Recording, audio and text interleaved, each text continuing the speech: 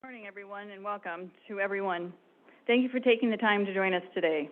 My name is Stacy Shord, and I'm very excited to kick off today's workshop. Before we dive into the workshop, a couple of housekeeping items.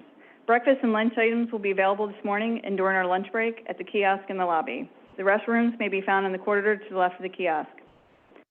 Questions and answers from online panelists can be put into the Q&A session. And last but not least, just to keep the flow of things going this morning, the moderators will call all the panelists and the speakers up to sit in the front of the room during their session and allow for a quicker transition. Now let's go ahead and get started. Today is the first of two workshops co-sponsored by FDA and ISoP. These workshops are focused on using quantitative approaches to optimize dosages for oncology drug products. In a few minutes, I will outline today's workshop, but first I would like to briefly touch on why dose optimization for oncology projects has gained substantial visibility in the past few years. This graphic shows the trends in the approval of oncology products within the United States for the past 20 years, ending in 2020. As a community, we have seen an eruption of approvals for kinase inhibitors and immune checkpoint inhibitors, as illustrated on the yellow and orange portions of this graphic. Other trends include an increase in approvals for biomarker-defined populations and the emergence of tumor site agnostic approvals. Despite these trends, clinical trial design has changed little.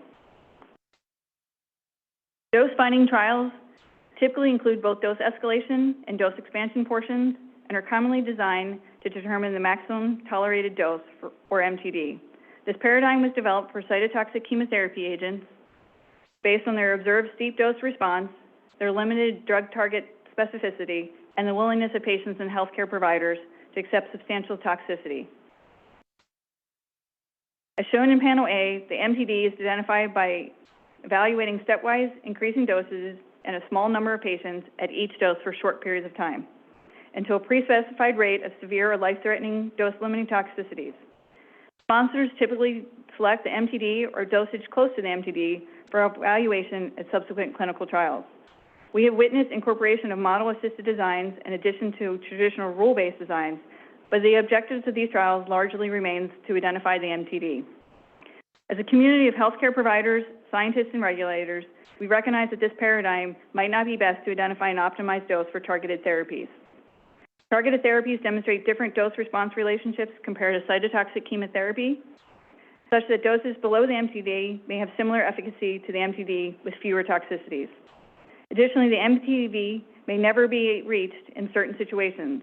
We also know we need to account for longer treatment duration proposed for targeted therapies, as some cancers are gratefully now demonstrating longer survival. FDA has actively been involved in multiple activities to support dosage optimization for oncology products, including Project Optimus. We've developed a regulatory framework to provide guidance to staff and sponsors, including the successful launch of the MIDD program, and we've participated in multiple internal and external meetings and presentations internationally and nationally to openly discuss our views and recommendations on dosage optimization and receive feedback from the community. Most recently, we published a draft guidance and launched an oncology dosing toolkit, and we continue to provide individual regulatory advice during formal meetings, including our newest meeting type D meetings. These avenues have paved the way for conversations about resetting our expectations for dosage selection and optimization, with an emphasis on evaluating all data, not just short-term safety data. Today, we partnered with ISoP, a leading organization dedicated to promoting and advancing the discipline of pharmacometrics, to start a conversation on how to successfully incorporate the available quantitative approaches into oncology drug development, with the goal of supporting dosage selection and optimization for a broad patient population, including patients of different ages, races, ethnicities, ancestries, and comorbidities. During today's workshop, we will discuss quantitative approaches that can be used to evaluate effects of age, race, and ethnicity, concomitant medications, and food on dosage selection and optimization. Specifically, our moderators, speakers, and panelists will highlight the need to select dosages for specific populations earlier in development, discuss the current regulatory framework, including guidance documents, projects, plans, and best practices that support broadening eligibility criteria, and state how model-informed and model-based approaches can be used to select dosages for specific populations to be investigated in clinical trials.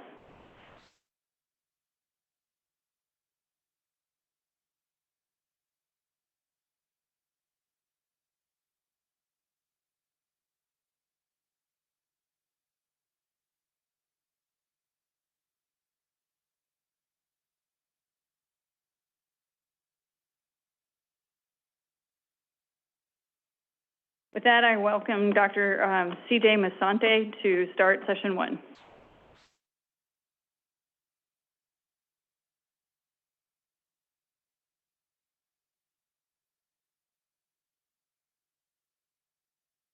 Good morning, everyone. It's great to see you, and I'm very excited to represent the International Society of Pharmacometrics. I'm currently serving as president, and I'm joined here today by two of our trustees, our president-elect, Vijay Avachari, and then one of our trustees, Wei Gao, who will be also participating in the session today.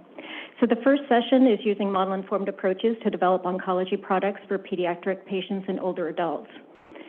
The goal of this is to understand the regulations and recommendations for drug development in pediatrics and older adults with cancer, and this will be a presentation by Dr. Yue Bai from the FDA. The next talk will be understanding the effects of chronological and functional age on dosage selection in older adults, and this will be a presentation by Dr. Gina Nightingale, who is currently at AbbVie. And then also model-informed approaches to support dosage selection in pediatric patients. And this will be by Dr. Tomoyuki Mizuno from the University of Cincinnati. So also as part of our panel discussion, in addition to our speakers, we will have Chi Lu, also from FDA, and Harpreet Singh from FDA. And Harpreet will be joining us a little bit later to the panel.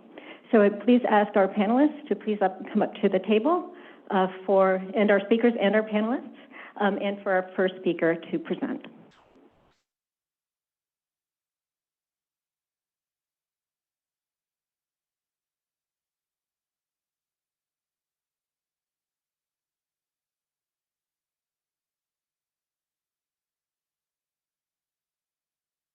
Good morning. Thank you for giving me the opportunity to present at this workshop. My name is Yue Bai. I'm a team lead in Division of Pharmacometrics from FDA. And just a disclaimer, the content and the views in this presentation reflect my own view, does not represent the FDA position. And this is the outline of my presentation. I'll quickly go over the pediatric regulation in USA. I'll talk about the points to consider in pediatric oncology. Because of this is FDA ISoP workshop, I'll focus more on the MIDD approaches. I will switch to the other side of the age and talk about regulation and the points to consider in older adults with cancer. Because of the challenges in pediatric development and the long-term delay between the adult approval and pediatric approval, several federal laws were enacted to promote the pediatric drug development. And these laws include PREA, Pediatric Research Equity Act, which gives the FDA authority to require companies to assess the safety and effectiveness of new drug biologics in the pediatric population. The other equally important law is the BPCA, which is Best Pharmaceuticals for Children's Act. And this is voluntary and provides a financial incentive for the companies to voluntarily conduct pediatric studies. After this law was enacted, and they were strengthened and reauthorized by several federal laws afterwards. And this table shows the difference between PREA and BPCA. While PREA is mandatory, BPCA is voluntary and gives some financial incentive for the company. Under PREA, it requires studies only on the indication under review, but BPCA is kind of study related to the entire moiety and may expand on the indications. Under PREA, the sponsor needs to submit a pediatric study plan and record the studies under indications. For BPCA, the FDA may issue the return request to ask the studies from the companies. The ultimate goal for these two laws are to increase the pediatric labeling to encourage appropriate use of medication to treat pediatric patients. PREA is triggered by the application for new indication, new dosage form, new dosing regimen, new route administration, or new active ingredient. Under PREA, the sponsor needs to submit IPSP for FDA review, and these IPSP were reviewed by the FDA Internal Pediatric Review Committee. And the committee will provide some response to some comments to the company, and the company have the opportunity to revise this plan. In the end, the company and the FDA are expected to reach agreement. The FDA guidance for the pediatric study plan lists several contents for the IPSP. These include the overview, the plan for extrapolation and summary of the planned clinical studies, etc. The IPSP may also be deferred after approval or delayed or waived under some circumstances. The FDA guidance also clearly lists the criteria for waiver and the deferral. While PREA is mandatory under law, BPCA is voluntary and provides the opportunity for FDA to require some information that reflects need for the information that may provide the health benefits in the pediatric population. And well, if the studies was conducted under good scientific principles, and if the prior written request has been met, the company is awarded an additional 6 months of the exclusivity. Next, I would like to talk about some points to consider in pediatric oncology. We know that dose selection optimization is crucially important in pediatric population in order to minimize the risk, because some of these inherent risks for the late treatment effects can adversely affect the health and the quality of life of these pediatric patients. As Stacy mentioned, there's a change in the pediatric oncology landscape from the cytotoxic chemotherapy to the more targeted therapy. And this graph on the right shows the dose response for the efficacy and the safety for the target therapy. As you can show, the dose response for efficacy and the safety are not always proportional. And there could be instances where the range of doses does not increase efficacy, but does increase the toxicity. And because of these not proportional dose response for the efficacy and the safety, it means maybe the MTD may not be reached in the typical dose finding study. And because some of these target therapy can last longer, months or years, and we need to also focus on the long-term tolerability, and this is very important. And we should consider the management of the lower grade toxicity or chronic toxicity when selecting or optimizing the dose in pediatric oncology. And this slide shows a high-level summary of the points to consider when optimizing the dose in pediatric patients. We need to consider the totality of evidence, including the activity, efficacy, safety, tolerability, PK/PD, when optimizing the dose in pediatric patients. In some circumstances, the extrapolation from adult patients' data and also modeling and simulation approaches can also be employed in the pediatric drug development. Because of these unique challenges and the complexity in the pediatric oncology, the dose optimization and selection strategy may need to be tailored for each drug on a case-by-case basis. We also know that PK is a crucial information when selecting dose in pediatric patients. We have several well laid out study regulatory guidance documents that list some consideration from Clean Farm. These aspects include the dose selection, pediatric formulation, and PK samples. And the PK/PD variability could be varied by the patient age, organ function, and development change, and body weight and or body surface area, and that means the dose need to be different based on the age group. The model-informed drug development MIDD approaches is a very powerful tool in the pediatric drug development, and the MIDD approaches can be used for the pediatric dose selection optimization, and can be used to incorporate pediatric ontogeny data and to identify important covariates such as weight, BSA, age. It can also be used in predicting the PK in various age groups. The MIDD tools can also be used to leverage the knowledge to bridge the gaps. And this including leveraging prior information from adult data or the other drugs from the same class, and also the non-exposure response relationship for efficacy and safety. And the another utility of MIDD tools is to inform clinical trial design, to help determine the appropriate dosage for evaluation across the pediatric age range, and determine the sample size and optimal PK/PD sampling for pediatric patients. These MIDD tools, including a range of statistical and quantitative approaches, such as population PK analysis, PK/PD modeling, physiological-based PK modeling and the quantitative system pharmacology modeling. Here are some several MIDD cases where approaches has been used in pediatric patients. These cases range from application of these cases range from the using modeling and simulation to approve untested dosing regimen in clinical trials to the extrapolation from adult data.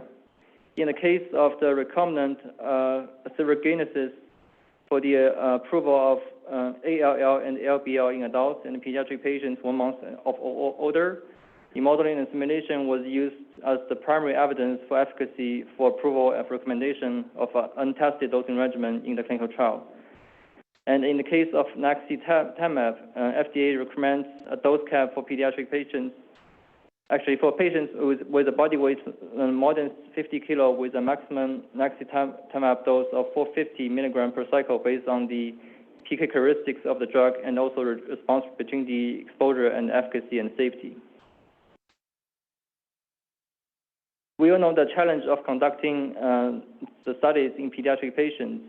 So in some circumstances, we may not need the studies, and the pediatric efficacy and safety data can be extrapolated from adult data. Here is a high-level concept of the pediatric extrapolation outlined in the ICH E11A guidance. And this concept depends on the continuum of the level of evidence, prior information, and the confidence level, also the similarity in the disease and the response to treatment between pediatric and the adult patients. And the pediatric concept and also the pediatric study plan can range from the adequate well-conducted trials to the rely on exposure matching as the primary evidence. The ICH E11A also provides some improved pediatric extrapolation framework for applicants to consider for the pediatric extrapolation approach. Of course, there are many other things to consider in pediatric oncology development, and formulation is a very important issue. The lack of age-appropriate formulation or lack of strengths to support the dosage in the intended age population is a potential big issue, and the early attention should be given to the development of the age-appropriate formulation and how it should be administered with regard to the food. And we also encourage sponsors to consider the inclusion of the adolescents in the adult trials. And in the March 2019, FDA has published the guidance regarding the consideration for inclusion of adolescent patients in the adult oncology trials. And we encourage sponsors to consider this in the target and disease-appropriate disease, so this kind of drug can have early access to the adolescent patients. Next, I would like to switch to the other side of the age and talk about regulation and the points to consider in the older adults with cancer. And we all know that there's also a clear need for the older adults in the clinical trials. By 2030, it is estimated that 77 million people will be over 65 years of age. However, they are also often excluded due to the perceived high risks associated with the age, comorbidities, and the polypharmacy. So there's clearly a geriatric gap persists. And FDA and international regulatory agency are aware of this issue and try to bridge this knowledge gap. In the November 2020, FDA has, in the September 2020, FDA has published the guidance for the labeling guidance for geriatric population. And in the March 2022, FDA published the guidance, which is inclusion of older adults in the cancer clinical trials for the consideration for the industry. So what is some knowledge gap in the older adults? There's some age effect on PK, and there will be in the older adult population, there will be more frequent organ impairment. There's some change in the blood flow, liver size, or transporter action. For the liver enzyme and the DDI effects, however, most of the effects, I think, persist in older population. So the most demographic factors such as age, weight, can be addressed by the clinical pharmacology tools and also studies such as population PK modeling. but age itself is not completely reflecting these kind of intrinsic factors such as organ impairment and also the external factors such as compliance and co-medication. And maybe these factors are more closely linked to the difference in the efficacy and safety in the older adult population. And the real gap, besides PK, could be in the PD side, also the safety and effectiveness similarity and some of the other effects such as communication. The MIDD tools can certainly be used to inform the dose selection in older adults. For the PBPK model, it can provide some understanding of the absorption ADME process in the elderly population, and it can also be used to anticipate the impact of the polypharmacy on PK. The KSP model, which integrates the mechanism of biology, pharmacology, the impact of aging, and the comorbidities, we can expect the KSP model can provide some understanding on the PD response and the clinical outcomes. Although these tools are not very mature in the space of older adults, they can provide some rational, dose selection for these patients. And also PK/PD and POP-PK model can integrate the clinical data from early clinical trials and provide some estimates on the drug variability.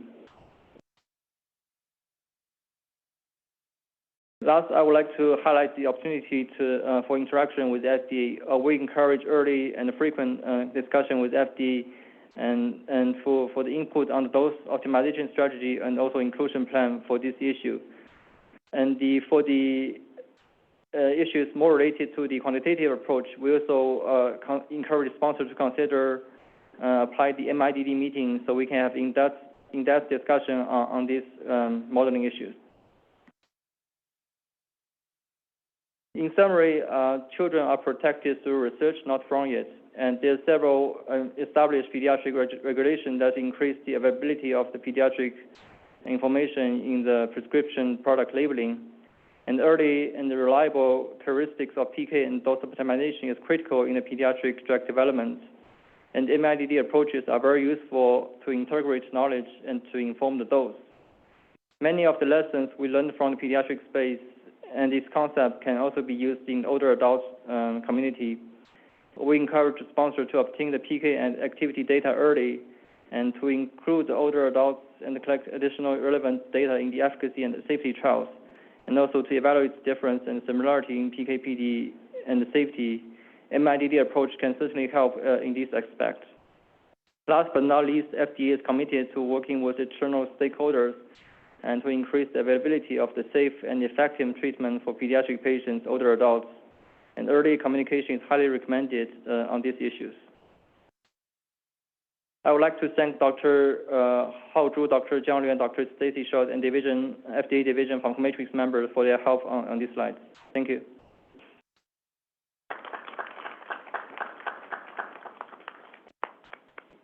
Thank you, Dr. V. And now we'd like to ask Dr. Nightingale to come to the podium.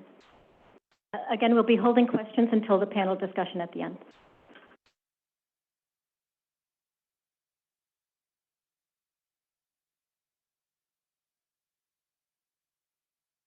So good morning. My name is Gina Nightingale. I want to thank the workshop organizers for inviting me to give this presentation.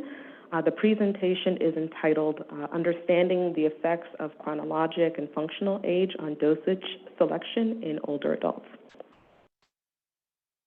I do have some disclosures here. So I am an employee of AbbVie, but the content that is presented today is based on my own thoughts and experiences as a board-certified oncology pharmacist and professor.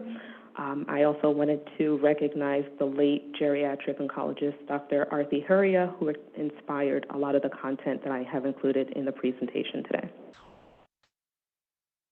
So the objectives for this session is listed here. So the objectives are to compare and contrast chronologic age and functional age, to identify some of the physiologic changes and clinical pharmacology considerations when we think about older adults with cancer and how we approach treatment and dosing regimens.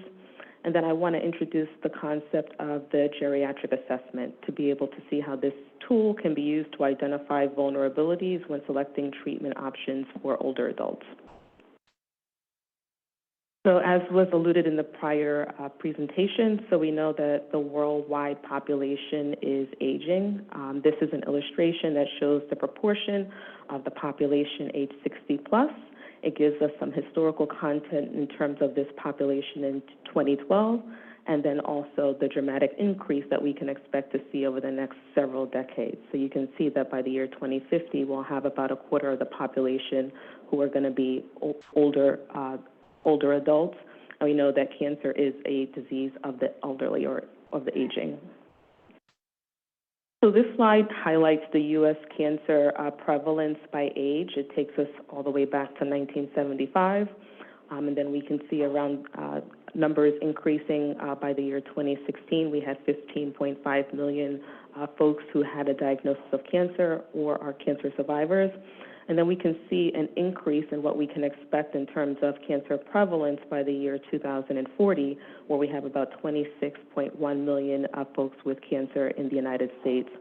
And we can see that there is this kind of disproportional increase in terms of the prevalence of cancer in older adults. When we kind of look at the year 2040, we can see almost about about 3/4 of that population are going to be age 65 and older. So we really need to kind of be thinking about how are we going to be treating these older adults, particularly when we see this increase in cancer in folks who are age 75 and older.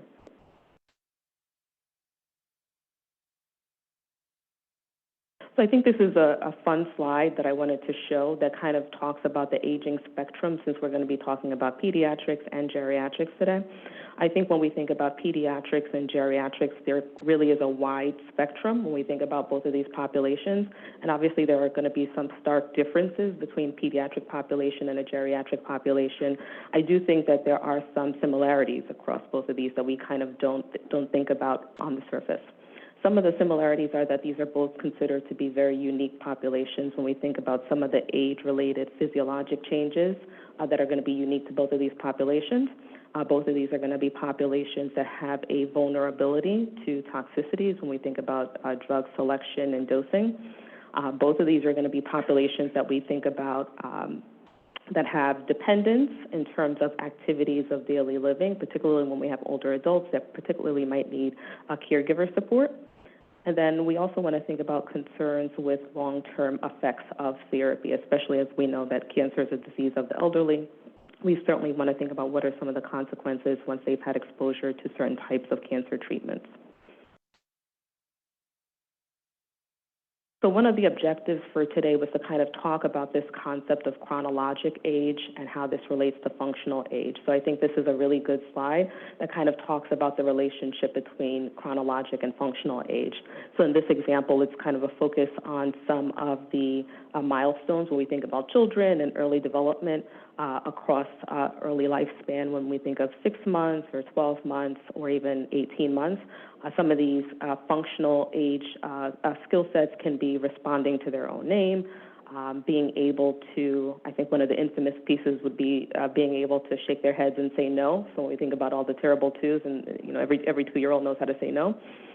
The ability to respond to spoken requests, or even the ability to be able to walk alone. So these are going to be some of those kind of like milestones that we think about when we think about the pediatric population. However, when we kind of expand that into geriatrics, things kind of unravel a little bit, which I'll talk about in the next slide. So I think that when it comes to a lot of the trials, clinical trial development, one of the ways that we kind of look at older adults is based on their chronologic age.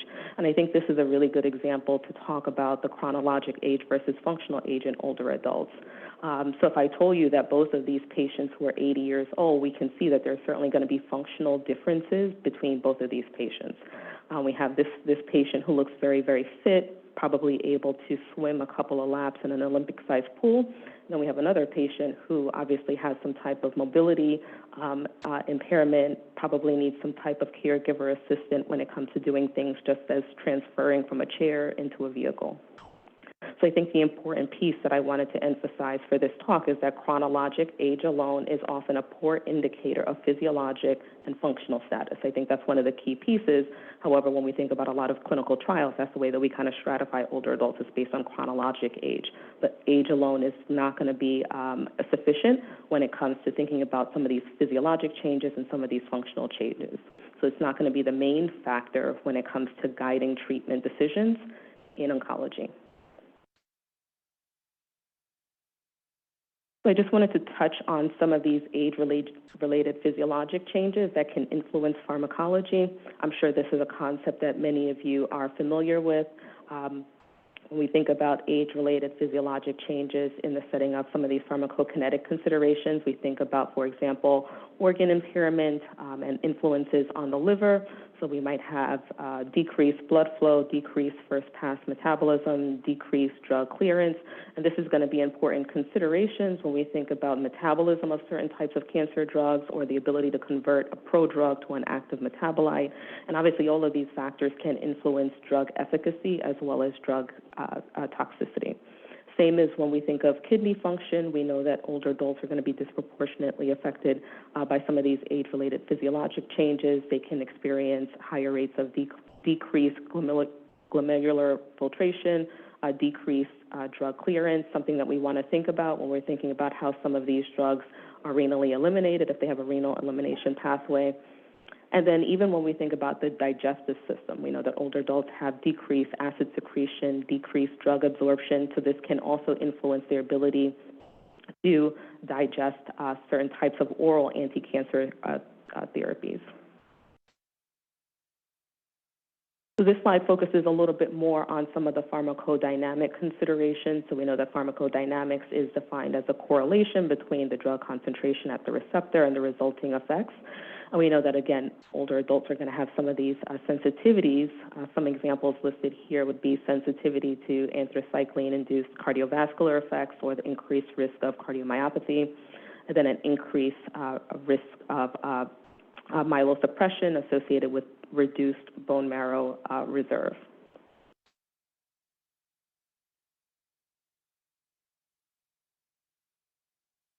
So I just wanted to briefly touch on this concept of reduced physiologic reserve, which is one of the hallmarks of aging. So I think a good way to think about this is physiologic reserve is equivalent to how much fuel you have in the tank of a vehicle. And many times this is not obvious at rest, particularly if we're using chronologic age as a primary guide to whether or not someone has a lot of physiologic reserve. Many times this is not obvious at rest, and it really becomes apparent when there's a stressor, and in this case the stressor would either be the cancer diagnosis itself or the cancer treatment. I think this was also alluded to in the prior talk, that there really is an abundance of literature to guide treatment decisions for older adults. There are a couple of different reasons why this is the case. The first being that older adults are often underrepresented on clinical trials, particularly when we think about older adults who are in their 70s or even their 80s. And then we also know that older adults on clinical trials are also not representative of the patients seen in clinic. So my background is working as an oncology pharmacist at a large cancer center, and many times when we actually think about the types of patients that are even being enrolled in clinical trials, it certainly would not be the patient that you see here that's physically fit. Many times the patients that we see in the clinic are going to have lots of comorbidities, social support issues, and a host of other issues. So there is going to be this disparity in terms of the types of generalizability that you would get in clinical studies when we're often enrolling these very, very fit patients and then trying to extrapolate that data for the actual patient that we're actually seeing in the clinic. So I think one of the big questions that we have from older adults, the questions that they focus on is, will they be able to tolerate their therapy? Because obviously they're going to be concerned with some of the side effects, and then they also want to know what is the benefit from the cancer therapy. And I think that as practitioners, as researchers and scientists, we would answer this question by taking into account some of the factors that affect individualized treatment decisions. So I think many of us are going to be familiar with the first kind of bucket or category, which is the characteristics of the tumor. So we know that when we make individual treatment decisions, we're going to be focusing on characteristics of the tumor, such as the tumor genetics, molecular findings. We also might be familiar with the characteristics of the anti-cancer treatment, so being familiar with what the safety profile is so that we can provide this education to patients. But I really want to focus on the third bucket, which is really these characteristics of the patient, and I think sometimes this is the area that I think we have an opportunity to improve when we think about the characteristics of the patient, again, thinking about their physiologic reserve and their comorbidities. So based on that, I want to introduce this concept of this geriatric assessment. A lot of the literature is really based on the geriatric literature that we're now bringing into the geriatric oncology space. So how can we integrate geriatric assessments into oncology practice and also into research? So this is kind of a busy slide, but it really gives a little bit of a background in terms of the approach to really be able to identify what these vulnerabilities might be in older adults. So we know that, again, factors other than chronologic age predict treatment-related morbidity and mortality in older adults. So when we actually think about how to go about performing a geriatric assessment, there are really 7 key domains that we would want to think about to be able to identify, again, what that physiologic reserve is for that patient. The first focus is really looking at the patient's functional status. Are they able to engage and perform activities of daily living, toileting, dressing, bathing? Are they able to engage in instrumental activities of daily living? Are they able to manage their finances? Are they able to independently give themselves medications? And then also looking at their mobility. Are they able to move around? Do they need some type of assistance when it comes to their mobility? Another component would really be looking at their comorbid conditions, so not just the number of their conditions, but also the severity of their medical conditions. Is it compensated or not? We also want to take a look at their nutritional status, making sure that they have access to nutrition support. Have they lost a significant amount of weight? Are they at high risk for malnutrition? Because we know that this is certainly going to impact their ability to tolerate treatment. Taking into account their functional status by performing cognitive screenings. Taking into account whether or not the patient might exhibit symptoms of depression, high levels of distress. Looking at their social support. Do they have caregiver assistance? Are they able to access transportation to get to cancer treatments? Looking at their finances. And then, of course, the last one being medication. So obviously that's the area that I'm most familiar with, being able to look at whether or not they're adherent to their medications, looking at polypharmacy, which I'll elaborate more on in the next couple of slides, and then looking at whether or not they are taking high-risk medications. So obviously, once we do this geriatric assessment, it'll allow us to put patients in one of 3 buckets. We'll be able to categorize a patient as either being fit, meaning that that patient is likely able to benefit and tolerate anti-cancer treatments in a similar way to their younger counterparts. Is the patient going to fall into the bucket of being vulnerable, perhaps needing some type of treatment modification? And then the last category would be a person who would be put in the category of being frail, in which case that patient might benefit from best supportive care.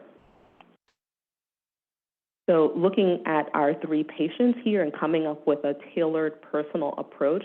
So if I were to show you that all 3 of these patients are 80 years of age, we really wouldn't want to be making treatment decisions, again, based on their chronologic age, because we can see across the board that these patients probably all have different physiologic reserves and different areas of function. So the first patient has no major comorbidities, exercises regularly, and doesn't really have any geriatric syndromes. The second patient might have compensated comorbidity. She is independent with activities, although she does have some geriatric syndromes because she has a history of falling. And then the third patient might have cognitive impairment, is really dependent when it comes to activities of daily living, so she really needs that type of social support or caregiver support. She's had about 3 different falls. So again, using the geriatric assessment is going to be able to identify and expose these vulnerabilities to help guide how we actually choose to treat these patients. And based on that, we can see that each of these patients might actually fall into 3 different categories.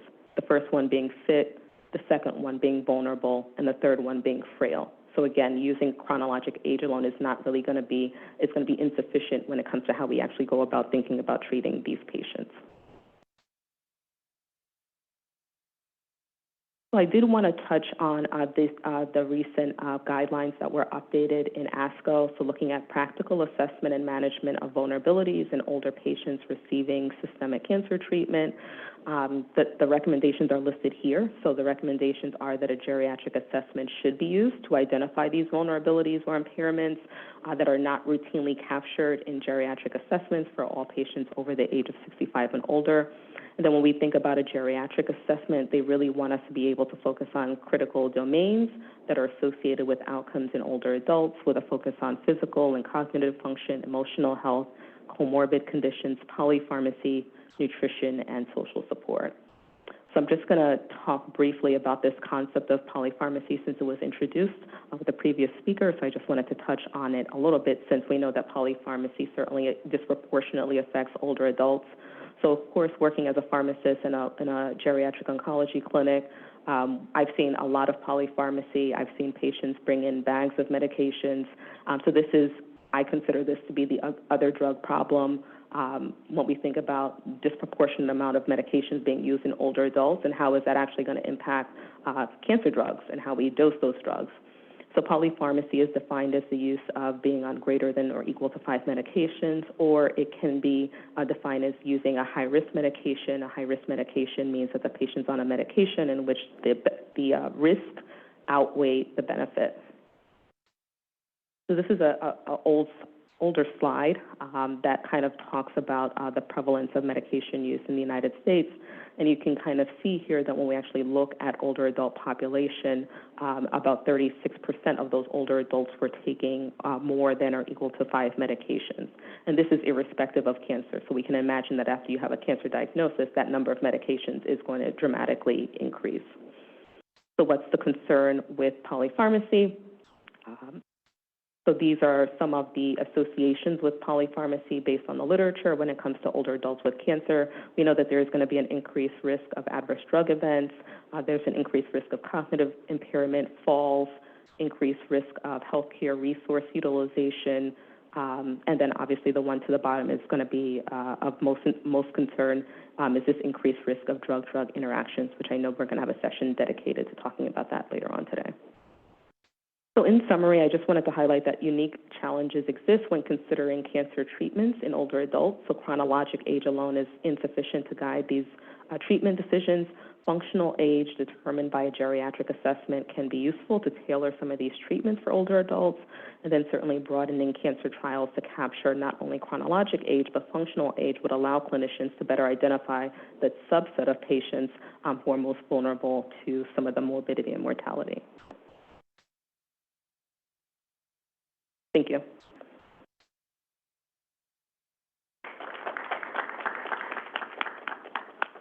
Thank you, Dr. Nightingale, for a very informative talk. It'll be great information for our discussion later.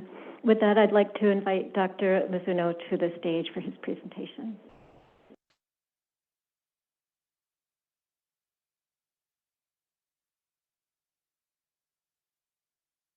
Yeah, thank you so much for the kind introduction. And I also would like to thank the organizer for the great invitation. So my talk will focus on the model-informed approach in support of pediatric dose selection. So here's the outline of today's my talk, and I will start by highlighting the ongoing challenges in providing adequate dose for pediatric patients with a wide age spectrum from newborns to adolescent. And I will also go over the concept of model-informed dose optimization approach to facilitate the clinical trial design and the pediatric drug development. And lastly, I will present 2 case examples of application of model-informed approach in support of dose selection in pediatric oncology patients. So why model-informed approach for dose selection in pediatrics? So as you know, children are not small adults, and they experience rapid growth and maturation in their body size and organ function, which significantly impact on the drug disposition and response. However, clinical PK/PD data are often limited in children due to the various limitations in conducting the clinical trial. Also, there is a large variability in drug exposure and response, even within the pediatric population, as every child has a unique characteristics. Therefore, one-size-fits-all approach often does not work to provide optimal dose in each patient. So there's a clear need to better predict and control drug exposure and response to provide optimal dose in the pediatric population. So how do we accomplish such therapeutic optimization? And one of the strong and practical approaches is model-informed precision dosing. And the goal of MIPD is to identify optimal dose that provide adequate efficacy with the minimal risk of toxicity.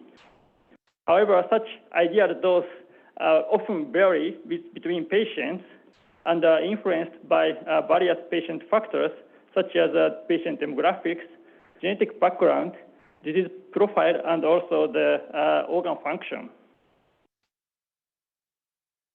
In the MIPD framework, the PK/PD model provides a quantitative framework, quantitative platform to integrate patient factors to identify the optimal starting dose tailored to the particular patient populations.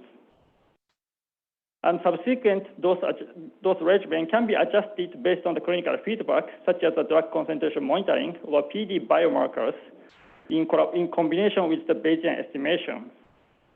So this is a very powerful approach as we can integrate the various patient information to translate into the actionable dosing recommendations. So we use this approach for the therapeutic optimization in our hospital to improve patient care in various therapeutic areas. And besides its clinical applications, the model-informed approaches are also used to facilitate pediatric drug development.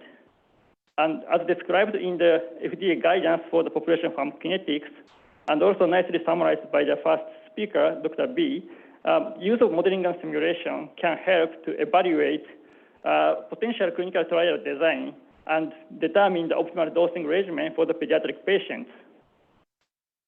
So here is the example scheme of how we apply the model-informed approach into our pediatric MIDD project. And modeling and simulation can be used in the various steps, but such as the extrapolation from adult PK data to children, or performing clinical trial simulation to identify age-appropriate dosing regimens or determine the optimal sparse sampling strategy. So by using this approach, the first pediatric trial can be designed based on the pre-simulated information by leveraging the available adult data.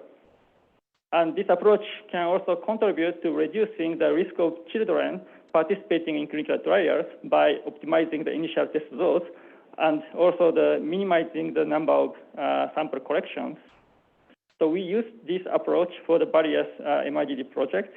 And today, I'd like to present two case examples of model-informed approach to support the clinical trial design and also the pediatric dose selection in the oncology patients. And the first case study is model-informed dose optimization of sirolimus in infants with vascular tumors and malformations. So as I mentioned, the organ function of infants rapidly developed until about 2 years of age, and consequently, both metabolic and renal drug clearance rapidly increased in this age group. And as shown in this right panel, the clearance is quickly increased during the first 2 years of life. And importantly, this clearance is already standardized by the body weight by using allometric scaling, indicate that the body growth, the effect of body growth has been already considered, and this rapid maturation occurs separately from the body size growth. So I will explain a bit more about this using our sirolimus data as an example. So sirolimus is an mTOR inhibitor, and that is used for the various pediatric diseases as an anti-cancer drug or immunosuppressive agent. And the first phase 2 clinical trial for pediatric patients with vascular tumors and malformation was conducted in Cincinnati Children's and Boston Children's Hospital, led by Dr. Dennis Adams. And during this phase 2 trial, we obtained blood sample collection at each patient visit to to provide real-time dose recommendations to make sure that patients achieve adequate target exposure. And after the trial, we retrospectively evaluated the effect of age on the sirolimus clearance by using this pooled PK data. And this graph shows the non-standardized sirolimus clearance across the age range from newborn infants to adolescents. And as you can see, sirolimus clearance increases with age across the whole entire age range.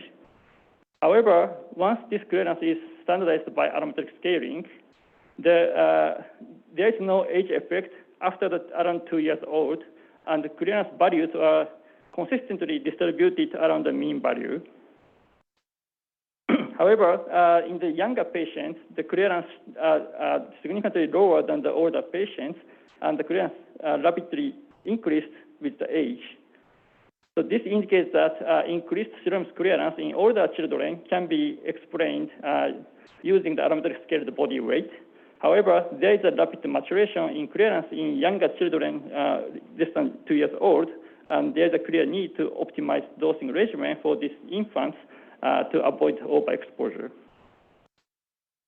So in order to establish a new age-appropriate dosing regimen, we developed a maturation model to describe the sirolimus developmental changes in sirolimus clearance.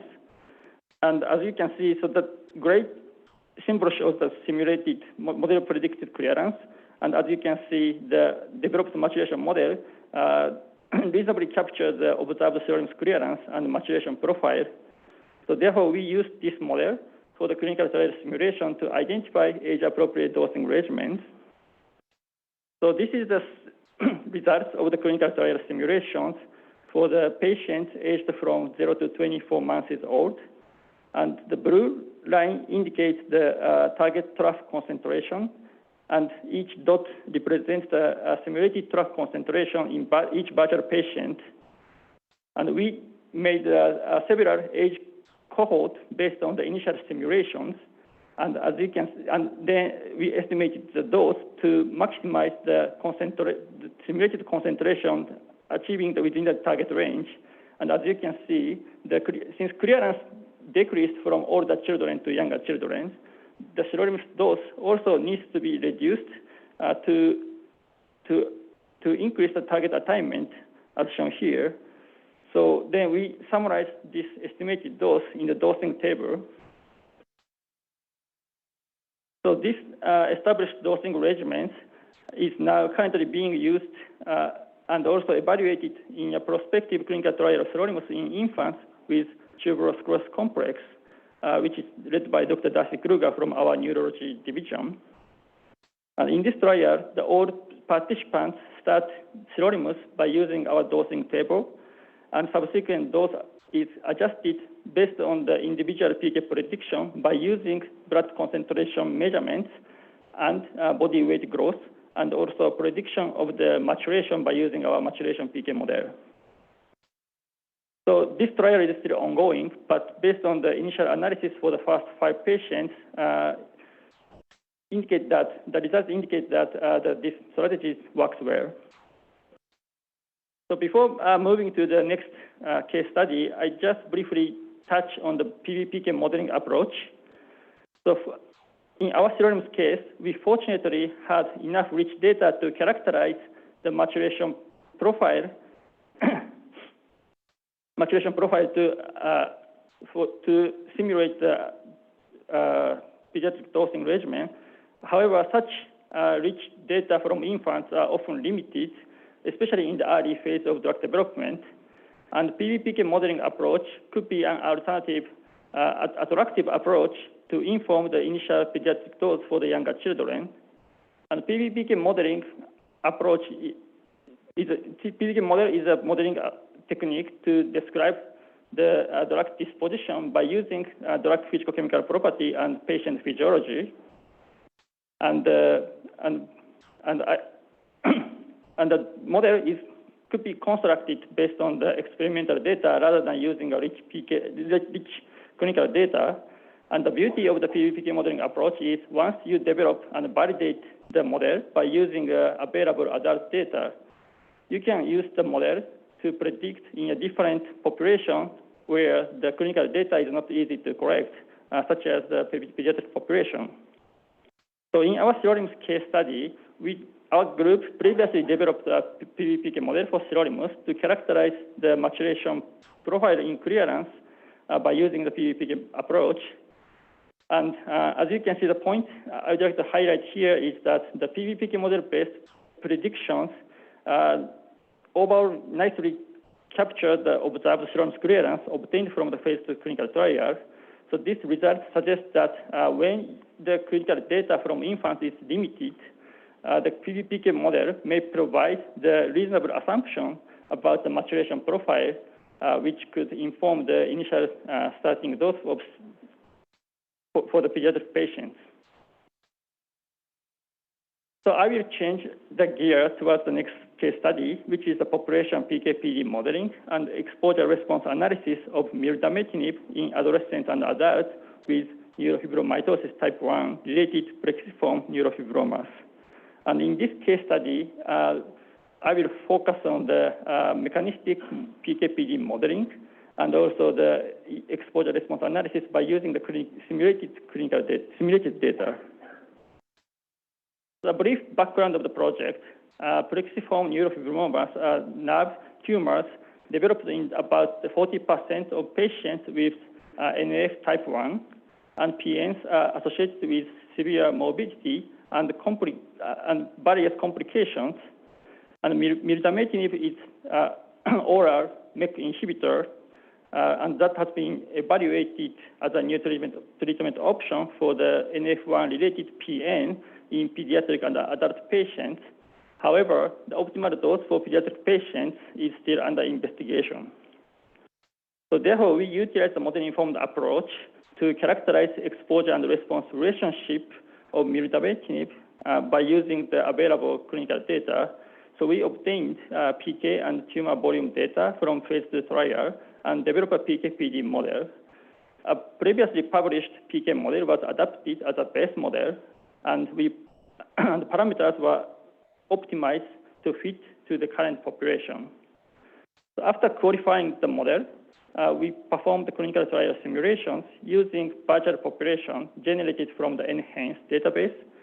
And this clinical trial simulation provided predicted exposure and tumor growth profiles for the various dosing regimens.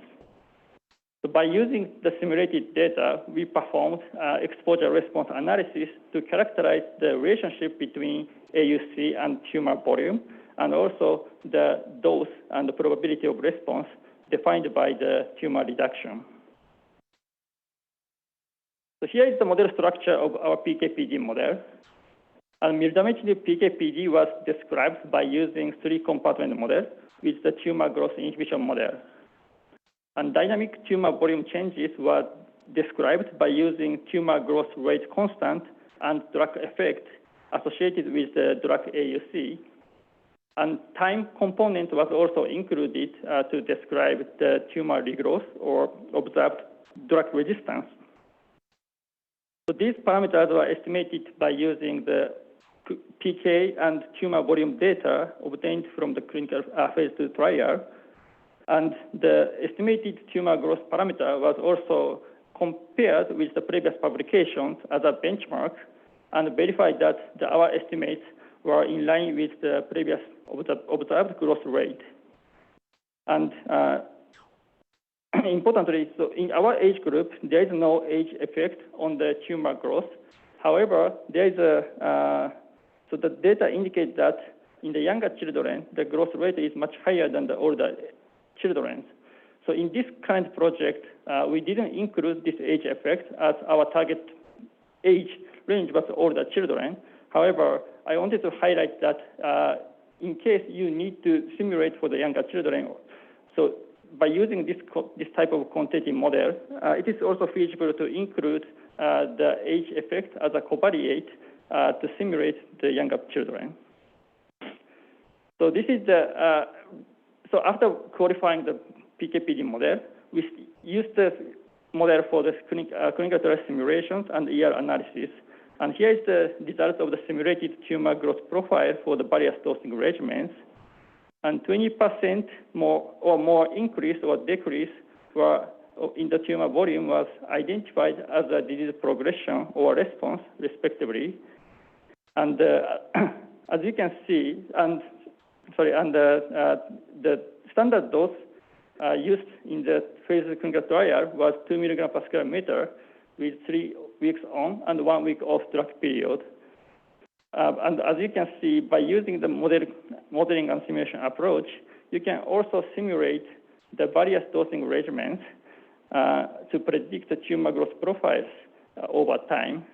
And after simulating a wide range of those regimens, we accumulated the simulated data and investigated the relationship between AUC and tumor volume. So this, and we investigated this relationship at each several time points. And this graph shows the results for the week 16. And the gray symbol shows the simulated data, and the orange symbol shows the observations. And as you can see, the model-based predictions nicely captures the observations, and the modeling also allows to extrapolate for the wider range of the dosing regimens. So by using this simulated data, we also identified the probability of response, which is defined as a more than 20% reduction of the tumor volume. And this is the result of the relationship between dose and probability of response at each time point throughout the 2 years of the study period. And the data were analyzed by using sigmoidal Emax model. And as you can see, these results indicate that the current 2 milligram per square meter dose would provide about 80% of the probability of response after 40 weeks start of the therapy. And this result also indicates that the dose increase higher than 4 milligrams per square meter would not provide significant improvement in the probability of response. So in summary of this second case study, mirdametinib PK/PD model has been successfully developed by using tumor growth inhibition modeling, and exposure-response relationship was characterized by using clinical trial simulations. Although the safety data should be still considered to determine the optimal dose regimens, but this developed modeling framework will provide a foundation to further help design the clinical trial and also determine the optimal dosing regimens. So in conclusion, our case study highlights that the drug disposition and response in pediatric patients can be described by using a quantitative modeling approach by considering growth and maturation. And this, our case also highlights that model-informed patient dosing approach is feasible and helpful in supporting dose selection in pediatric patients. And lastly, I didn't talk about this much, but I would like to highlight that the collaboration among all various experts and the integration with advanced technology are also key factors to facilitate the implementation of model-informed patient dosing in both clinical and pediatric drug development. With that, I'd like to thank all my colleagues and collaborators for their support and collaborations, and I also appreciate the funding support of our project, and thank you so much for your kind attention.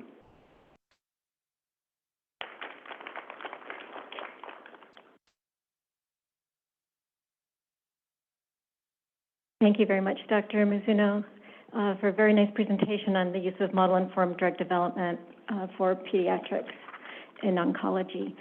So right now we're going to switch to the panelist session. So I will kick off with some questions. If there are people in the audience, in the physical audience who have questions, please come up to the microphone. And if there are questions online, please post them in the chat or the Q&A that's available within the virtual platform. So I'm going to kick off with the first question for our panelists. And again, we have Dr. Chi Liu joining the speakers, as well as Dr. Harpreet Singh, both from FDA, who are joining us on the panel. So the first question that we have for the panelists is, when do we start development in pediatrics or older adults? How much data do we need from the reference population to select dosages to be studied or recommended in peds or older adults? And perhaps I'll start with you, Dr. Mizuno, since you've just presented on that, showing some nice phase 2 data.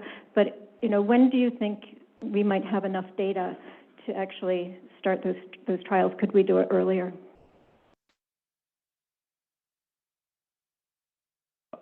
Yeah, thank you for the question, and I think this is a very important point. And I think this question is also based on the many regulatory decisions, not only for the modeling, but in terms of the modeling perspective, I think we can start the modeling exercise from very early phase, even with using the limited data. Of course, in the modeling, for the modeling purpose, more data is always helpful to develop a model.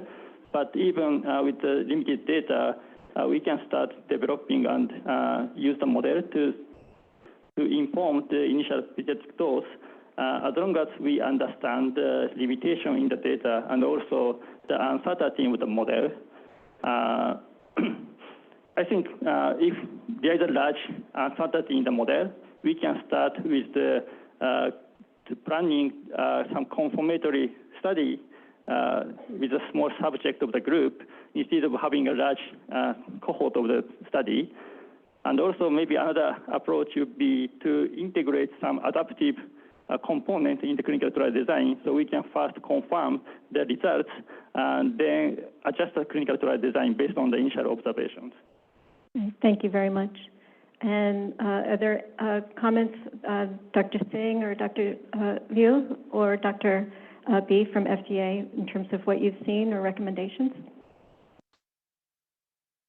Harpreet Singh. I'm a medical oncologist, and I'm also a geriatrician. And, first, I think this is a great panel, and thanks so much for putting this all together. The question is very specific. How much data do you need? And I don't think there's a great answer to that. In terms of older adults, I think it's when do you start, and I think it's just throughout the whole life cycle.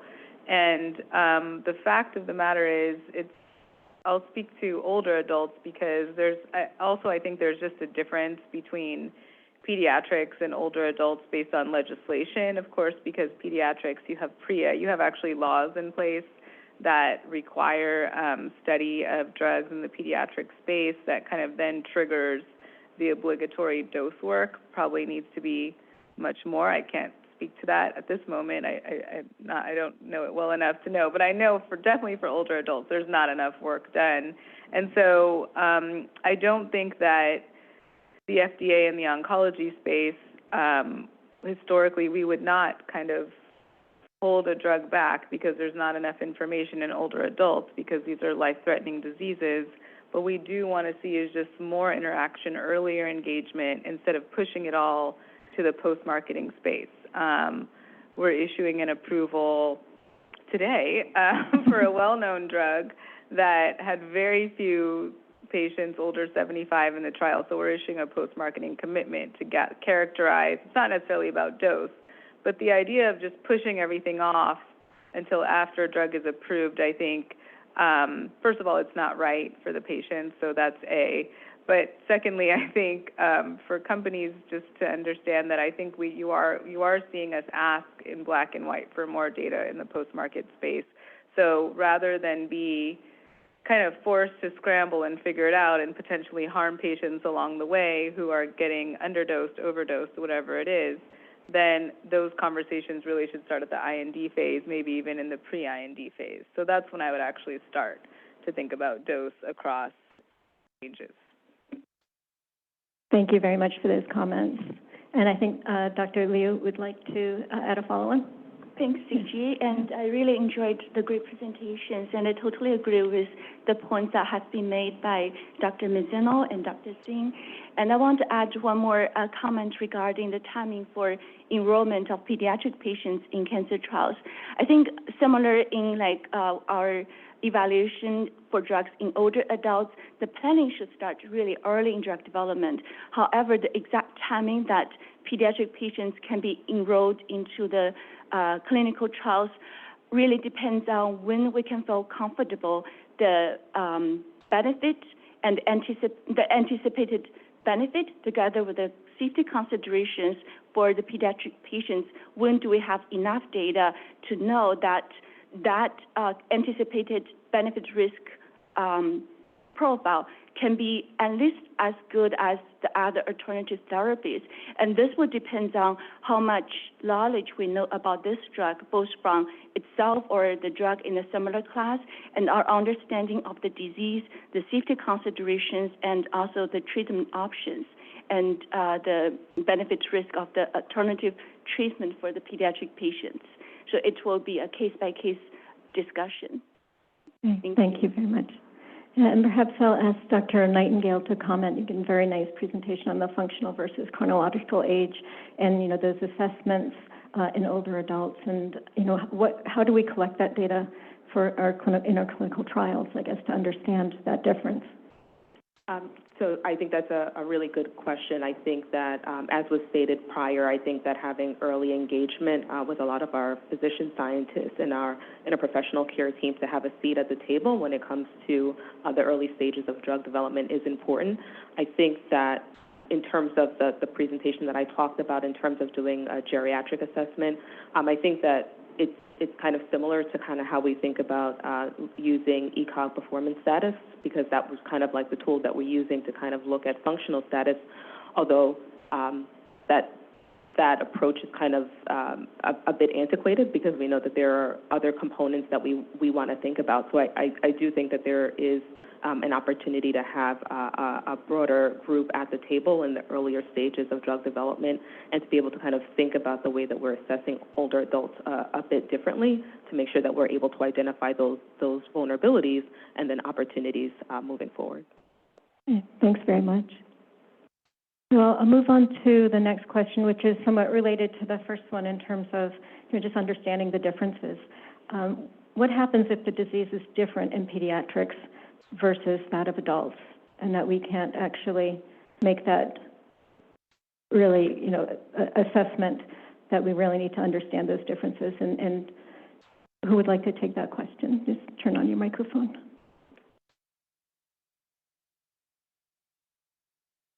Yeah, thank you for the question. Maybe I can start. So I think if maybe the disease is different, then probably the full extrapolation strategy may not work in that area. Probably we need some studies for the initial safety and activity, and also the PK data. So I guess, for the dose escalation trial in the pediatric patients, we can, we should look at the, available data we have from adults, some of the initial PK, and also if we have dose response from the adult data, that would be very helpful to help us narrow the target range in the dose kind of escalation study. And of course, we need to make sure that the dose will not pose great safety risk for the kids. But if we have some, I guess, the activity from those level in the dose escalation trial, and we can include those kind of data in our analysis, so we can help select one or two doses to further study in the next trials. And then I think I would just want to emphasize that I think for this case, the concept of the MIDD in the pediatric drug development is still there. We need to consider all the available information regarding the toxicity, the safety, activity, also the relationship between PK/PD when we considered, in this case, regarding the dose and the dose optimization. Thank you. Yeah, thank you very much, Dr. B. Dr. Mizuno? Yeah, I also agree with Dr. B that, we should leverage all available information to come up with some creative idea. And I think I think quantitative modeling approach would be helpful to incorporate those age-dependent difference about the disease progression. Like I mentioned about my case study number 2, that if there is any difference, like age effect on the disease progress profile, we can incorporate those as a covariate on the model and use the information to simulate the disease progression based on those information. I think, those approach will be can facilitate the efficient pediatric drug development. Thanks very much. So I'll ask if there are any questions online. One of the questions that has come. So we're not hearing, at least I'm not. That's good. So one of the questions that has come through on the from the virtual audience is whether or not digital twins or real-world evidence or real-world data could be used to help with older adults. So Dr. Nightingale, that's for you as well. So I certainly think there is utility in using real-world evidence to be able to inform our decisions, especially when we think about using that information to guide trial design and eligibility criteria. I think there are a couple of pieces of literature that talk about, again, some of the outcomes that we see in older adults, and realizing that sometimes the efficacy outcomes and the safety outcomes might not actually match those pivotal trial landmarks that we see. So I certainly think that there's an opportunity to use real-world evidence to kind of drive our decisions about treatment in this older adult population, for sure. May I comment on yes, this?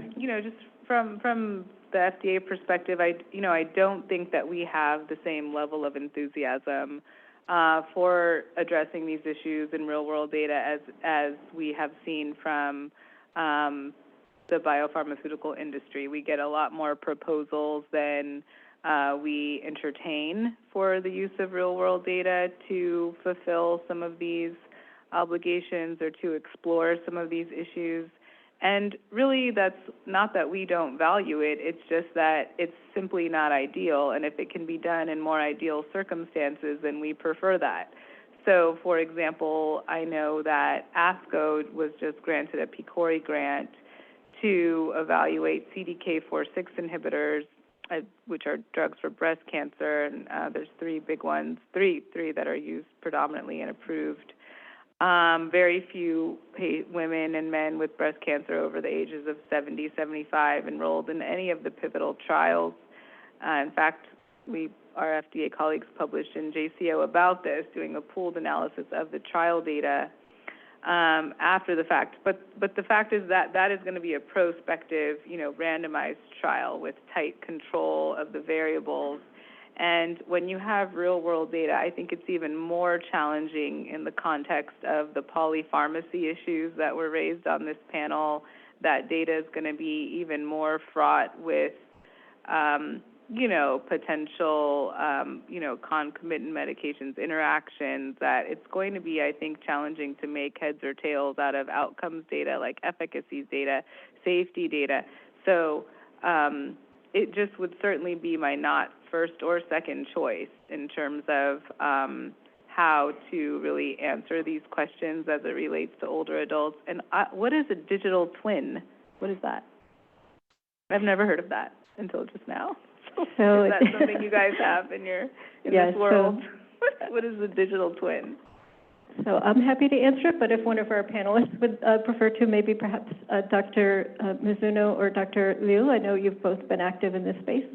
Yeah, I believe that the data twin is talking about, I think, the virtual twins. For example, the construct the patient based on the quantitative modeling and simulation approach to test how the drug affect and behave.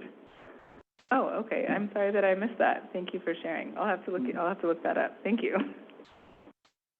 I just want to add a little bit more on the digital twin concept, because actually the concept of digital twin, it has many different definitions I've seen in the literature. And one type of definition for the digital twin is really like a model or a simulation to see patients' prognosis based on their baseline characteristics. And that idea, even though now this terminology might be new, but the concept actually has been used, using model to predict prognosis has been used for many years. And for this, in my personal opinion, I think how do you use digital twin may have different regulatory implications. For example, some people try to use digital twins to create synthetic controls and use as a synthetic control to maybe compare to a single-arm trial and try to get some conclusions. And then that's a high-risk scenario, and there may be a lot of limitations and may not be well perceived sometimes.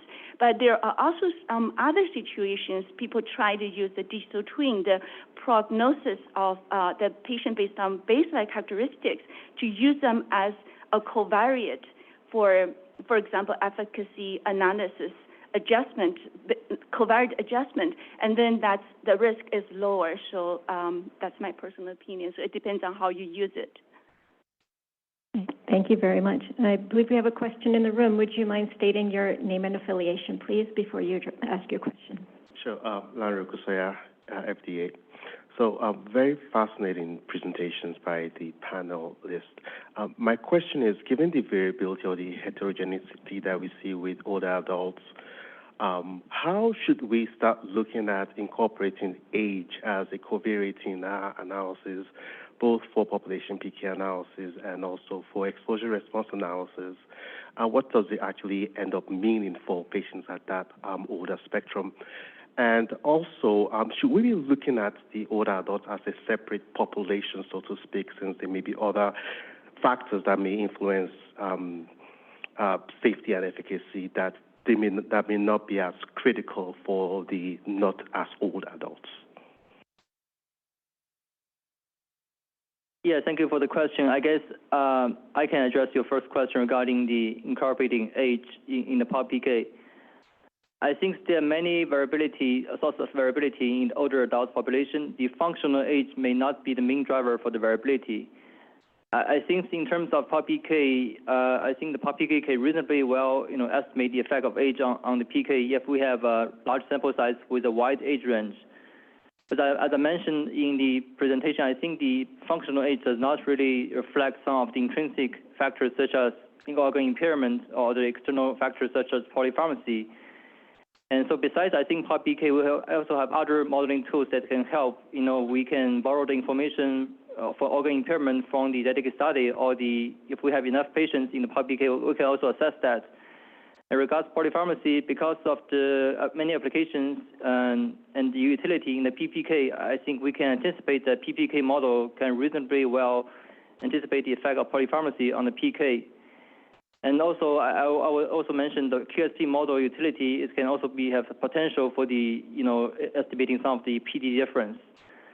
So I guess, from the modeling tool, it regards the variability in the older population, we should not only look at PBPK, we can also use other modeling tools to help assess this variability.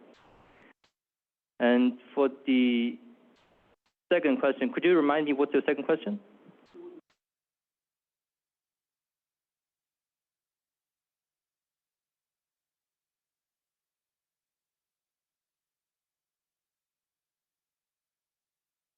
Well, if we only separate the older patients versus younger patients, as mentioned, because we only separate by age, so the other sources of variability like organ impairment or the comorbidities, we can certainly look at those covariates in the multivariate fashion. But I think separating them by the subgroup may add some value, but I would say depending on the sample size and all the interpretation, it could be limited. Thank you. May I just from a clinical perspective, a patient who qualifies to see a geriatrician, it actually has nothing to do with age. So when you look to see what patients should be seen by geriatricians, it's not like once you get a certain age, you go to a geriatrician. Although it does tend to track with age, okay, don't get me wrong, but you could definitely have 50-year-old patients who maybe are wheelchair bound and have diabetes or have an autoimmune disease. What makes that specialty and what makes older adults so complex is that they have just multiple things going on, usually as a function of age, and then you layer cancer on top of that. So that's also kind of the issue. And I was listening to these talks, and I've given these talks too from a clinical perspective, and sometimes I think that we're asking almost an impossible task, because we're saying that you need to study more older adults, but then we're also saying, well, even the ones in the trials, they're not like the ones in real life. And then we're saying, well, the real world data is not that great. So, what would you have someone do? And I think it's probably ultimately a combination of everything. It just needs to be more than what's done today. So more work on the early side. We've recommended having a separate arm, so like if you have a randomized trial, and just to take age off the table and make it about functional status and comorbidities, these patients probably would not be enrolled in the typical randomized trial. So you could have like a third parallel arm in which it was just a single arm and you just had more broad eligibility criteria that did allow for functional status that may be defined as frailty or however you want to define it. And that could be just an arm that you look at for safety and efficacy dose. You could have 2 doses, things like that. Like there's many ways to go about it, but I do not think we would move. I don't think clinically you could support like an age cutoff that would make sense to bucket your groupings or like even, your scientific modeling.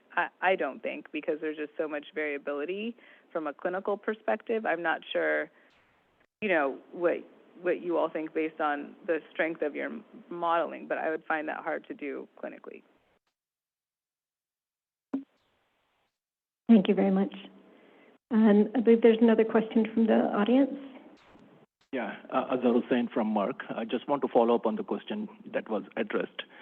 So I think we as a quantitative scientists have done a fairly good job in terms of understanding the variability with respect to age and how we can account for from a dose perspective. My question is regarding from a optimization from a dose perspective.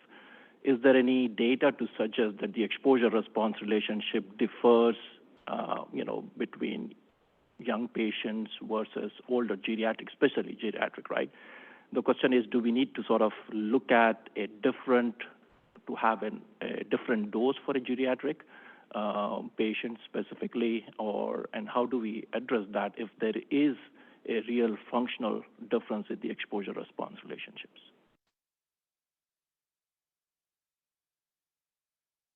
Anyone from the panel want to volunteer to answer that?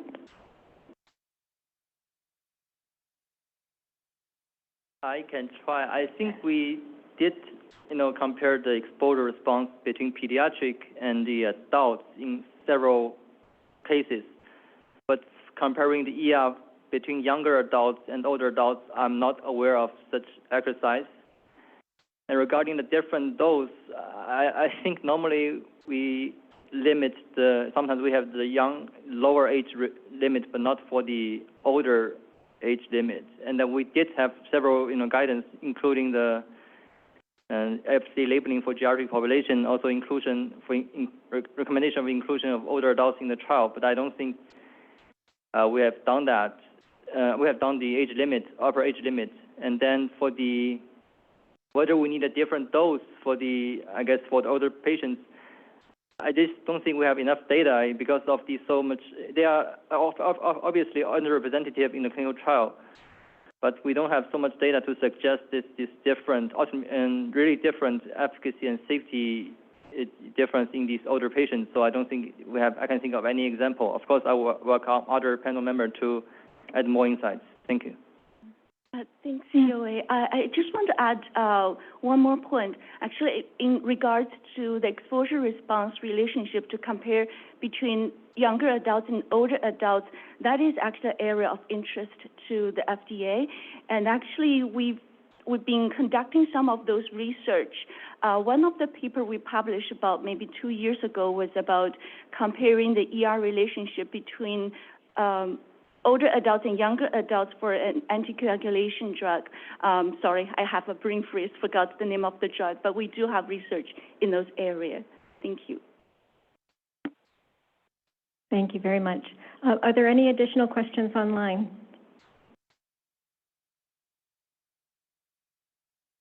So one of the questions regarding pediatrics is how to bucket and bin the patients. Do we do it based on body surface area, body weight, age, and when do we consider adding adolescents to our trials for adults? Sorry, could you repeat the question again?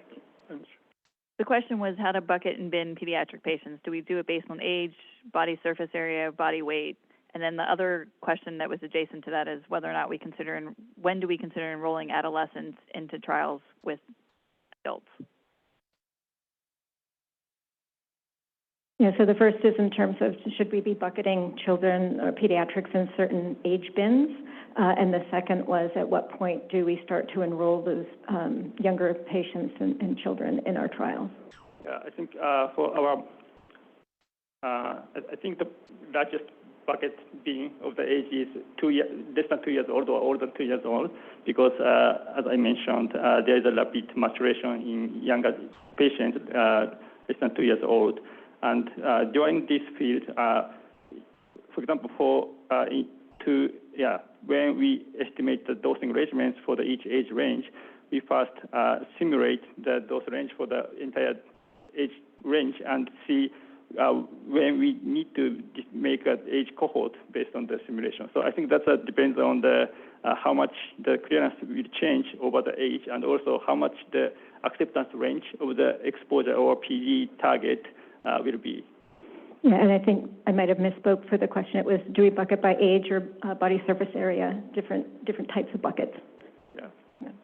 Yeah, and I think, that also depends on the case by case. So for the oncology field, I know that many people use the body surface area to determine the dose, and that's also, I think in many cases it works well, because rather than using the linear body weight based dose, but I think that's also, that depends on the case by case. Thank you. Any other comments on that question? Are there additional questions online, Stacy? No? Okay, so I'll move to one of our other questions that we have, and I think one of the questions has already been asked, which was how do we incorporate functional age into the analyses? The other question that we have was how do we consider potential adverse reaction in peds or older adults not likely seen in the reference population when using modeling and simulation to select dosages based on the reference population data? For example, there may be adverse reactions that may impact physical or sexual maturation. Maybe I can give it a first try.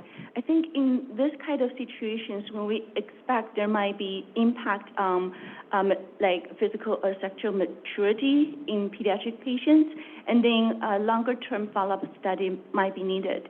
And I think, I don't know if Hapri will agree, maybe in some cases, this could potentially be addressed by using real-world data such as a patient registry, etc.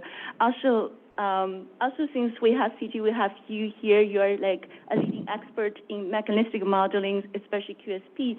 Do you think there's also a role for those kind of mechanistic model to play in this kind of situation? Yeah, thank you, Xi. Yes, I do think that there's a role of mechanistic modeling and quantitative systems pharmacology to play, especially with hormonal changes that may be happening, different changes in terms of organ sizes, things that maybe from a mechanistic standpoint that we could consider in building these models. Of course, we have to have that mechanistic understanding at first, right? So know that there's an interplay that we need to include in our modeling and simulation. Yeah. And just on the issue of the real-world data, I do think there's a role for it. I absolutely do. I just think that the tools that we use to get the data, extract the data from the patient records are just flawed. I mean, I think that they're never going to be perfect, but I think right now I do have experience in reviewing real-world data for oncology submissions, and it has been very challenging. I mean, I cannot tell you that I've seen great data sets. I've seen a lot of missing data. We wrote a paper about this when we expanded the label for palbociclib and to include it with men with breast cancer. Now, rare population, fine, but the exercise that we went through really highlighted, and that was several years ago, so maybe we need to continue to do this. But I'm still seeing real-world data, routinely in my day-to-day work, and it is, it's certainly not great. It's certainly not something that I would a priori go to.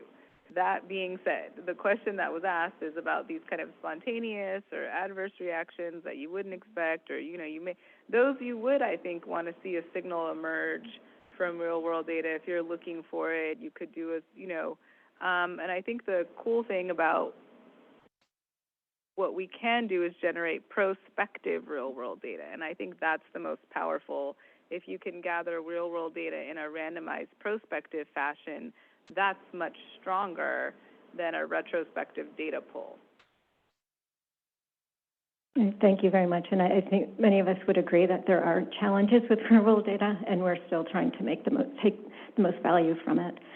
Maybe perhaps I'll leave the last comment to Dr. Nightingale, if you would maybe want to comment on the adverse reactions and how do we include those in our decision-making process. So I think that when it comes to toxicities in older adults, as I kind of alluded to in the slide, that's one of the first questions that older adults think about. I think that in older adults, when we look at a lot of clinical trials, we're kind of focused on, like the grade 3, 4 toxicities. However, for some of these patients, even experiencing, grade 2 toxicities can be of concern, particularly if they have, underlying comorbidities that can be exacerbated or worsened.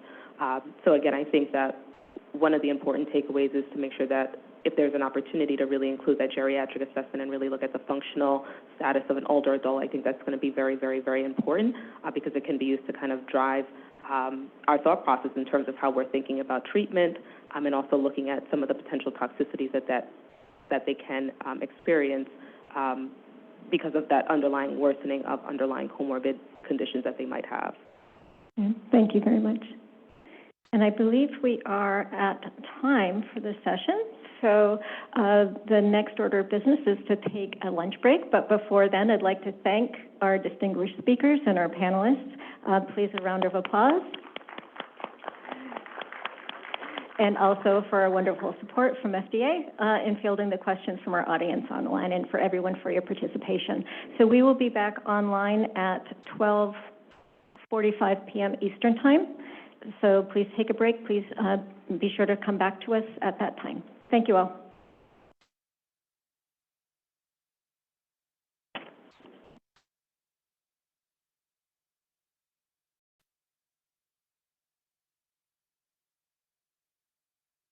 Good afternoon. Maybe we can start. Welcome back. First, I'd like to invite my panel member and speaker come to the front and sit on the stage.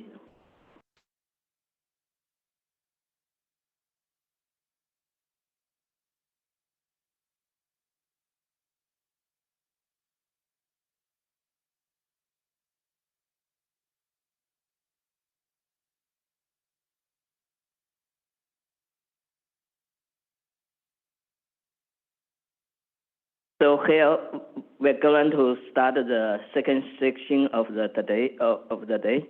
So evaluating the race, ethnicity, geography, and ancestry influence on dose optimization and oncology drug development. So my name is John Liu. I'm the Associate Director for Therapeutic Review in the Division of Pharmacometrics and the Office of Clinical Pharmacology, FDA. So in this session, we are privileged to have 4 distinguished speakers and panel members. And due to the limited time, so I will provide a brief collective introduction here. So for more detailed information, please refer to the workshop document. So first, we will have Dr. Lanny Oksanya, who is the Deputy Director of the Division of Cancer Pharmacology 1 at the Office of Clinical Pharmacology, FDA. And next, Dr. Anu Ramamusi, and she is the Master Science and Policy Leader in the Guidance and Policy Team at the Office of Clinical Pharmacology, FDA. Our third speaker, Dr. Karthik Venkata Krishnan, who is the Vice President and the Global Head of Quantitative Pharmacology at EMD Serrano. So he is a well-known key opinion leader in this field, and he will share his industry insight on the role of clinical pharmacology in dose selection and design of multi-regional clinical trial. And last but certainly not least, Dr. Shinichi Kijima, who is the Associate Senior Scientist for Clinical Pharmacology and Pharmacokinetics and PMDA Japan. So we will hold our clarified question and then panel discussion at the end of the presentation. So without further ado, I will pass the podium to Dr. Lanny Aksuya.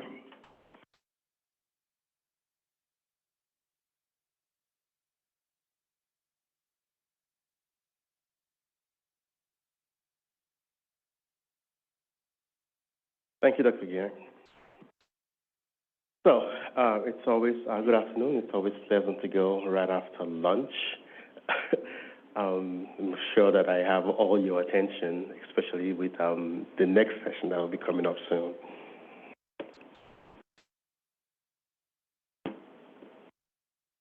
Great. So before I get too far ahead of myself, I wanted to talk a little bit about something. Why do we, and ask the question, basically, why do we conduct clinical trials? I think, to be fair, it's basically that after years of trial and error, we found that it's the best way to generate data to inform the safe and effective use of drugs. And this is key for the intended population. Now, our clinical trials also generally provide access to potentially promising products to patients and also give confidence after approval that it is fit for its intended use.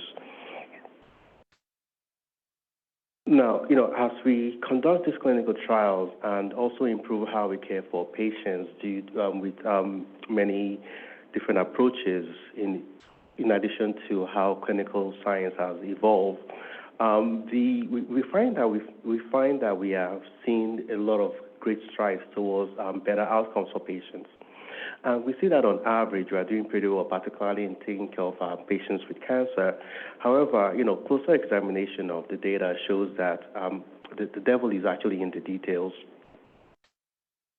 Now, we've seen that, we aim to identify differences in the incidence of malignancies by race and ethnicity. And unfortunately, even as clinical science is moving forward, outcomes as well. We have been able to note that some cancers are more prevalent in certain populations than others without a demonstrable improvement in survival rates. Now, this is even more poignant given the high incidence the high incidence of a cancer in a specific population should present a great opportunity for clinical studies to be conducted in those patients. Now, as I mentioned earlier, clinical studies do present an opportunity to generate these kinds of data that provide us information on the safe and effective use of these new therapies, and also, more importantly, provides early access to these promising therapies. However, we find that fewer than 5% of cancer patients are enrolled in clinical trials. A study by Zorowski et al. Showed that patients with cancer who enrolled in clinical studies were disproportionately white, young, relatively healthy, as identified by low ECOG scores, and things that we've talked about in section 1. Albeit with metastatic cancer, they also mostly have private insurance and tend to live near or have access to academic medical centers. In addition, they also found that, these patients that are enrolled in clinical trials have longer overall survivals compared to patients that are not in clinical trials. And these are for a variety of reasons, part of which includes the self-selection and also some of these characteristics that we find in our clinical trials. The lack of diversity in clinical trials are very evident even in large clinical studies, particularly in oncology clinical studies. For example, a review of clinical trials that were submitted to the FDA to support drugs to be used in the treatment to be used for patients with non-small cell lung cancer showed that a predominant number of the patients enrolled in these studies were overall, and even in the U.S., are predominantly white or Asian, with a small percentage Asian, and with other races less than 3%.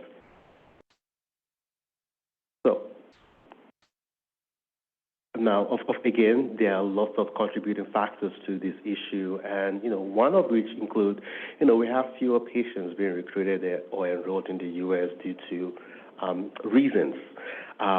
Trials, of course, are becoming increasingly global and intended to support approval in multiple countries, and I'll touch a little bit more on that too, on how clinical studies can impact clinical studies submitted to the U.S.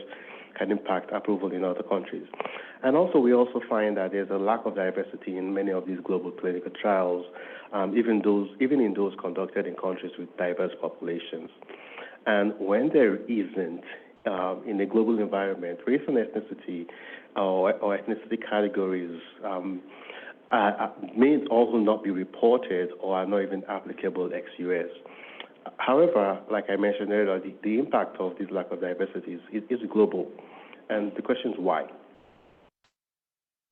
Well, first of all, in early 2019, the Oncology Center of Excellence started Project Orbis that provided a framework for concurrent submission and the review of oncology products among international partners. Now, while this started with Australia and Canada, or Health Canada, it slowly expanded to other countries, and now includes even Brazil, which has even more and includes more diverse populations. Now, the great thing about Project Orbis is it's led to faster approvals. It's led to faster approvals, global approvals, based on the same data that's submitted to the United States or to the US FDA. Now, we are seeing increased leveraging of the approvals that we have within the FDA into having a global impact. In addition to that, we also see that beyond the countries that use the FDA or beyond countries that use the Project Orbis partners, we find that many countries actually use the FDA's findings of safety and effectiveness as a basis for an abbreviated review of new molecular entities. And many of these countries have a diverse population. You can see here on the slide in a paper by Duran et al., where he highlights, particularly in South America, how many countries in South America look at approvals given by the EMA, the FDA, Canada, Japan, Switzerland, and Australia, and Brazil, all countries that are in the Project Orbis that Project Orbis partners, except the EMA. Included in that, we also see Israel, Israel, which is a partner. Colombia uses their approvals as a summary basis to recognize or abbreviate their marketing application. So we see that, beyond the FDA and beyond these clinical trials, once they are done, additional studies may not be necessary for approval in even more diverse countries. So there are many efforts, and this is a challenge, and there are many efforts, particularly within the U.S., because we want to make sure that the information that we're providing to our citizens are clear and they are accurate and they are reflective of the safety and effectiveness of the drug. So, there has been a concerted effort to increase diversity in clinical trials. Now, not long ago, we've seen a lot of releases, and reports, including from the White House, about, and trade fairs talking about diversity, and even ISoP or ACOP is having a talk on that in the next few weeks, because this topic is very, very, very important. Why? Well, diversity, particularly in the U.S., does facilitate the general ability of the results. It helps answer, or at the very least, provides a data point or two to address the question about what about this population? How does this drug in this population? In addition to that, it gives us insight on the variability in the PK, the efficacy, and safety across populations too. It helps us address the question of a lack of activity or low activity in one group, which can give insights into the drug effect or in patients with other mutations, or actually and lead even to more precision therapies. And also importantly, it gives us data to be able to understand and set expectations for patients. again, a lack of data doesn't mean there's a lack of a difference. Even as, we find many times we end up concluding that there's no difference observed in the population in a study among, in a study of 300 patients that has just one black patient participating in that study, and we'll end up with the conclusion, there's no clinically meaningful difference. A lot of discussion has been done on this, and a lot of ink has been spilled on how to improve the enrollment of patients from underrepresented racial and ethnic populations in clinical trials. However, one thing that is common in a lot of the discussion is basically that, increasing diversity in our clinical trials need to be deliberate, and clinical pharmacologists and modelers specifically need to be actively involved in this, because variability is really, or understanding and interpreting variability is really, for lack of a better word, our bread and butter. This is how we discover new things. This is how we understand things a lot better, and can even open up new grounds into understanding precision medicine. Now, in 2022, the FDA released a guidance that is simply called Diversity Plan to Improve Enrollment of Participants from Underrepresented Racial and Ethnic Populations in Clinical Trials, Guidance for Industry. I think that's the short version. Now, while this actually started in the Oncology Center of Excellence, it is an FDA guidance and not limited to oncology drug development. And even within the Office of Clinical Pharmacology, this is something that we've been giving a lot of careful thought about. This guidance highlights when and how to ensure that drug development is being deliberate in ensuring representation. And there are a lot of interesting clinical pharmacology-related nuggets in there. So the next question that one would have is, as clinical pharmacologists, is that, well, all is well and good, but what does this have to do with us, or as even modelers? Well, it's important, and before we go to our next speaker, we'll be talking a lot more about this, is that we also remember that, one, we develop drugs for patients, not the other way around. And diversity is very important for us to understand differences in drug PK and activity, and thoughtful considerations through the diversity plan can help us prospectively achieve these goals.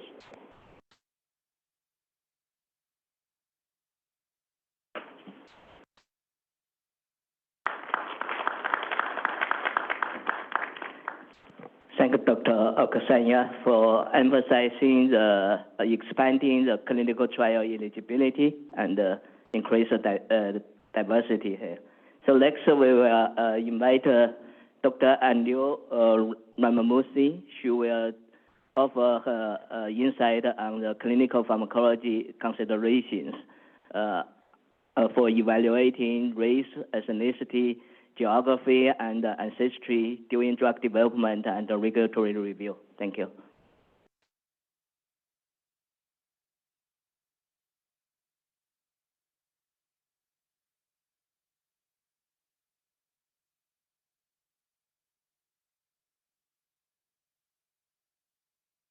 I just skipped ahead trying to figure out the system. Thank you. Good afternoon, everybody. Just as a quick introduction, my name is Anu Ramamurthy. I'm from the Office of Clinical Pharmacology, FDA, and just as a quick disclaimer, these are my personal views and should not be construed to represent FDA's views or policies. So for the next around 20 minutes or so, I'm going to be talking about clinical pharmacology considerations for evaluating race, ethnicity, geography, and ancestry during drug development and regulatory assessment. And just quickly, these are the different topics that I'm going to be touching on. I will be doing some context setting with talking through some of the definitions so that we're all on the same page with respect to some of the terminologies that you will hear over and over today in the session. And then we'll talk about some examples that we've seen across populations, subpopulations. We'll talk about some of the factors that contribute to these differences. And we'll talk about how is that evaluated and what are some of the consequences of these differences during regulatory assessment, and also touch on the role of clinical pharmacology in addressing some of these questions. With that, I'll jump into the definition part of the talk. First off is race, ethnicity, again, more context setting. Ethnicity in literature is a social group of shared history, heritage, cultural root, sense of identity, territorial identity that happens with or without racial similarity. And race is a group of people based on physical trait that is regarded as being common among people of shared ancestry. When you look at the race ethnicity guidance from 2016, it reports that race information and ethnicity information are typically self-reported, and they are considered socio-political constructs of the United States and should not be interpreted as being scientific or anthropologic in nature. And this race and ethnicity information is collected in a two-question format. The first question is looking at what, the ethnicity information, whether an individual is Hispanic or Latino or not. And race has multiple options, ranging from American Indian, Alaskan Native, Asian, Black or African American, Native Hawaiian, other Pacific Islander, white, and also an ability to denote if an individual is multiracial. There's also an ability to collect detailed information during drug development, but when it's being reported, it should follow some of the standardized format that's in the ICH guidelines, in the FDA guidances and regulations.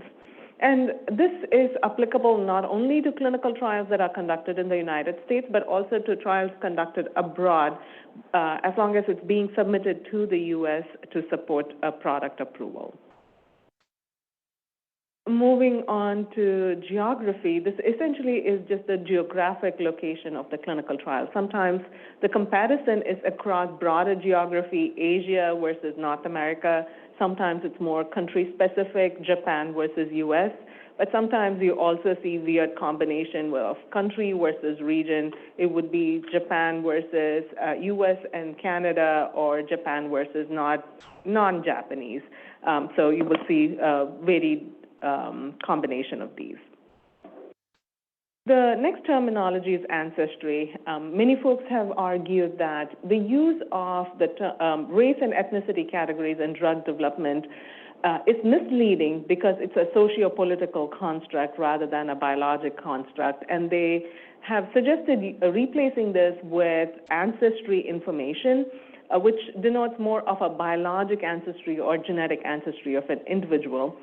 In genetic research in general, you would there are more folks that are using the ancestry information now to replace race category. But use of ancestry is not without some complications. For one, again, there isn't a unified definition on ancestry. It's in the eyes of the beholder. We look at the biologic or genetic ancestry, but genetic ancestry also has a connotation of geography, history, religion, culture, etc. And typically during drug development, we do not collect ancestry information, so that can be readily applied. Though in drug labeling, you will find ancestry information with respect to, say, genotype or phenotype frequency across different ancestral population, or for genetic testing in a particular genetic ancestry.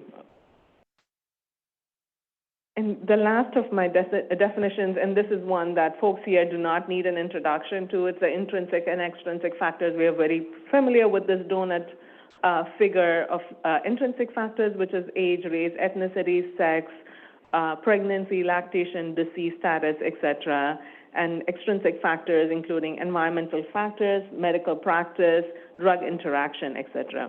These are factors that can lead to exposure or response differences across a population, or they can impact how this is being interpreted across populations, the risk-benefit analysis. And we typically look at one factor at a time, race, ethnicity, or age, but sometimes we look at two factors, race, ethnicity, and maybe body weight or genetics. But an individual, in essence, is a combination of multiple factors that we don't always look at holistically. With that, I'll switch gears and talk about some example of differences across population. My first example is multiple myeloma. Based on many epi studies, we do know that the incidence of multiple myeloma varies across population. The morbidity and mortality can vary, and there is a heavy burden for minority population, particularly Blacks and African Americans, for multiple myeloma. A recent study by FDA looked at trials that have been conducted to support multiple myeloma drug application, and they found that minority population are significantly underrepresented in these clinical trials, as well as there were some signal of differences across population. For example, Blacks in U.S. versus Blacks from rest of the world. There was a difference in response. And many studies have also now reported that there could be certain biomarkers that are different across these populations. For example, this translocation 11-14 or 14-16 that are reported to be different in frequency across different populations. And this becomes important because some studies have also reported that these translocations can be prognostic in nature. But the challenge is that we don't uniformly test for these biomarkers. For example, this study reported that the T1114 translocation may not be uniformly tested, and there is disparity in what's being tested, with more white patients being tested for this translocation compared to Blacks and Hispanics. And moving on to the next example, EGFR TKIs, epidermal growth factor, tyrosine kinase inhibitors are an important part of the armamentarium against non-small cell lung cancer. There are multiple mutations in the EGFR gene, particularly when you look at exon 18 to 21, there are several mutations that can predict response to therapies. And it's also been shown that some of these mutations can vary in frequency across population. For example, the frequency in Asian population were about 40 to 50%, whereas in the North American population or European ancestry, it ranges from 10 to 20%. And this was initially identified in the early 2000s, starting in 2004, and additional evidence began to build up in 2005-06 subsequently. And what you do see is that this has facilitated clinical trial enrollment. This is drug development looking at a particular drug ranging, which was, the development was initiated in 2003 and continued till 2011. And as you see that the evidence began accumulating with respect to the frequency of the mutations in the different population, as well as the prognostic nature, the predictive nature of this biomarker, you see a gradual shift in an enrollment pattern. And in a way, this increases screening efficiency. For example, if you needed to enroll 100 patients into your clinical trial, you probably need to screen about 200 Asians given the frequency. Whereas if you were to screen in North America, you'd probably have to screen 1,000 patients to enroll these 100 subjects. And not just oncology, but then broadening with oncology and non-oncology, we had looked at drugs, about 425 new molecular entities at the time of approval, approved between 2008 and 2019, and look for racial ethnic differences as well as pharmacogenomic differences. The first graph, the y-axis, you see the different parameters, a PK difference across population, safety, efficacy, or response difference, and whether a post-marketing study has been issued. There is a number of instances of PK differences or safety efficacy differences, but there's only one instance of this being clinically meaningful to result in a dose modification. And then with respect to pharmacogenomic differences, this is looking at pharmacogenomic factors that are known to vary across a population, for example, 2D6, UGT1A1, et cetera. There is pharmacokinetic differences across the phenotype groups, and these have resulted in a number of specific dosage and usage recommendations. But important thing to note here is that this is for the phenotype, though the phenotype can vary in frequency across population. This is not for a particular race or ethnicity. So about 14% of these drugs had some difference, suggesting that we still should continue actively looking for this differences across populations. And when we look across region, studies have shown that for the same drug that's been approved in the US, Europe, and Japan, there is frequently dose differences across these regions.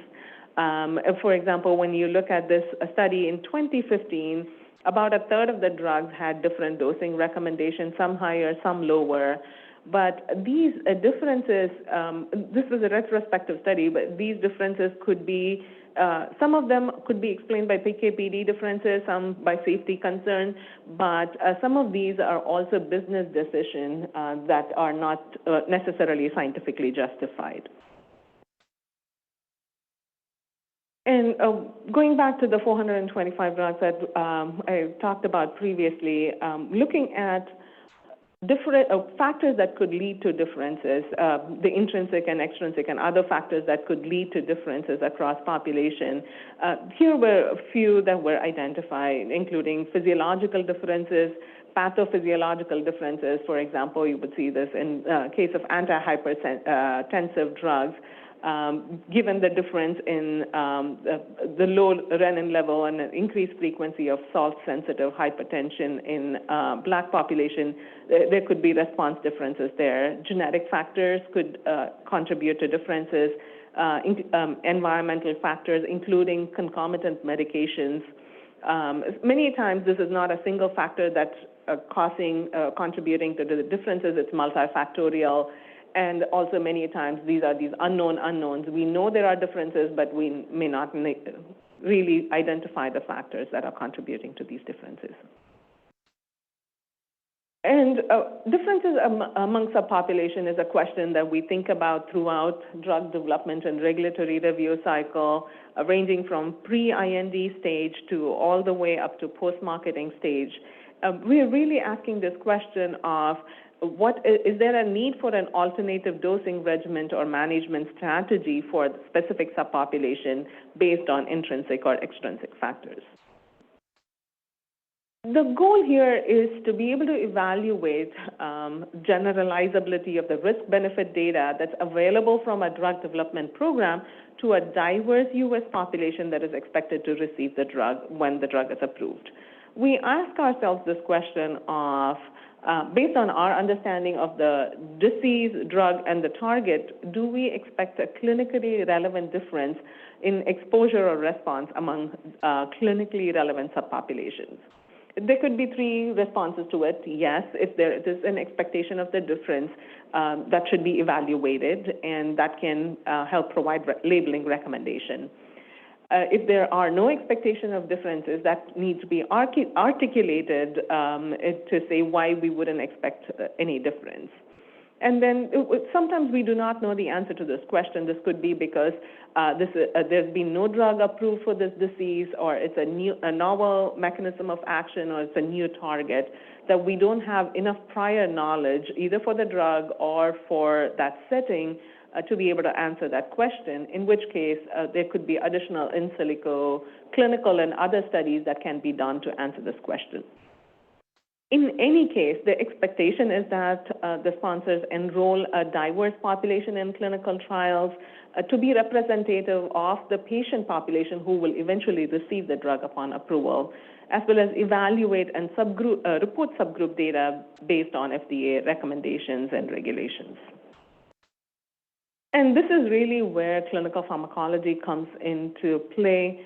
Throughout development, we are thinking about understanding intrinsic, extrinsic factors that are important for a particular subpopulation. We use that to inform our inclusion-exclusion criteria. There are in vitro studies that can be done to understand, say, metabolism, disposition of the drug, or fit-for-purpose clinical PK/PD studies that can answer some of these questions. We think about pharmacogenomic factors that are important, or other molecular epidemiological factors that could be important. We use all of this information potentially to design an enriched clinical trial if needed. And particularly for this session today, we can leverage PBPK exposure response analysis data to inform the decision making. eventually, at the end of the day, it's the totality of evidence that helps with the recommendation making and decision making. And when we do see clinically significant differences among subpopulations, that can lead to differences in regulatory recommendations that are provided. And this could be differences across regions in terms of doses that are approved or whether a drug is approved or not, or it could be differences even within United States. There could be targeted recommendations for specific subpopulations based on the altered benefit risk considerations. And these recommendations can range from no dose adjustment to all the way to contraindication. For a majority of the drugs, we see no dose adjustment or no specific monitoring recommendation based on the population that is enrolled, whether if there are no exposure or response differences or if they're not clinically significant. Sometimes there can be different dosing recommendations. For example, we have lower starting dose for rosuvastatin in Asians. We have dose modification for TAC in African Americans. And for eliglustat, there is dosing recommendations based on the metabolizer status. So really, the populations, as you can see, are different. It's really the benefit risk consideration for the specific population that drives these dosing recommendations or any other recommendations. There can be considerations for alternative therapy. For example, ACE inhibitors falls into that category for Blacks. There's recommendations to consider other management strategies as well. There could be warnings and precautions. For example, carbamazepine. There's an increased risk for Stevens-Johnson syndrome and toxic epidermal necrosis in Asian patients of Asian ancestry. So there is a recommendation to test for HLA-B star 1502 before initiating treatment, and treatment can be given only if the benefit outweighs the risk. There can be indications. The one example that there is the bridle for self-identifying Blacks, and then there could be contraindication, in this case, raspberry case, based on G6PD deficiency, and the frequency of this deficiency can vary across populations. But again, this is for G6PD deficiency, not for a race category. And if there are knowledge gaps, and these knowledge gaps can be fulfilled through additional post-marketing studies to obtain information on optimal use of the drug and to get the information on safety efficacy. And again, these post-marketing studies are targeted to a specific population, and it's really driven by the knowledge gap. The first two examples on the left that you see are for African American patients, Black patients, but the study types that can be used to answer these questions can vary. This could be a randomized control trial to epidemiological study to evaluate instances. And again, on the right, you see this could be directed to a specific genotype, for example, UGT1A1 star 28. The frequency of this varies across population with the increased frequency in African American Blacks. And the last example here is you see for PKPD safety efficacy assessment in U.S. racial ethnic minority patients, including Black and Asian patients. So really, it's the knowledge gap that drives these establishment of post-marketing studies. So in summary, we see that diversity is often limited in clinical trials, even when the disease burden may be high for some diseases, for some population. There is an continued need to consider enrolling underrepresented patients during drug development. Really from a clinical pharmacology perspective, understanding exposure response differences across clinically relevant subpopulations becomes important, and we can leverage ClinPharm tools to understand and evaluate the impact of intrinsic, extrinsic, and other factors on exposure and response. With that, thank you for the time.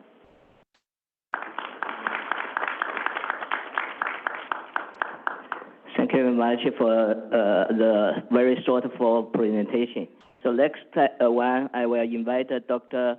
Venkata Krishan, and he will share his industry insights on the role of clinical pharmacology in dose selection and design of multi-regional clinical trials.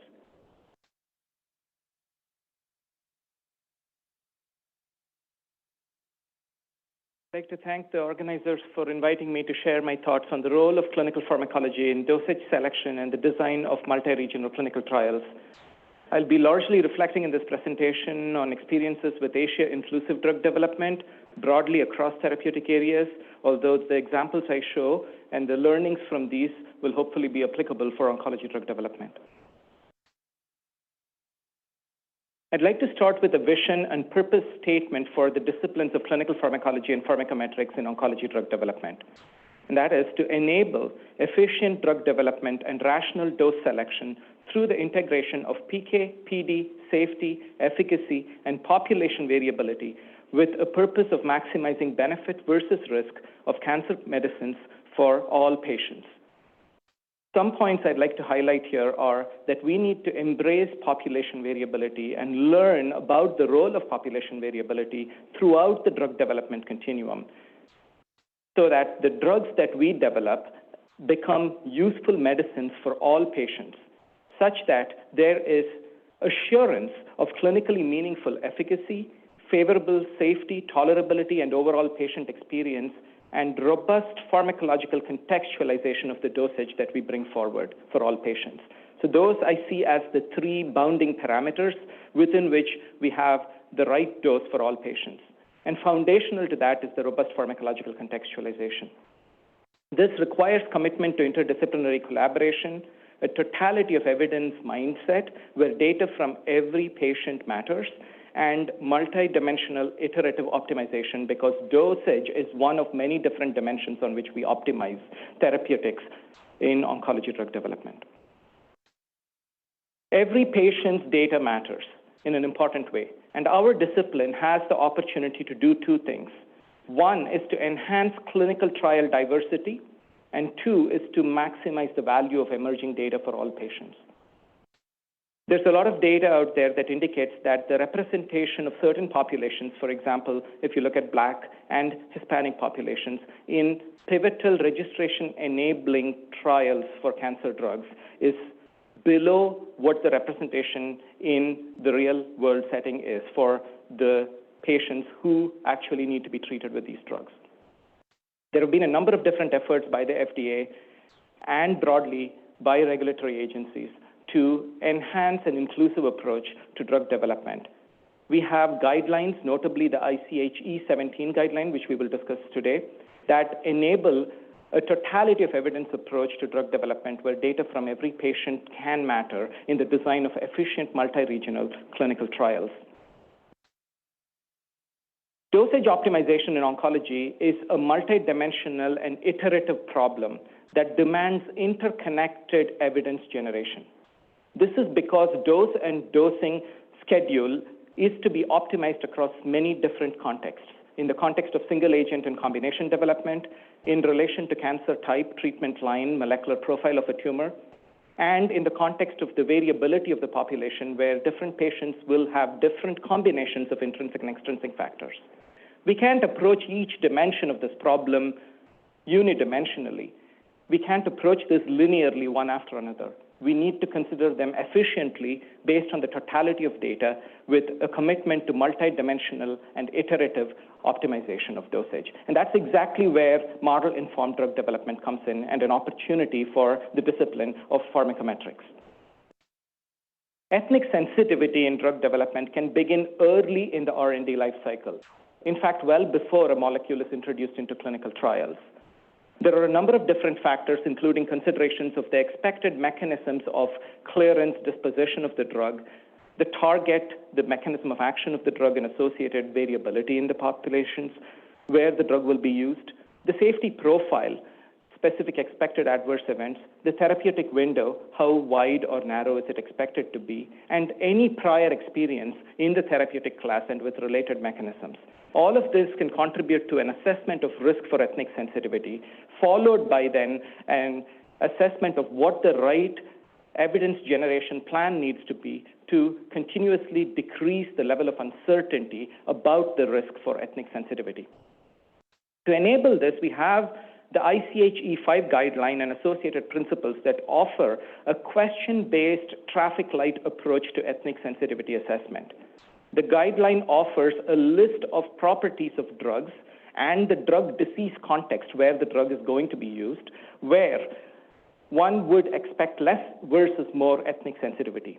So less ethnic sensitivity can be expected if a drug has linear pharmacokinetics, is not expected to show pharmacogenomic variation, is less susceptible to drug-drug interactions, has not a very steep dose-response relationship, exposure-response relationship for efficacy as well as toxicity, and thereby having a somewhat wide therapeutic range. All of these factors in green, bounded in green here, are leading to a lower risk of ethnic sensitivity than the reverse, which would be if a drug has a narrow therapeutic range. That would lead to a higher risk for ethnic sensitivity.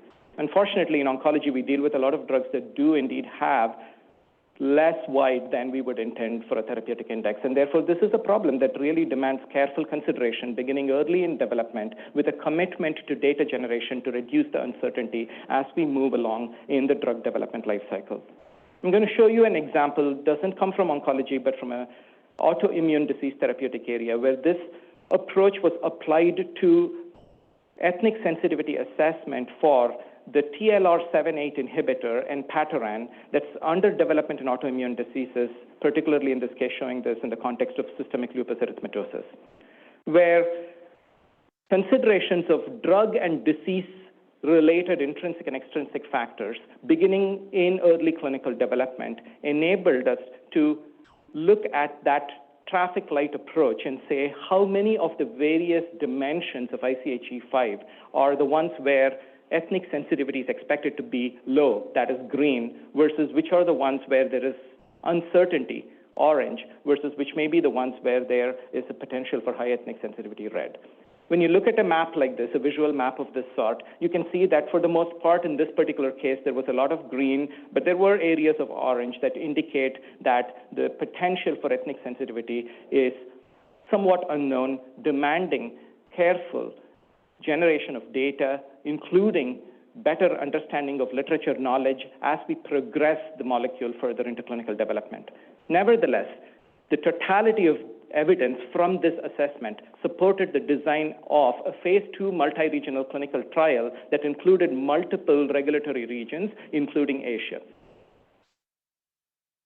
ICHE 17 is a very important guideline when it comes to the design of multi-regional clinical trials.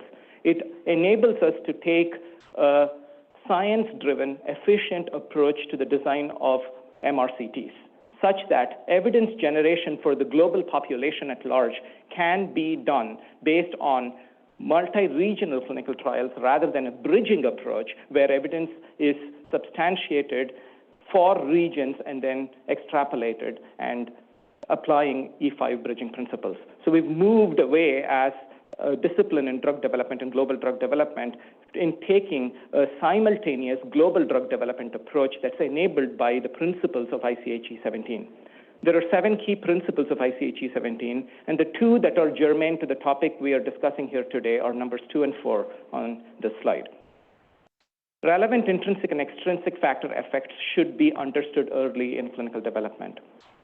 And with that understanding, pre-specified pooling of regions based on the similarities in those intrinsic and extrinsic factors can be done. And that brings efficiency in the design of a multi-regional clinical trial and the use of the data that comes from those MRCTs with confidence to substantiate evidence for the overall region. The pooled region concept is very powerful, and it goes as follows. It permits pooling some geographical regions, countries, or regulatory regions at the planning stage if subjects in those regions are thought to be similar enough with respect to intrinsic and or extrinsic factors relevant to the disease and or drug under study. There are 2 types of intrinsic and extrinsic factors: disease and drug-related intrinsic and extrinsic factors. We often think about drug-related intrinsic and extrinsic factors when we think of pharmacokinetics and exposure-response relationships for a drug, but equally important is disease-specific intrinsic and extrinsic factors.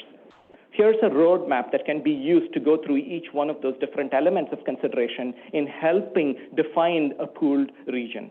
One needs to assess consistency of pharmacokinetic safety and dosage across these populations or regions, and then examine the disease, the disease epidemiology, the existing standards of care that may constitute then variations in extrinsic factors, treatment response to other drugs that have been evaluated in the disease, prognostic factors for the disease, molecular pathology, which is really important in oncology drug development, are the driver mutations and their frequencies generally conserved, are the potential resistance patterns, molecular mechanisms of resistance potentially similar, and that may be impacted by prior treatments these patients may have received, which may be different in different parts of the world. And then when we have a good understanding of all of this, statistical considerations should guide the selection of the right sample size to be able to substantiate evidence for the region at large. So in the next 10 minutes, I'm going to go through drug-related intrinsic factors and disease-related intrinsic factors. So we'll start with drug-related intrinsic factors, which is largely about pharmacokinetic and pharmacodynamic considerations. I will start with an example that's again going to show you how data from every patient matters. And that's an example that comes from the early clinical development of an investigational anti-cancer agent, tuvusertib. Tuvusertib is an ATR inhibitor. And in the phase 1 clinical development program, the totality of pharmacokinetic data were integrated using a simple power model analysis that you see on the left panel of the slide. The x-axis is dose, the y-axis is the AUC of the drug. Individual patients that were less represented categories, such as Asian and Black patients, are shown in blue and red color, respectively. The numbers of these patients is very small. One could say, that's very little data, and I really can't be analyzing that and making much sense out of it. But one could also say every patient's data matters, and I'm going to assess where that data falls in relation to the overall population. And by examining this and continually building on this data set as one progresses in drug development, there is a progressive reduction in uncertainty on whether we expect to see something different in these populations that are not well represented. So in this particular case, the 2 Black patients and the handful of Asian patients show generally comparable, consistent properties with respect to pharmacokinetics relative to the overall population variability. On the panels on the right, you see a longitudinal set of visual predictive checks for a population PK/PD model of hemoglobin. As an ATR inhibitor, tuvusertib produces an exposure-related reduction in hemoglobin, and that was modeled using population PK/PD modeling. And you can see here that the individual Asian patients in blue and the individual Black patients in red generally show hemoglobin dynamics longitudinally during treatment with this molecule that are within the realm of population variability, staying within the prediction intervals from this model. Here is another example that comes from outside of oncology, and that is for cladribine tablets in multiple sclerosis. MS as a disease is a rare disease in Asian populations. The prevalence of MS in Asian populations is much lower than it is in Western populations. Therefore, in the phase 3 clinical development program for cladribine, across the phase 3 clinical trials, the number of Asian patients was quite limited. However, there was a commitment to examine individual patients in relation to the overall population variability in that trial. Based on the mechanism of action of cladribine, it produces lymphopenia, an exposure-related reduction in lymphocyte counts. The absolute lymphocyte count is a valuable biomarker for cladribine and is related to its safety as well as efficacy profile.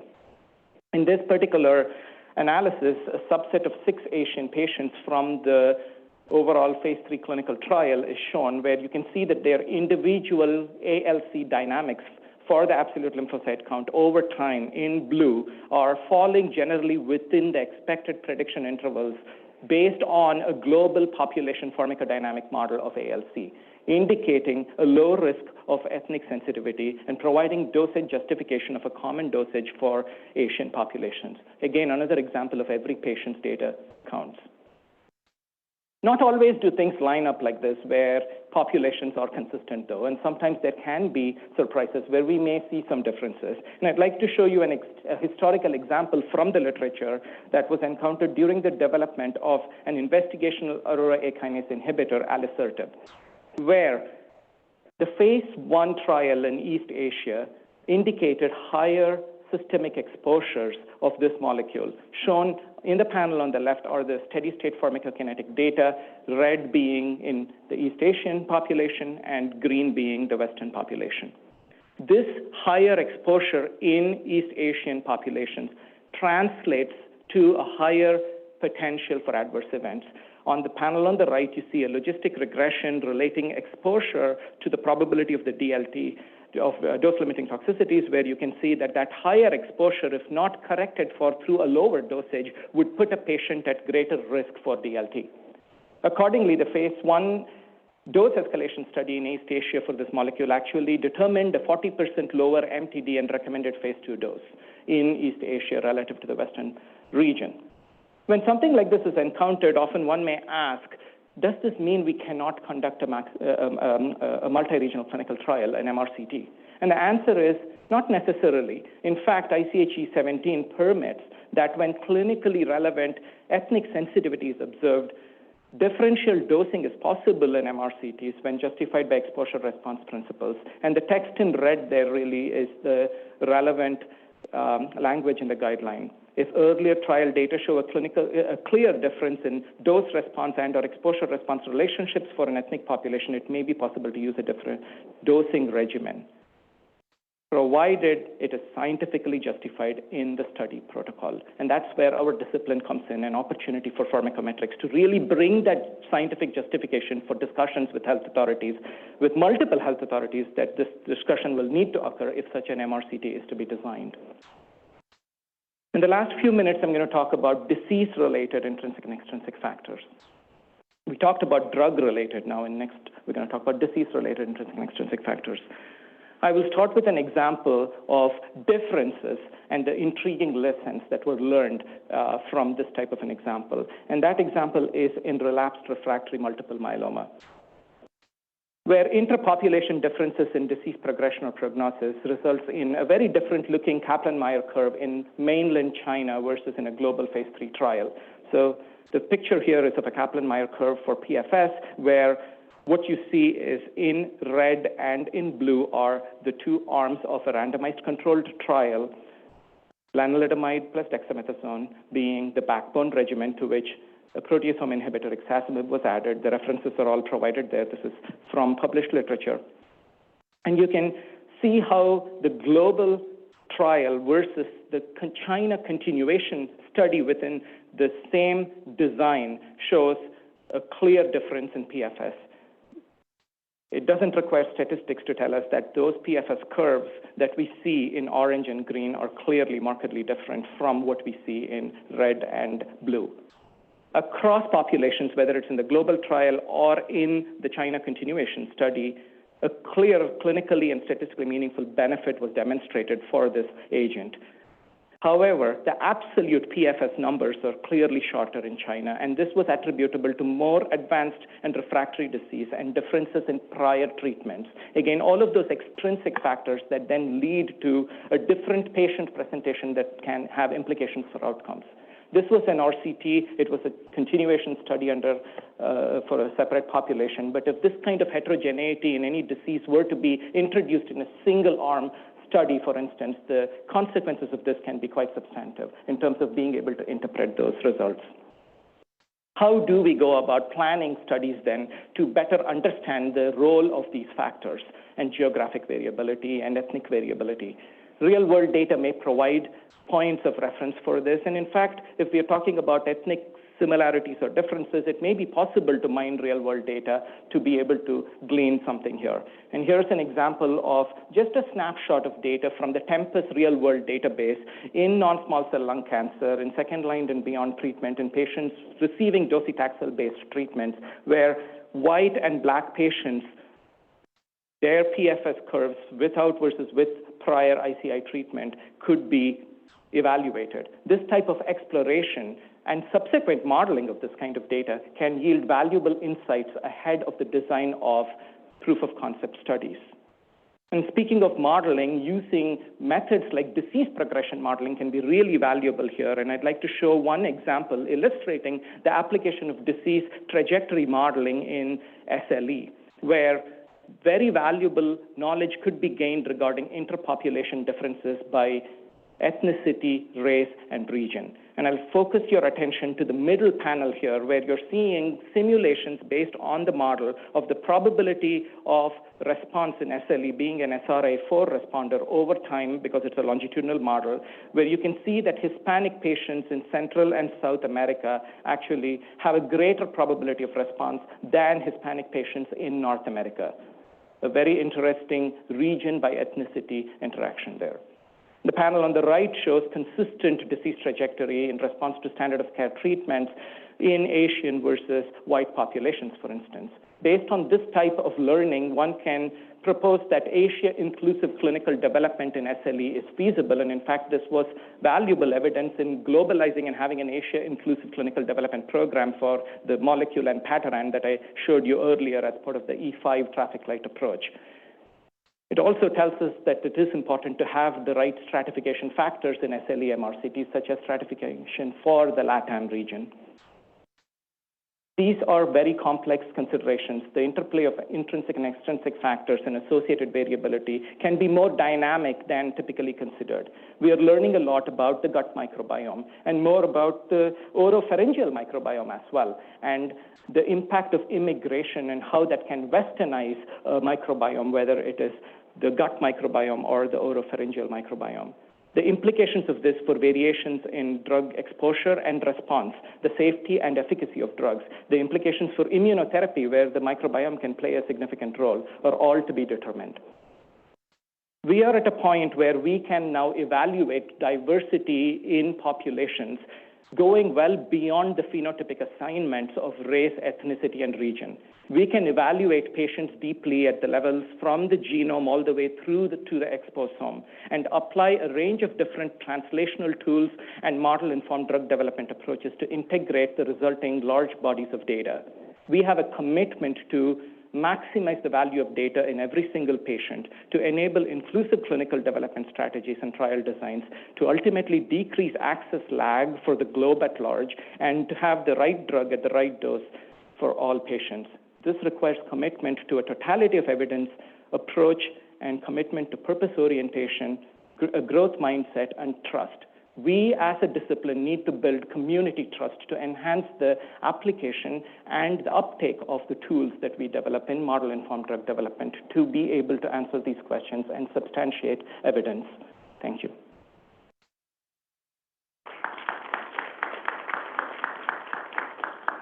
Wow, thank you very much, Dr. Venkata Krishnan. And this is a very thoughtful presentation and those informative case studies. So next, I will invite Dr. Kijama to share the PMDA experience with dose selection in the context of global drug development.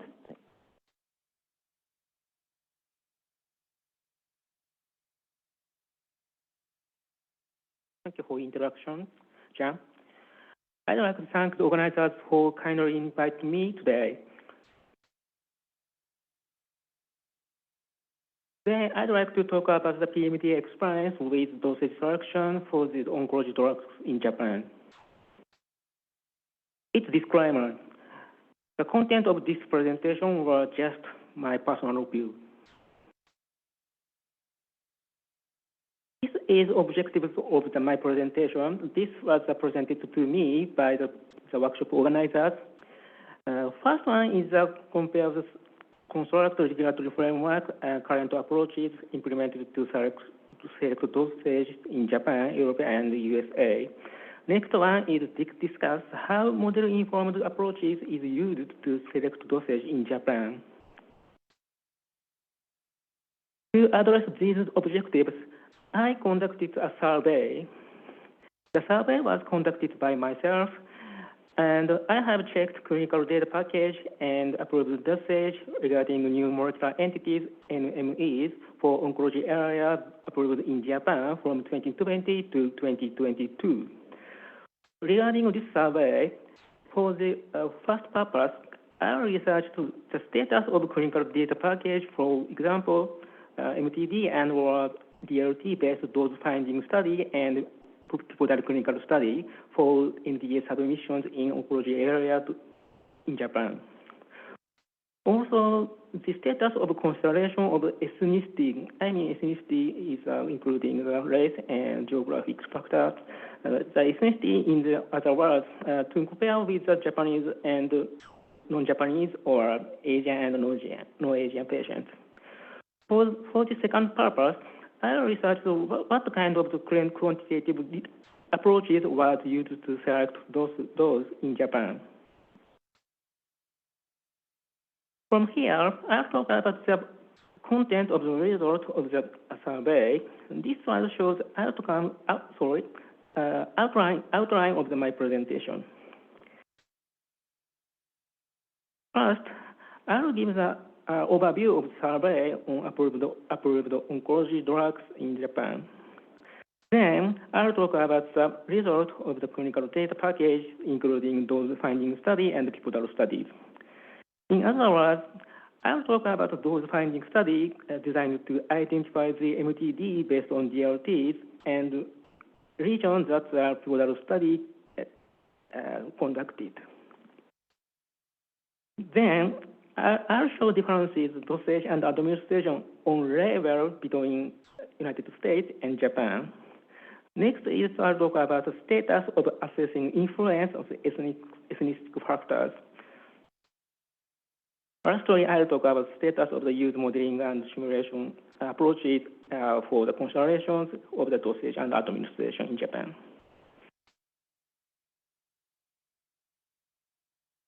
This slide shows the overview of the survey. Target of the survey was 24 new molecular entities approved in Japan from April 2020 to May 2022. This is excluding drugs containing drug substance of the approved drug that is different formulations. This survey is based on public information. Regarding approved information in Japan, it's from the PMDA website, but unfortunately, it's only Japanese. Also, approved information in United States, it's from the drugs at FDA. Next, let's start with the clinical data package about those finding studies and pivotal studies. This slide shows about those finding studies designed to identify the MTD based on the DLTs. The figure on the left-hand side shows the number of the drugs considered MTD in those finding studies. As you can see, all drugs were studied to try to identify the MTD based on the DLTs. The figure on the right-hand side shows the result of which region or country those studies were conducted. Studies were conducted for the 2 drugs in Japan. 6 drugs is a region other than Japan. 5 drugs in MRCT, that's including Japan, and 11 drugs in both Japan and other regions.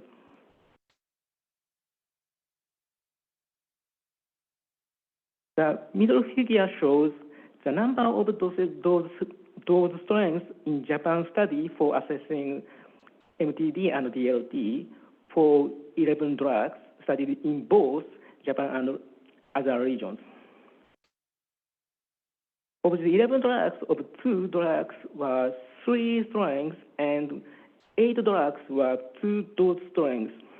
In other words, 10 of the 11 drugs in both groups were studied in Japan at 3 or fewer dose strengths. This is a small-scale trial in Japan, confirm tolerability and safety of RP2D, recommended to phase 2 dose RP2D confirmed in other regions. Therefore, it can be considered that the RP2D in both group drugs was often decided on similar strategy as other regions, such as the United States.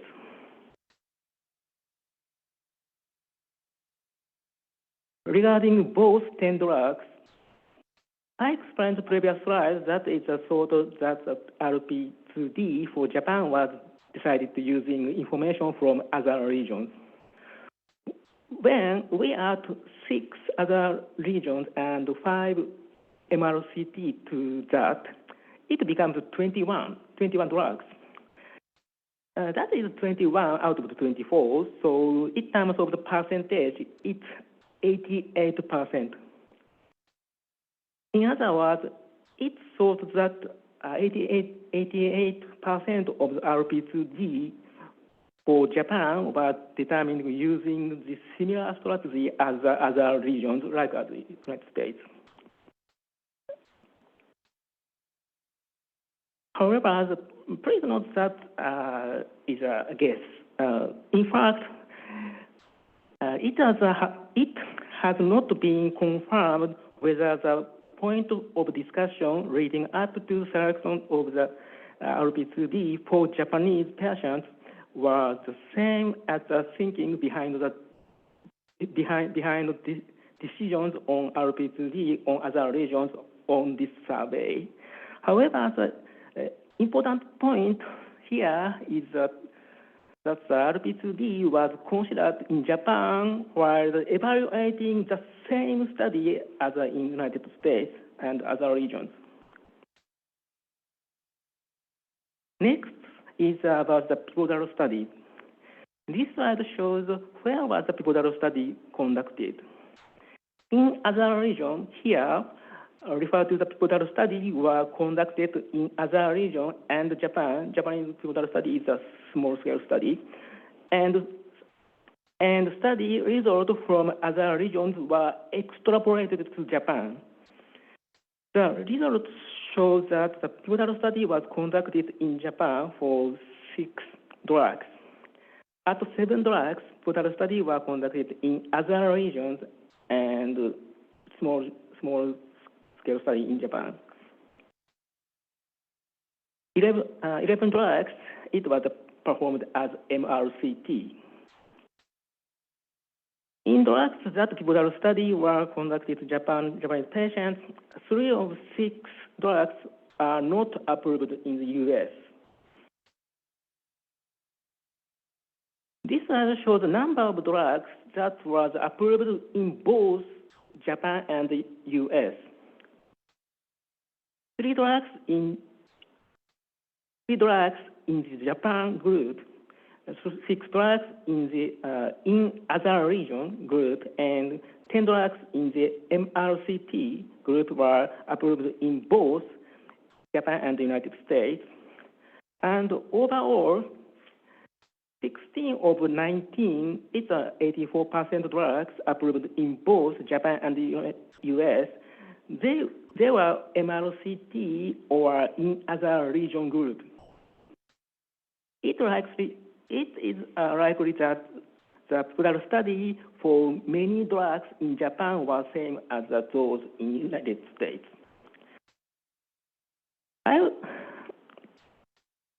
like to emphasize that the commonality between the dose-finding study and the pivotal study is that the many NMEs, PMDA is looking at the same data as other regions such as the United States, such as FDA.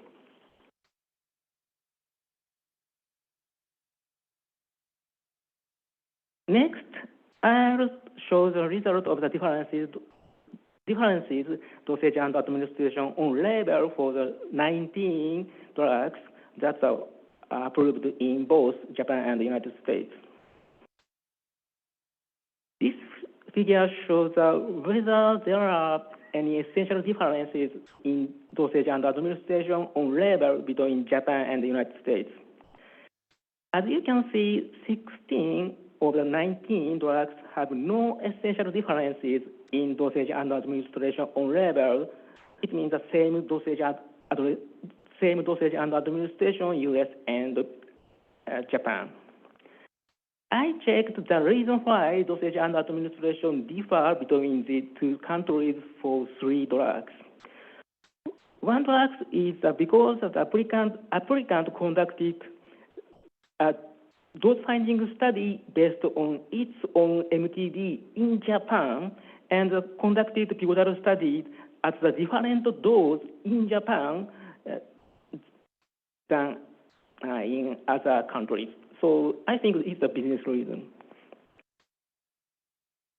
For the other two drugs, in the United States, model-based approach led to the selection of the different dosage and administration from pivotal study.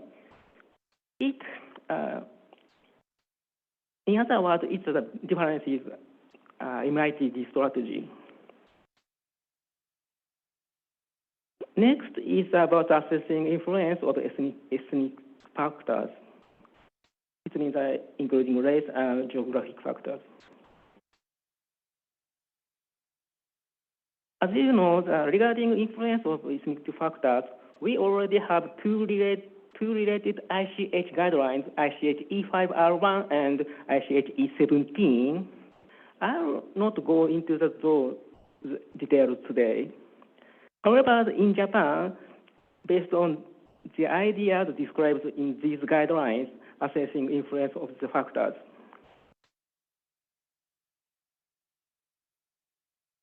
I checked the status of the assessing influence factors from the perspective of PK and ER exposure response, including PK/PD, respectively. This slide shows the result of regarding PK.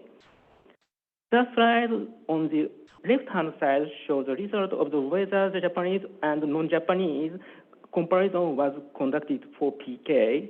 As you can see, all MMEs conducted Japanese and non-Japanese comparison on PK. The slide on the right-hand side shows the result of the method used to compare the PK.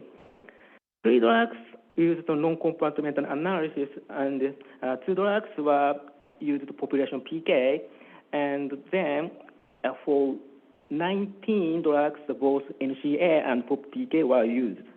So POP-PK is very, very important techniques for this type of comparison. Next is the result regarding ER, it means including PK/PD. This is conducted 2 drugs. In both cases, population PK/PD modeling was conducted. I guess ER modeling may be difficult to compare the Japanese and non-Japanese from a feasibility perspective on the number of subjects and the response marker oncology areas, such as variability of the marker. So, if it's the use of the mechanistic approaches, including in the future, for example, using biomarkers, it may be possible to support the reliability of the comparison result of the ethnic factors from PK/PD, from PD or ER. Finally, I'll talk about the status of the use of the model-informed approaches for considerations of dosage and administration in Japan. This slide shows the result with and without a POP-PK, mechanistic or semi-mechanistic PK/PD modeling, and ER modeling. Include both the dose finding stage and dose justification after the pivotal study. They were judged from the explanation in the Common Technical Document, CTD.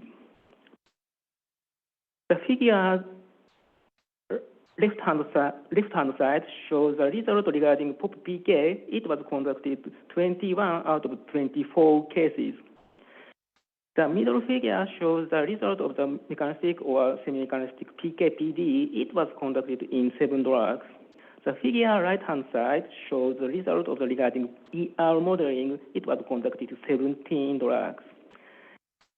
In this way, the model-based approaches are also essential for the dose finding and justification in Japan. I also checked the QSP, but it was not included in the NMEs during this survey period. However, I know it is including a document related to PMDA consultation for drug currently under development, as well as in recent NME submissions. So it is assumed that we will be able to see a product using QSP in future in Japan. I'd like to conclude my talk. Regarding regulatory framework and currently approaches implemented to select dosage in Japan, MTD-based approach was considered for all drugs. Based on MRCT and extrapolations, RP2D in Japan was considered to similar to that in the United States. With some exceptions, the dosage and administration on Japan and the United States level were same.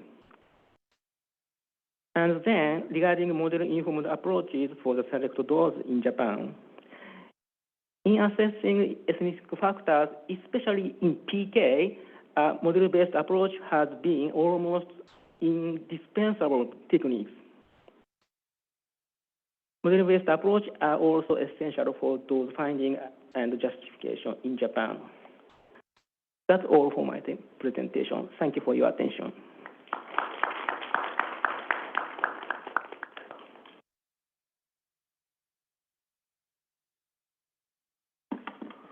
Thank you, Dr. Kijama. So before we switch to the panel discussion, do we have any short clarifying question from the audience? And so VGA, go ahead. For the fascinating presentations. There's a cause and effect relationship in every place, and when we talk about ethnic differences or racial or geographic differences that were very well presented here, it is fair to say that it is mostly for the convenience of drug development for phenotypic bucketing when you do these clinical trials. But have there been any examples that you can think of where, yes, there was a phenotypic bucketing based on ethnic differences, but later on there was an actual causality that showed why that bucketing was done? So was there any underlying mechanism of action that was not understood during drug development, but later down the line they have understood? Or maybe is this a fair assumption to begin with? And are there any examples to state that fact? So I will defer this question to Dr. Venkata Krishnan.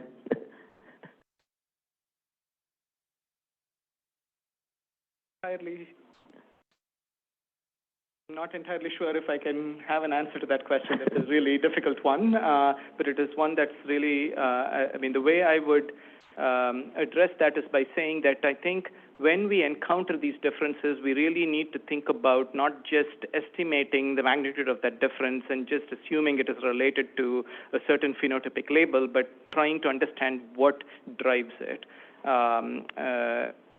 Ensuring that there is a good understanding of the mechanisms of disposition of a molecule, the mechanisms of drug action and the target biology and the variation. I think a good example might be you may be dealing with a CYP3A5 substrate where it is well known that you may have a molecule that is very efficiently metabolized by CYP3A5, let's say, relative to CYP3A4, and you may be dealing with a situation where you do see a black versus white difference in drug exposure, and therefore the safety profile as a consequence of that. But later on, if you do the genetics on the data, you may be able to actually attribute that to CYP3A5 expression versus non-expression. I mean, you may see lower exposures in Black patients that express, where the majority of the population expresses that enzyme. That might be one example. I mean, there are other experts on this panel that I would look to comment on mechanisms for this. I don't have any specific examples that I can provide where it was attributed to a certain phenotypic label, but the mechanism was subsequently understood. But I think the statins have lower dosage in Asian populations. There's a fair bit of modeling that was done actually many years ago where the capacity of transport by OATP1B1 being somewhat lower in the Asian populations was used to describe how there may be an impact on the statin dosage. So there is actually a very nice publication in CPT on this from Professor Sugiyama's research team, I believe, many years ago. So there are some examples like this where I think it's well known that there are certain molecular determinants of disposition that may co-vary with region or race or ethnicity, but I can't think of any other specific examples. Thank you. It's obviously a very multidimensional problem of one phenotypic bucket, so thanks. So we will switch to the panel discussion. Actually, that question is already not a clarification question, but it's a panel discussion question. Maybe Dr. Ramama Musa, you can also comment on that, I guess. Oh, yes, I guess it's.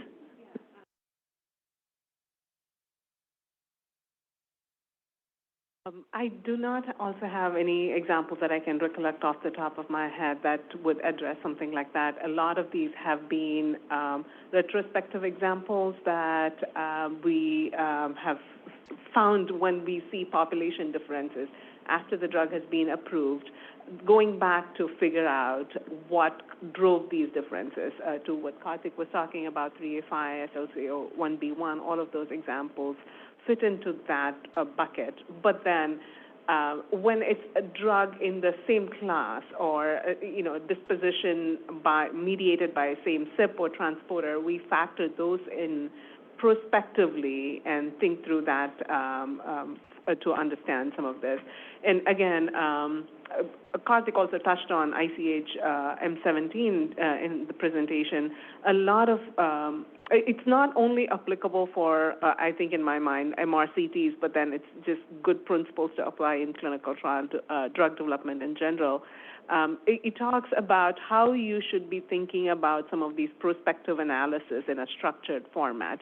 You just don't go on a fishing expedition, but then think through what are some of the rationale, and then even if it's post hoc, have some rationale that you are looking to find, or have some structured way of analysis and identify what could be potential costs. And then all of this we use as prior knowledge anyways to inform subsequent drug development.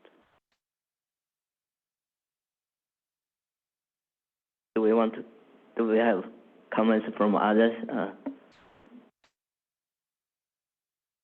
If not, I guess I have another relevant question. Like, we noticed that race or ethnicity and the region can be confounding, actually. So what can we do to improve our understanding on the true factors, including environmental factors that can help us attribute the difference on one with another? So maybe, I guess, Larry, you can start first.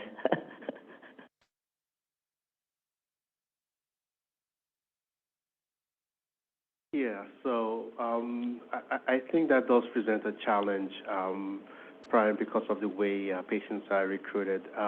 But when dealing with confounding factors, we really have to deal with it with the same way we approach it, using that quantitatively by making sure we have enough patients from different regions to be able to understand whether or not this is a region-specific difference or whether or not it's the race or ethnicity-specific difference. And I think to a fair extent, she also piggybacks on the question that Vijay brought up about trying to understand why you are seeing those differences. Because in many regions, you may when you start looking a little bit more closely, the race and ethnicity characterizations, generalizations that we typically use, we're still using them as a very rough categorization, because underlying these differences that we see are going to be some pharmacological manifestations that we need to start understanding a little bit better. So I think for right now, the confounding issue is going to be difficult because of just the way clinical trials are run. But as we increase diversity in these clinical trials, start including people from other areas, even within the U.S., within those other diverse countries too, we may be able to isolate and start to understand where these differences are coming from and mitigate some of those confounding region versus race clouders. Thank you, Larry. Dr. Kijama, do you have any comments? I have a comment about the extrinsic factors. About the extrinsic factors such as environmental factors will change over time. Factors about for example, the disease definitions, methods of diagnosis, and the understanding of certain endpoints, medical practice and treatment, the cultural or socio-economic factors, access to the healthcare. It's described in the ICT 17. It's changing the given time. So we concerning factors, cautions should be used when comparing the studies concerning in the past study. I think the realistic to examine the differences using methods based on the empirical model approaches and consider the clinical significance. But this does not necessarily relate to the understanding of the true factors.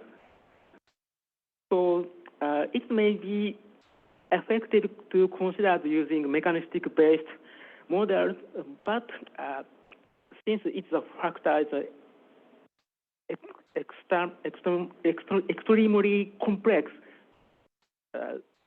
Extreme factor is very complex issue. So such as model-based approach is maybe difficult unless for the clear factors. So I think the empirical model-based approach is reasonably now. It's a very difficult problem, I think so. Thank you, Dr. Kinjal. I think Dr. Venkata's creation's last example for the microbiomes, the dynamic change further increased the complexity for this situation. So do you have any further comments on this topic?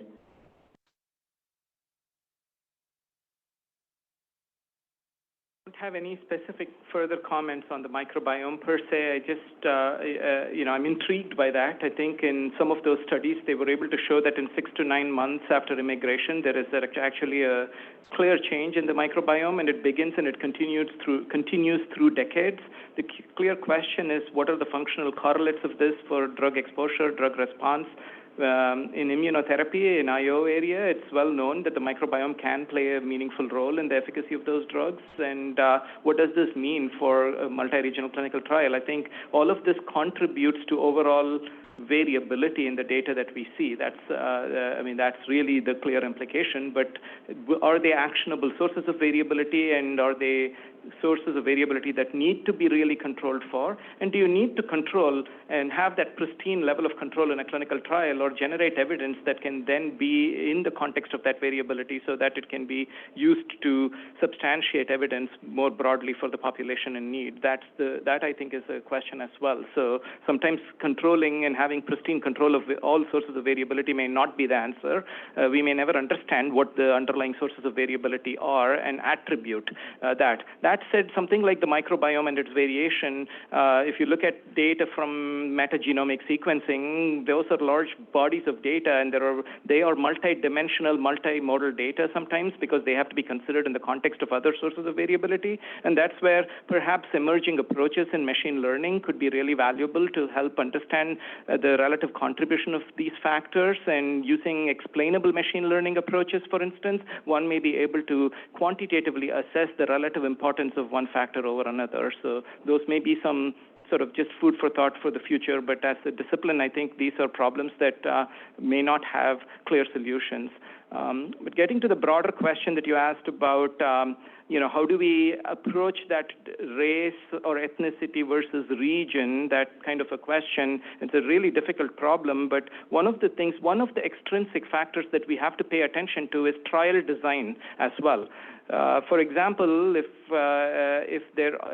there is a phase 1 bridging study in East Asia that's being done to try to do a dose escalation to find the MTD and ultimately define a dosage, not saying that's the MTD, of a drug, the definition of something as simple as DLT criteria in the protocol needs to be harmonized with what the Western clinical program and its the first-in-human study in the West had. I've encountered situations where maybe, the parts of a large multinational company that are involved in clinical development for the Western part of clinical development versus maybe the Asian part of clinical development are different, and the protocol templates, something as simple as protocol templates, may not be harmonized, and definitions of DLTs may not be identical. And if so, that could introduce a design-related difference in our understanding of the dose toxicity relationship, for instance. Also, it's important to really understand, talking to clinical investigators in the regions where we operate in designing multi-regional clinical trials, now with increasing ability to also do phase 1 MRCTs, to bring in Asian countries, for instance, into our dose-defining phase 1 studies. It's important to really understand the clinical practice, because a lot of what is the threshold of a clinician in different countries for maybe initiating a transfusion for a patient that's experiencing anemia, for instance, that may be different in different regions, for instance. So these are all the extrinsic factors around medical practice that also need to be understood. Yes, thank you, Dr. Venkata Krishnan. And actually, you raised up a very powerful voice, like every patient's data matter, and we need to maximize the value of emerging data. So I'm wondering what the role can MIDD or other approaches play in understanding the factors causing those differences across those rigor effects in those subpopulations. Maybe because anyone wants to start this? Maybe Dr. Ramamus, you can start with. You start the question on MIDD on a non-modeler. So from a non-modeler perspective, there's just one comment on the MIDD, that from looking through several NDA, BLA applications, one of the things that does come to mind is some of these ad hoc comparisons that we do for our PBPK analysis, or particularly, so we have these country combinations or region-country comparisons, and something that I alluded to in my talk, and also Karthik had talked about it. So one of the things that's important is to think through thoughtfully what are the factors that could contribute to differences, and then using that to determine the comparison population, whether it's Japanese, I've seen Japanese versus non-Japanese, where non-Japanese also include Chinese population. Sometimes it's Asians versus U.S. and Canada. It's really ad hoc combination sometimes where the rationale is not included, but thinking through what are the factors that are different, the intrinsic factors, the extrinsic factors that are different, and then looking to a pool across regions thoughtfully would be my one comment with respect to MIDD. I think with non-MIDD approaches, I mean, again, thinking about biomarkers, because some of the biomarkers can be predictive, prognostic, and value, and we do have some examples of regional race, ethnicity, specific differences in those, so considering biomarkers also in the equation. So I will say to a fair extent that with regards to the contribution of one patient, I think they're very important, primarily because right now a lot of the data we have are from very, very few patients. We have 2, 3, 4 patients in a 800-patient clinical study, and so we really need to understand what exactly we have. And understanding them in context too, because when you have such a large size population and so few patients in there that are different, so to speak, understanding why they are the same or why they are different is really very important. Now, a lot of advances have come by identifying and understanding why this one patient is acting differently than you would expect. So even when you come to the table thinking, oh, we don't expect any differences, or we don't see, or we don't think we're going to be seeing any differences, when you see that one patient straying from what is considered conventional wisdom, or why is that one patient being different, it's important for you to look at that and either catalog it or at the very least trying to understand it a little bit better, because it may not be important today, but tomorrow, you know, in 3 months and 6 months, it may very well be. A lot of the genomic understanding and a lot of what has ended up in the labels right now with regards to pharmacogenomics started with 1, 2, maybe 3 patients that, this is weird. Why is this patient acting this way? Why are we having toxicities in this guy versus everyone else? And as time has developed, we started to understand that a lot better, and that's the power of the individual patient. Thank you, Larry. Do we have any question online? So one of the questions is, let's say the differences due to race or ethnicity or region were observed in pilot studies, but cannot be confirmed by preclinical PK, in vitro PK, or other information available for the molecule during the development. In that case, how much consideration should be given to race and ethnicity when designing the pivotal trial? Can you answer it, Dr. Mikata? Just call me Karthik, please. Thank you.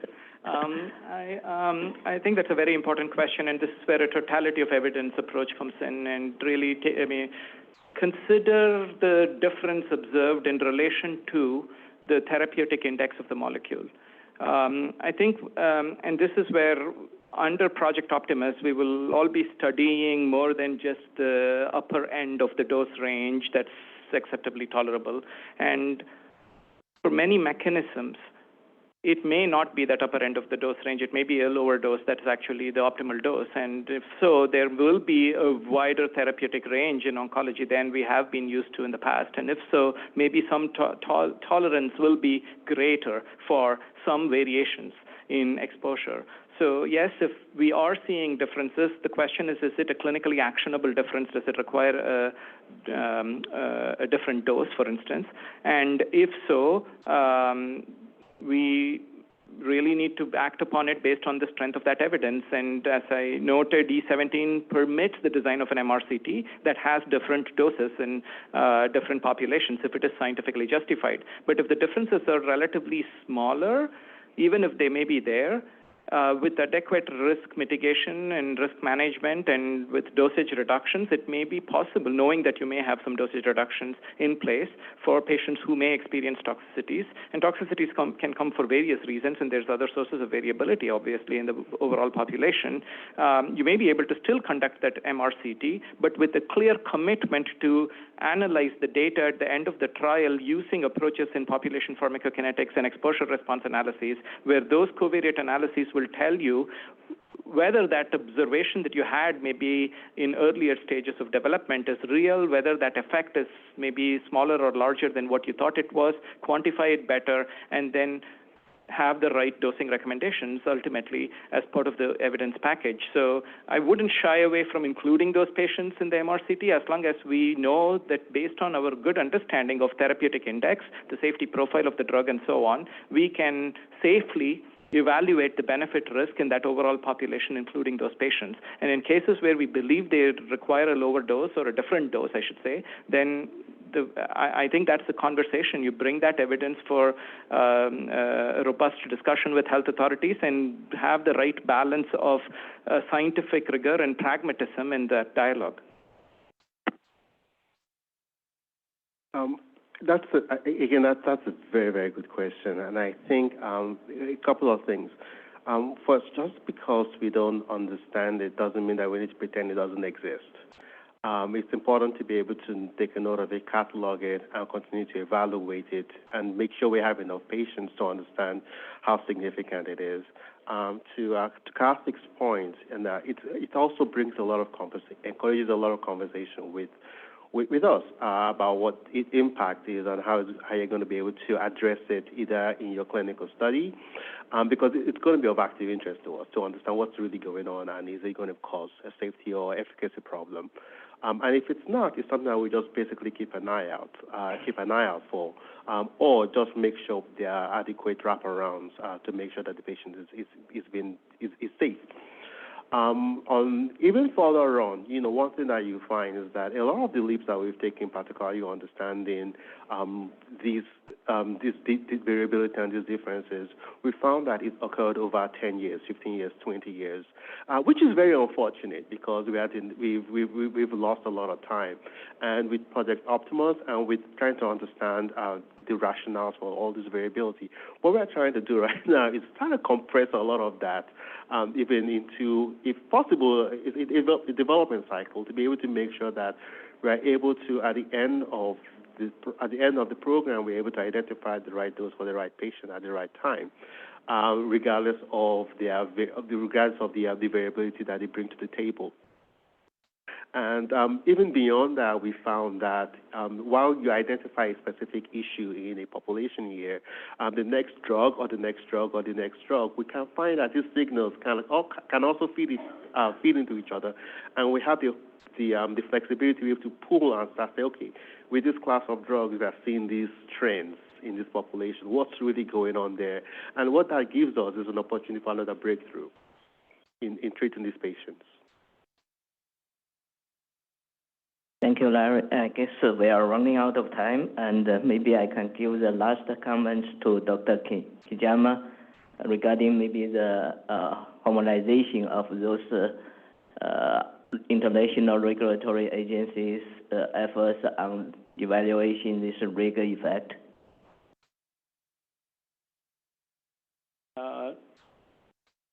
I presented in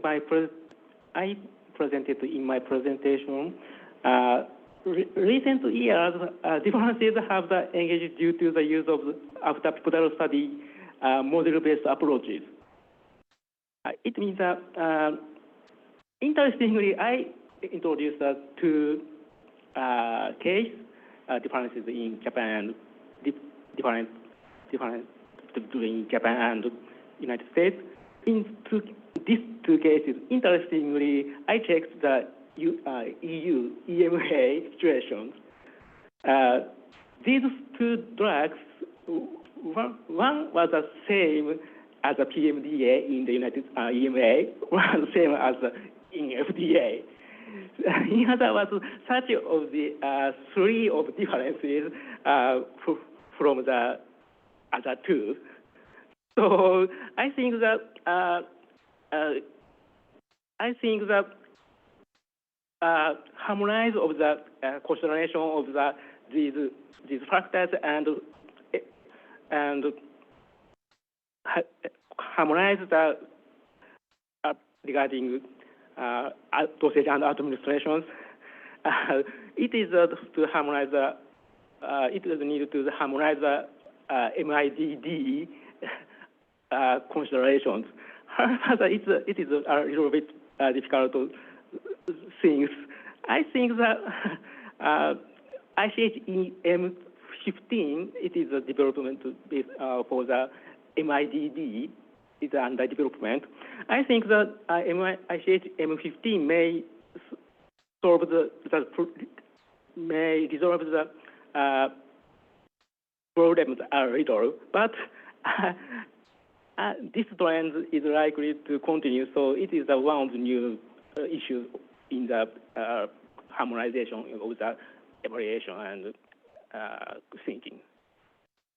Thanks, Dr. Kijama. I guess we are running out of time, so we will have 10 minutes break and then rejoin at 2:45.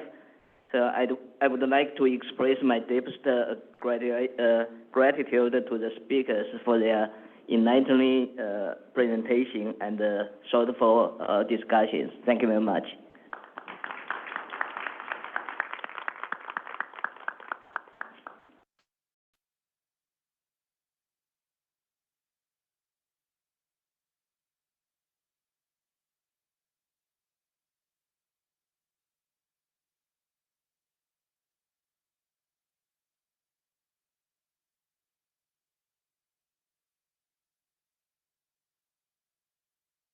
Right, so welcome back to the last session of the day, and I'm going to request all the speakers and panelists to please come and take their position.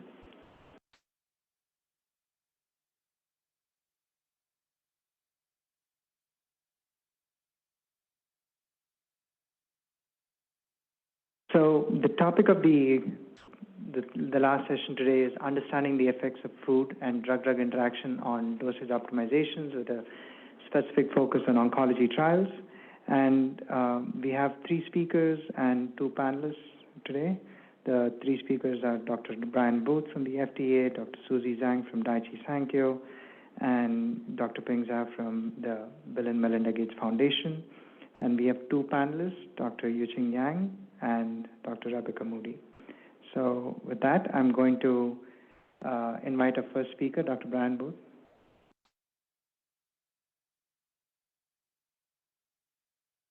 Okay.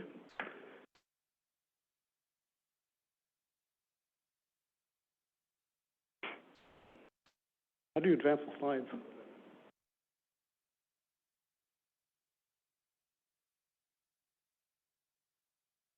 Got it. All right, thank you. Good afternoon, everybody. Thanks for hanging in there for our final session this afternoon. I want to spend a few minutes sort of setting the stage about the start of a discussion, I hope, about using MIDD to better understand the effects of food interactions, drug interactions, when it comes to selecting doses for oncology drugs during development. So we all know that food-drug interactions and drug-drug interactions are important characteristics of the clinical pharmacology of the drugs we look at. And we have some fundamental questions that we address with some of the clinical studies that we do. So for instance, with food studies, one of the basic questions is whether you can administer this medication with food or without regard to food, or whether there's a food interaction, and in that case, what are some of the things you're going to have to do to manage those kinds of interactions, to get it with different kinds of food or fasted or what have you. Similarly, for drug-drug interaction studies, based on the metabolism of the drug, we can have drug-drug interactions with some of the concomitant medications that patients are given, and those can lead to deleterious effects, and so we need to know, what to do about these things. What are the drugs we need to avoid? Or do we adjust doses, those kinds of things. And then there's another situation where we know we're going to have to give these drugs together. They can't be avoided. Examples are glioblastoma multiforme, where patients are on anticonvulsants. These can be 3A4 inhibitors, so that can be problematic. Another example is the AML, where the patients are ubiquitously on antifungal agents, which are also strong or can be strong CYP3A4 inhibitors. And so trying to understand how you're going to give these doses together and manage those situations are things we're always concerned with. So here's a couple of examples of some of the things that we do. Right, so we have a food-drug interaction on the left with Turalio, pexidartinib, and a drug-drug interaction example on the right with ibrutinib and ketoconazole. And on the left, you can see that the high-fat meal, shown by the gray curve, has a very big effect on the exposure of the drug. And so this raises some concerns right off the bat about how you're going to manage this, because this can lead to higher adverse event rates in these patients, and that can be pretty problematic. Okay. In the case of the ibrutinib, you can see that giving it with ketoconazole caused a very massive increase in the exposure, right? And so we knew right away we would have to write instructions in the labeling about not taking these drugs together. But these kinds of studies didn't answer all the questions. In fact, they raised other ones. So if we come back to the pexidartinib example, a question that came up is, what's the impact of a low-fat meal? Does it do the same thing as a high-fat meal or not? And if it doesn't, can we use that to our advantage in how we try to treat the patients? Similarly with ibrutinib, the effect was so big with ketoconazole, we then had to start thinking about what are we going to do with moderate inhibitors, for which we didn't have any information, and perhaps even weak inhibitors because the interaction was so big. Well, to continue with the pexidartinib story, we actually did another clinical study, okay, and this was done with a low-fat meal. And so here you can see, again, the gray shows you the impact of the high-fat meal. The blue shows you the impact of the low-fat meal, okay? It's not as big as the high-fat meal, so that's kind of a good thing. And with this information, the team was able to consider the patient setting and decided it would be best to dose the drug with a low-fat meal, given they were going to take this medication for a very long period of time. And that was a good outcome. But one of the things you'll see is that it took about 3 years to complete the study and get that information in the label. And that's a very long time, for the patients and the caregivers to go without information that's critical about how to handle the drug. So I think these examples illustrate a couple of things. And the first is, there are really limits on, how many clinical studies you can do, okay? It becomes infeasible and very, very expensive. We can't keep doing these ad nauseum, and so we need to look at other modalities here. These studies also don't answer all the questions. In fact, a lot of the times they end up posing other questions that we need to address. And lastly, as you can see, a lot of the times these studies can be carried out for very long periods of time, leaving the patients vulnerable to potentially some bad outcomes. So what we wanted to start talking about is how we can start using MIDD to better understand dose selection for food and DDI kinds of interactions. And so beginning with food, you can come up with a lot of different questions, and these are some that just were on the top of my head, right? And certainly everybody else in the audience can come up with some additional ones. But, can we use MIDD early to assess different kinds of meal and the impact it has, low fat, high fat, maybe even other types of special kinds of meals in particular cases? What about assessing the interval between dosing your drug relative to the administration of food? With Zytiga, we saw that was a very big problem. So can we use MIDD here to better understand those kinds of situations? Is there, an example or a case where the effects of the food are bigger at the beginning of treatment compared to what happens at steady state? That might be something else you want to look at. And, can we use MIDD to really assess patient outcomes given different fed conditions so that we can recommend better dosing strategies to be tested earlier in development? So for drug-drug interactions, you can ask similar kinds of questions, right? So Is there a difference between DDI in the short term versus something that happens at steady state?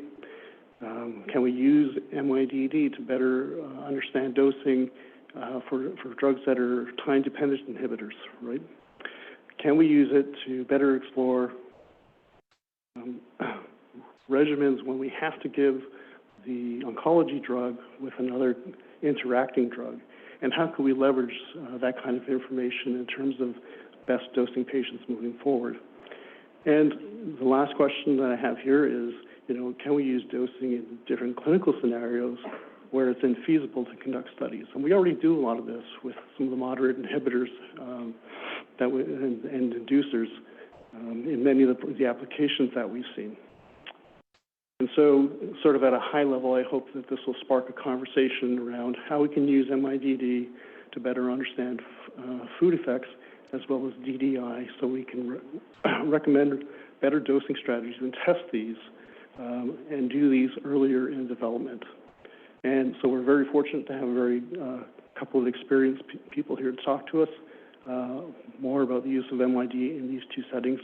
And I'm going to end here, hoping you'll all have a lot of questions and so forth to ask us about this. Thank you.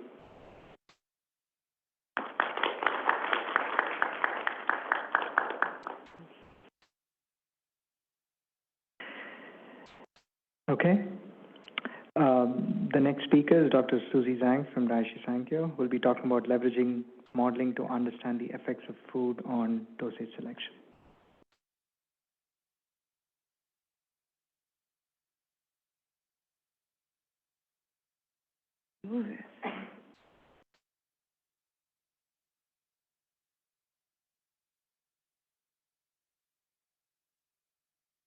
Thank you, IJ. And also, thanks to Brian for setting the stage. I would like also thank the organizers for the opportunity to present one of the commonly assessed extrinsic factors, which is food effect. So I'm going to talk about leveraging modeling to understand the effect of food on dosage selection, specifically focus on one of the modeling tools, which is physiologically based pharmacokinetic modeling simulation, which really gives you prediction of food effect rather than characterization. I have a few disclaimers here. So for today's presentation, I'll first talk a little bit mechanistic modeling of oral absorption. So talks a little bit about how these models are developed, validated, which is the foundation for food effect modeling. And then we'll talk a little bit about food effect mechanisms. So after you take a food, what are the physiological parameters that changed and how those are incorporated in the model. And then I will talk a little bit, give two examples, case studies, and then have a summary. So for food effect prediction, we'll talk standard meal or regular general meal, FDA standard meal. We'll talk a little bit about, we'll talk immediate release formulations. There are other specific foods or drinks, such as grapefruit juice or alcohol, which involves other mechanisms, which we will not be talking about today. And for modified release formulations, which may involve more complicated mechanisms, we will not be talking about them today. So a little bit about factors affecting oral absorption, how the solid dosage form is absorbed is illustrated in this figure. So when a patient takes a oral solid dosage form, the drug usually disintegrated and then dissolved, and then the dissolved drug enters into enterocyte and goes through portal vein and then go into the enterocyte. So in the enterocyte, there are also complicated things are happening, such as the metabolism. You have gut metabolism, first pass metabolism. If the drug is a substrate of efflux transporter or influx transporter, it can be pumped back or be facilitated into absorption bloodstream. And all the undissolved and dissolved forms can further transit along the GI tract. And the factors that impact this process, including solubility, pKa,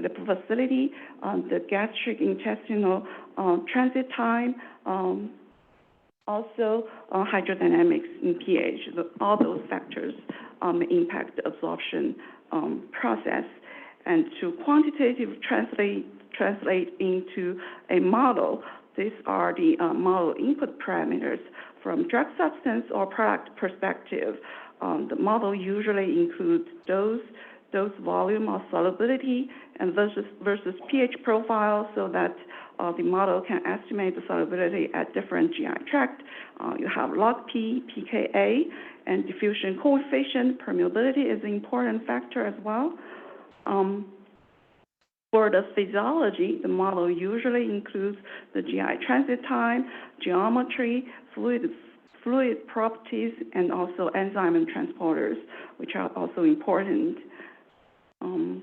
And then you incorporate all these parameters into mathematical equations, and the model will predict the absorption, fraction absorbed, or the gut metabolism, and it will also give you in vivo dissolution and the drug concentration in each GI compartment.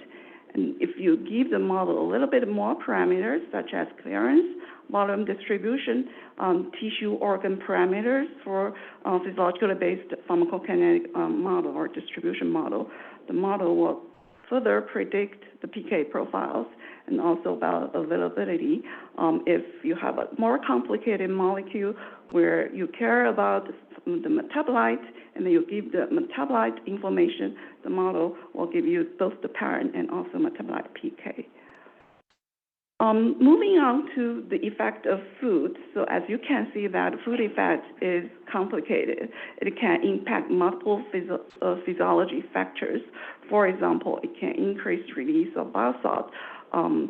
In the stomach, it increase pH, delay the gastric emptying time, increase the fluid volume, so on and so forth. In the small intestine, it may alter the intestinal enzyme activity, bile salt motility, osmolarity, and also potentially alter the activity of transporters and CYP enzymes. May also impact the physiology change in large intestine. However, when we translate these physiology factors into a model, in general or commonly, we will evaluate the effect on drug solubilization, precipitation, in vivo dissolution, or sometimes saturation of liver enzymes. So as you can see that the translation can be complicated, especially a quantitative translation. In general, we would observe, I would characterize them as three different types of food effect. The first type is there's no food effect. So under fasting and fat condition, the Cmax and the AUC usually are similar. However, in general, you would observe a shift in Tmax due to the delayed gastric emptying time. The second category is commonly observed food effect is the positive food effect. So after giving the drug with a food, you would see increase in Cmax as well as AUC. And some of the mechanisms could be the increased pH, increased bile salt concentration. So the drug solubility or dissolution in the GI tract on the fat condition is increased. And it could also be the inhibition of efflux transporters if efflux transporters play a significant role in the drug's absorption. And the third category is the negative food effect. When the drug is given with food, we observe the decrease in Cmax and AUC. And this happened in some of the BCS class 3 compounds. The potential mechanisms to explain this could be the decrease in permeability and food-drug binding, or food cost increase in drug degradation. And some of the drugs, if it's biliary excreted, and the food may alter the biliary flow, and that can also cause some of the observed negative food effect. However, food effect, we talk about the change in PK, but the change in PK may not be directly translated into the dosage recommendation. Here, you see three examples where they all have positive food effect, which means when the drug is given with food, Cmax or AUC are increased. However, when we look at the dose recommendation, they have different recommendations. Some of them is recommended with food, and some is recommended without food, and some is recommended regardless of food. And similarly, for drugs with negative food effect, meaning that the AUC and Cmax are decreased when they are given with food, and the dosage recommendation can also be different. And the reason is because there are other considerations, such as how was the phase 3 or phase 2 or phase 3 studies were conducted, and what is the exposure-response relationships for safety and efficacy, and what are the therapeutic windows for those drugs. So those are some of the additional considerations in addition to PK when we do the dosage recommendation. I want to talk a little bit about the food-drug interaction modeling process and validation. So in general, we start with in vitro data, including solubility, permeability, dissolution, and also if you have an IV data to characterize this position and the clearance, we also use that. And use that data to put into a mechanistic absorption model under the fasting condition. Usually the model is validated against at least a fasting study, and if the model validation is good, then no refinement is needed. But if the model prediction is a little bit off, you probably need some more refinement. And then moving on to the food effect prediction. So again, we use in vitro data that are relevant to the fat condition. For example, you measure dissolution or solubility on the fat, using FASIV condition, and then incorporate the physiology change under the fat condition, which we just discussed before, and then to predict the PK under the fat condition. However, how well is the prediction is a separate question that we will talk a little bit later. I want also review a little bit about how a drug-drug interaction model is developed and validated so that we can compare drug-drug interaction prediction versus food effect prediction so that we can understand where the gaps are. When we do drug-drug interaction prediction, usually we will develop these substrate models. I'm using CYP3A, which is commonly seen pathway as example. We have this so-called sensitive, maybe some of them are not sensitive, but probe substrate, meaning that we understand its clearance pathway well. We developed these substrate models, and then we have inhibitor models developed. So all these inhibitor models are developed based on DDI studies with specific substrates. For example, clarithromycin, which is a strong substrate inhibitor, we develop a model, validate its performance against DDI studies with different substrates to characterize its inhibition effect towards CYP3A4. So we do the same thing for the other probe inhibitors. And then similarly, we for inducers, we also developed a model, validated a model against different substrates for the specific pathway.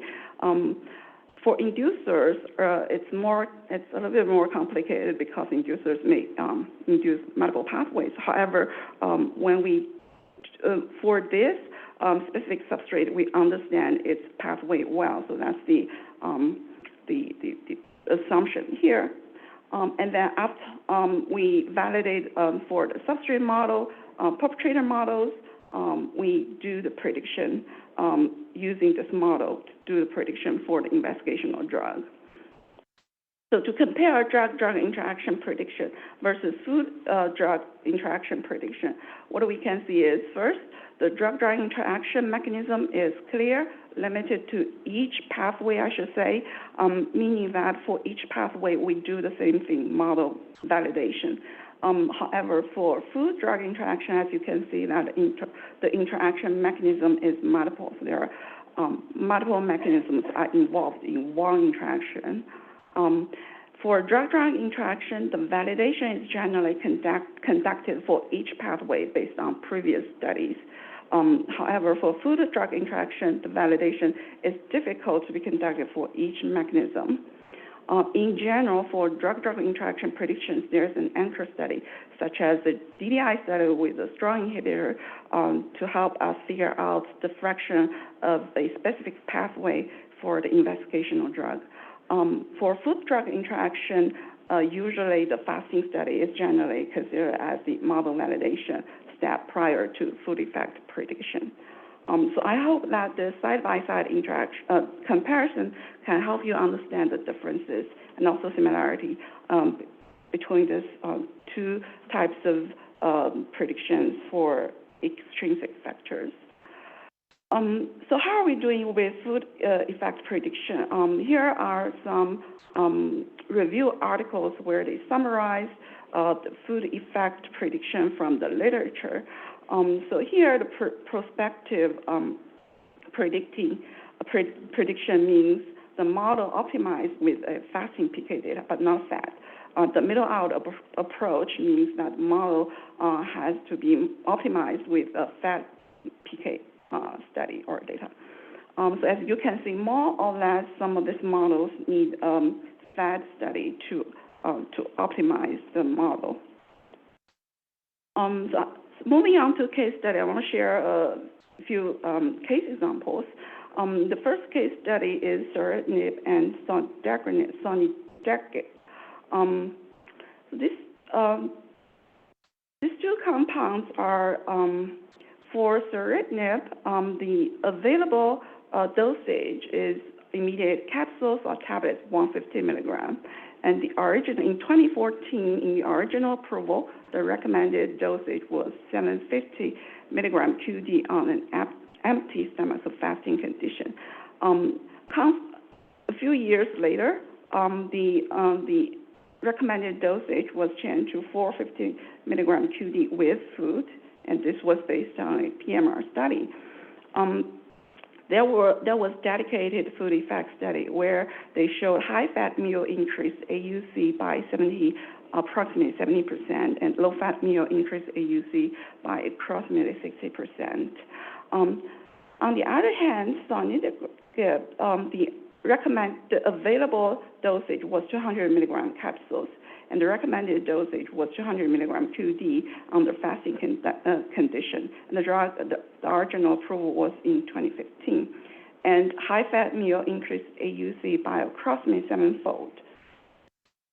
So both drugs have positive food effect. They have different recommendations.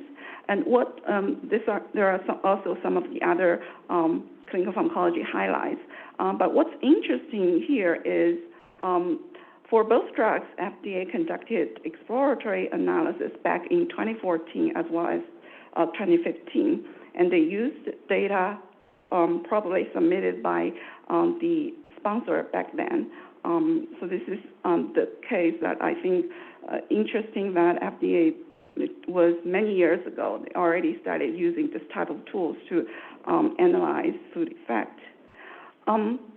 We can take a brief look at what in the PBPK model. The purpose, of course, both were exploratory analysis, and the mechanistic oral absorption models were used, and probably the data available were in the submission package. And for the soritinib case, based on the review, it says that Cmax was reasonably predicted. However, the model underpredicted AUC. And for sonidegib case, where the model underpredicted both AUC and Cmax, as you can see that the AUC and Cmax increase were pretty dramatic, approximately 7-fold. For soritinib, there was a PMR to evaluate the GI tolerability, efficacy, and PK. And consequently, based on the PMR results, the dosage was revised in 2017. For sonidegib, the recommendation was under fasting condition, potentially because there is a positive exposure-response relationship for safety. The second case that I'm going to talk about is trospium. I want to use this example to illustrate the importance of identifying relevant mechanisms. Trospium is a BCS class 3 compound. It has pretty low log P. The intrinsic solubility is 0.8 approximately. The absolute bioavailability is approximately 10%. The food had negative effect on AUC and Cmax, so it decreased Cmax and AUC by 70 to 80%. And the major excretion pathway is active tubular excretion. So in this modeling and simulation, what's interesting is there were this gastric infusion study where the researchers, they used this set of data to retrospectively optimize the permeability on the both fasting condition as well as fat condition. So as you can see that the permeability on the fat condition is approximately half of that on the fasting condition. So in this model, the disposition model was developed based on IV data, and the permeability was derived from the gastric infusion data on the both fasting and fat conditions. And also, slower dissolution in the fat state was the slower dissolution in high viscosity solution was observed. So slower dissolution in fat state due to higher viscosity was also incorporated in the model. So in the model, this is how the model performs in terms of predicting the PK on the fasting condition. The model predicted for 3 dose levels, and of note, the 3 dose levels came from 3 different studies. So the model underpredict 1 dose level, which could be due to the large variability of different trials. If you look at the observed data, that on the 30 milligrams, the observed AUC is actually the highest across these 3 different dose levels. Incorporating the differences in permeability as well as the difference in dissolution on the fat condition, the researchers, they conducted 2 scenarios. One is without considering the viscosity, the lower dissolution in higher viscosity solution, and the other prediction was considering that effect. So as you can see that when comparing the fat versus fat ratio, the prediction was pretty close to the observed. If not considering the slower dissolution on the fat condition, you will see that the predicted ratio is 0.47, while the observed is 0.37.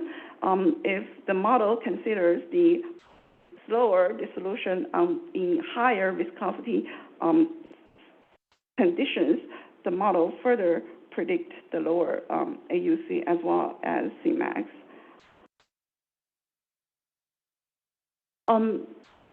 So what are the major gaps when we went through all these mechanisms, and also what are in the model, what are not in the model?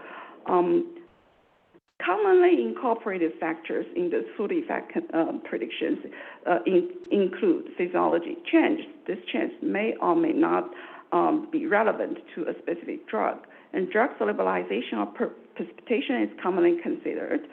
Drug in vivo dissolution profile is commonly considered. And sometimes the liver enzyme and also the first pass metabolism. However, there are also some other factors which were not routinely tested in either lab or drug development, such as decrease in permeability, food-drug binding interaction, change in viscosity of GI fluid, and so on and so forth. Those may also change absorption, but may not be commonly tested in lab. So to close the gap, I think it is important to establish best practice, such as how the model should be developed, should be optimized, validated, what are the common testings should be conducted. And also, many of these factors that may cause negative food effect are not commonly considered. Also, therefore, usually for negative food effect prediction, the confidence is low.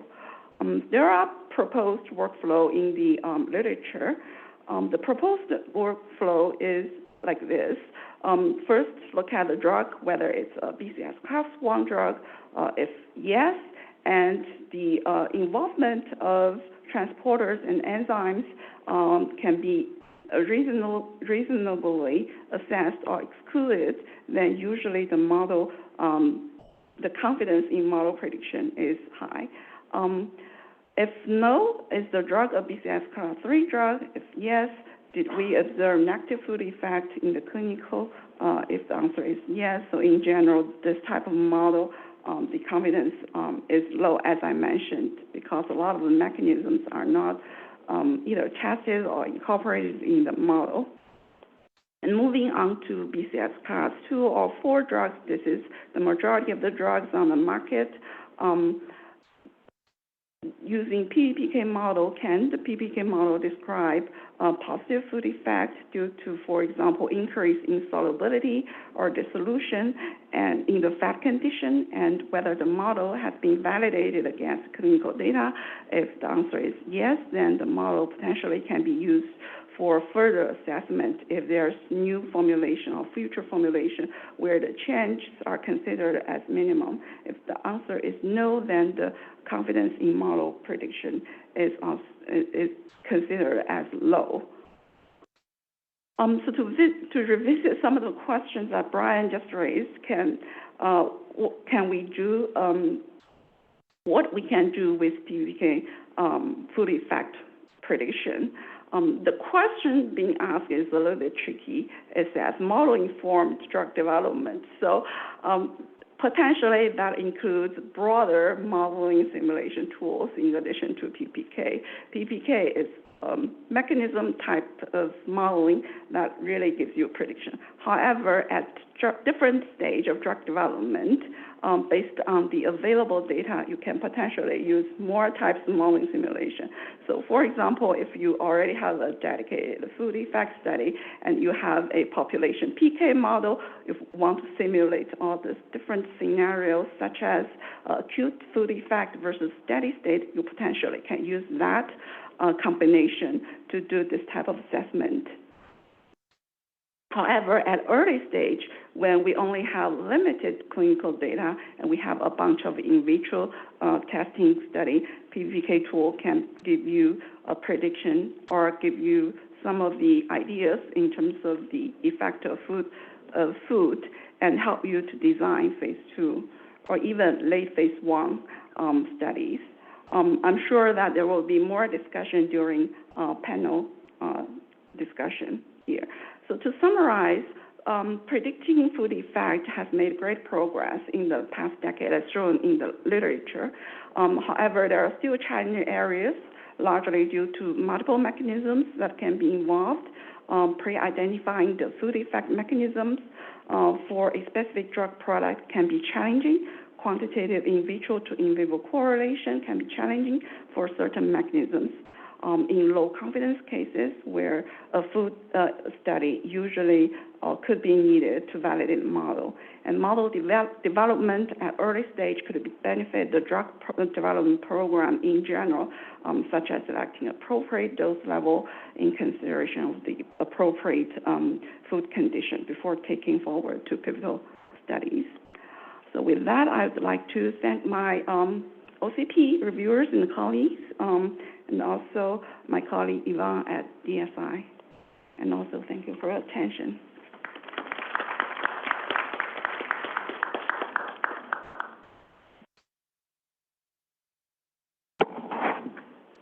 Thank you, Dr. Zhang.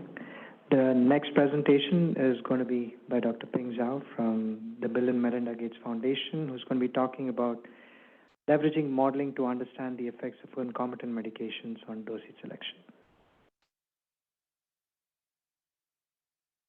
Good afternoon. Thank you, the organizers, for the kind invitation, and also the trust in letting me deliver this lecture around the DDI management in oncology drug development, even though I haven't been doing oncology for the last 6 years. But DDI is dear to my heart, and the views expressed are personal. And I also like to thank Dr. Zhang for her presentation, because that should have primed the audience with a lot of PBPK modeling. Okay, so the green one, all right.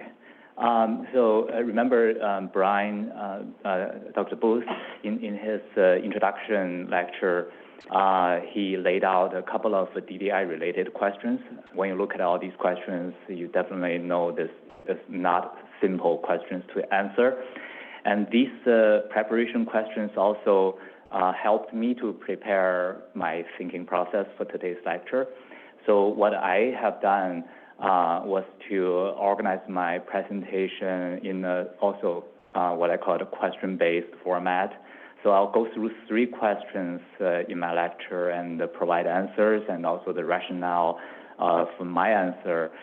First question is, does technology allow us to answer all these complex DDI questions? Let's call them Dr. Booth's question. And my answer is yes. And the second question, are we able to address these DDI questions for all drugs with certainty now? The answer is no. And what about in the future? So my answer is likely.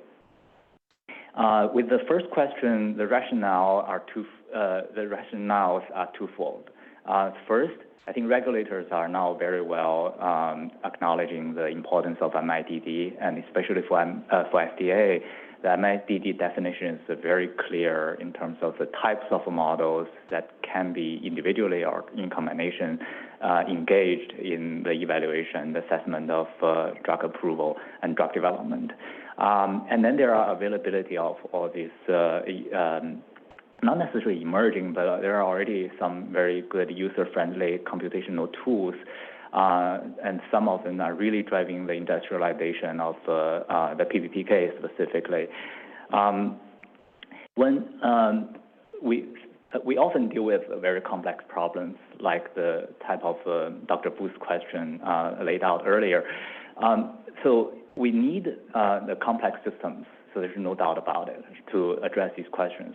So in addition to our thinking process, just use our brain to kind of say, oh, you know, I don't need anything else. I can think it through, right? We often need data. We need methodology, workflow, you know, software, hardware, in combination to solve the problem. And those individualization or medicine individualization is a complex problem because there are so many intrinsic and extrinsic factors as we discussed throughout the day. So we probably need all different kinds of MIDD methodologies or models to solve such complex problems. And those individualization problem is actually a pharmacology problem in principle. And the pharmacology itself is highly complex, right? So in 1937, this Dr. Theriot published his so he's MD, right? So he published his model using the hand-drawn graph to illustrate his desire to understand pharmacology, the complexity behind it. And then over time, we see that this type of model is really making sense because you know, it represents clinicians' sort of a viewpoint about how pharmacology could be complex and how we can use mathematics to solve the problem. So his model was deemed by many as the first PBPK model, and interestingly, arguably, many people also think that model was the very first pharmacokinetic model. So in essence, even 90 years ago, when we start to think things pharmacokinetically, we have to put physiology into the context. And today, I think it's no need for me to kind of articulate the importance of PBPK and how beautifully it can fit into this paradigm to understand the intrinsic factor and or extrinsic factor in combination that can affect the performance of or the behavior of a drug molecule. And simply because this type of model separates drug-dependent information from that of the drug-independent information of the human physiology. And even at early stage in drug discovery, when you have limited data, you can already start doing the so-called prospective predictions of the drug behavior. That is a very unique feature for PBPK. And if you think about the last 90 years, right, so there's not a whole lot of innovations in pharmacology because we can argue, we can debate, but literally when you look at the far left-hand side, Dr. Theriaul's model, it really, laid out how we should think about the drug behavior in a kind of a mathematical and kinetic term. It is really just a technology information that now, if I reflect this last 20, 30 years of the progress of PBPK modeling and QSP modeling, is really the technology innovation that bring the PBPK type of model alive and realize the doctor's dream. And today, PBPK is, I would say it is industrialized because it is routinely applied, right? And it really provides efficient analysis for us and also efficient communication. And it also presents a very powerful platform for knowledge integration. Then when you think about just industrialization definition in general, there are many drivers, right? If you look at today's PBPK modeling, or very quickly, I think in the near future, QSP modeling, right? So in order for it to be industrialized, it has all these characteristics, more or less. Then at the turn of the millennium, we start to see the increased application, increased publication of the PBPK research. That's really thanks to the availability of the advanced tools. I think the same thing will apply for QSP type of modeling. So today, the use of a PBPK is really routine. As you can see on this graph published by Dr. Zhang and her colleague back in 2020. In 2019, in 1 year, more than 40% of FDA approval included PBPK analysis. And the majority of them are DDI related, in total about 60%. If you look at this graph that is summarized by one of the software developer, more than 100 new drugs approval have been supported by PBPK analysis, impacting more than 300 labeling claims. What's interesting about this graph is there are multiple therapeutic areas are embracing this technology, and oncology is the most prevalent therapeutic area using PBPK. So this talk, to prepare this talk, I just couldn't resist myself looking into the data. Right? I wanted to be sort of evidence-based, and so I did a preliminary analysis, not QC, just to give a disclaimer here. I look at the 2023 FDA approvals. There are 36 NDA/BLA with FDA review published before September 22nd. And out of these 36, 15 included PBPK analysis, 8 of them related to oncology, 13 out of the 15 are primarily related to the assessment of the drug-drug interaction. 8 of them have clear labeling impact. The other 7 is not very clear, but you can try to make a stretch. And also, out of the 15, 12 are using specialized PBPK software tools. So with industrialization and everything that's happening, the broad use of DDI, broad use in the therapeutic area of oncology, so it moves to the second question. So are we able to address these questions for all drugs at present time? The answer is no. It's just simply because there's always knowledge gaps here and there. So science is always evolving. We have tons more gaps in terms of the sort of a drug-independent component of PBPK model. So when you look at the data, the same data, it's very encouraging to, first of all, to see a lot of very detailed reviews published by the FDA colleagues. And then if you drill down to the detail, you find that actually not all of them were accepted by FDA. So it's a very interesting analysis, very interesting notion to state. When you look at all these 15 submissions or NDA BLA approvals, you can largely categorize about 31 application categories. And across drug interaction assessment, hepatic impairment, renal impairment, formulation, and so on, you see generally nearly 50% of the applications either not accepted by the reviewers or not reviewed for some reasons. When you look at the reasons behind the non-acceptance, for taking DDI, for example, you sort of see the general pattern. There's uncertainty around the metabolic pathway or the clearance pathway of the investigational drug to be tested, and also the uncertainty or the sort of uncomfortableness by the reviewer on sponsors' rationale of using the perpetrator drug that might have multiple drug interaction mechanisms, such as combined CYP3 induction with OATP inhibition. And also, this last example is the inadequacy to predict the effect of cytokine changes on CYP levels. So then we'll quickly move to the next question.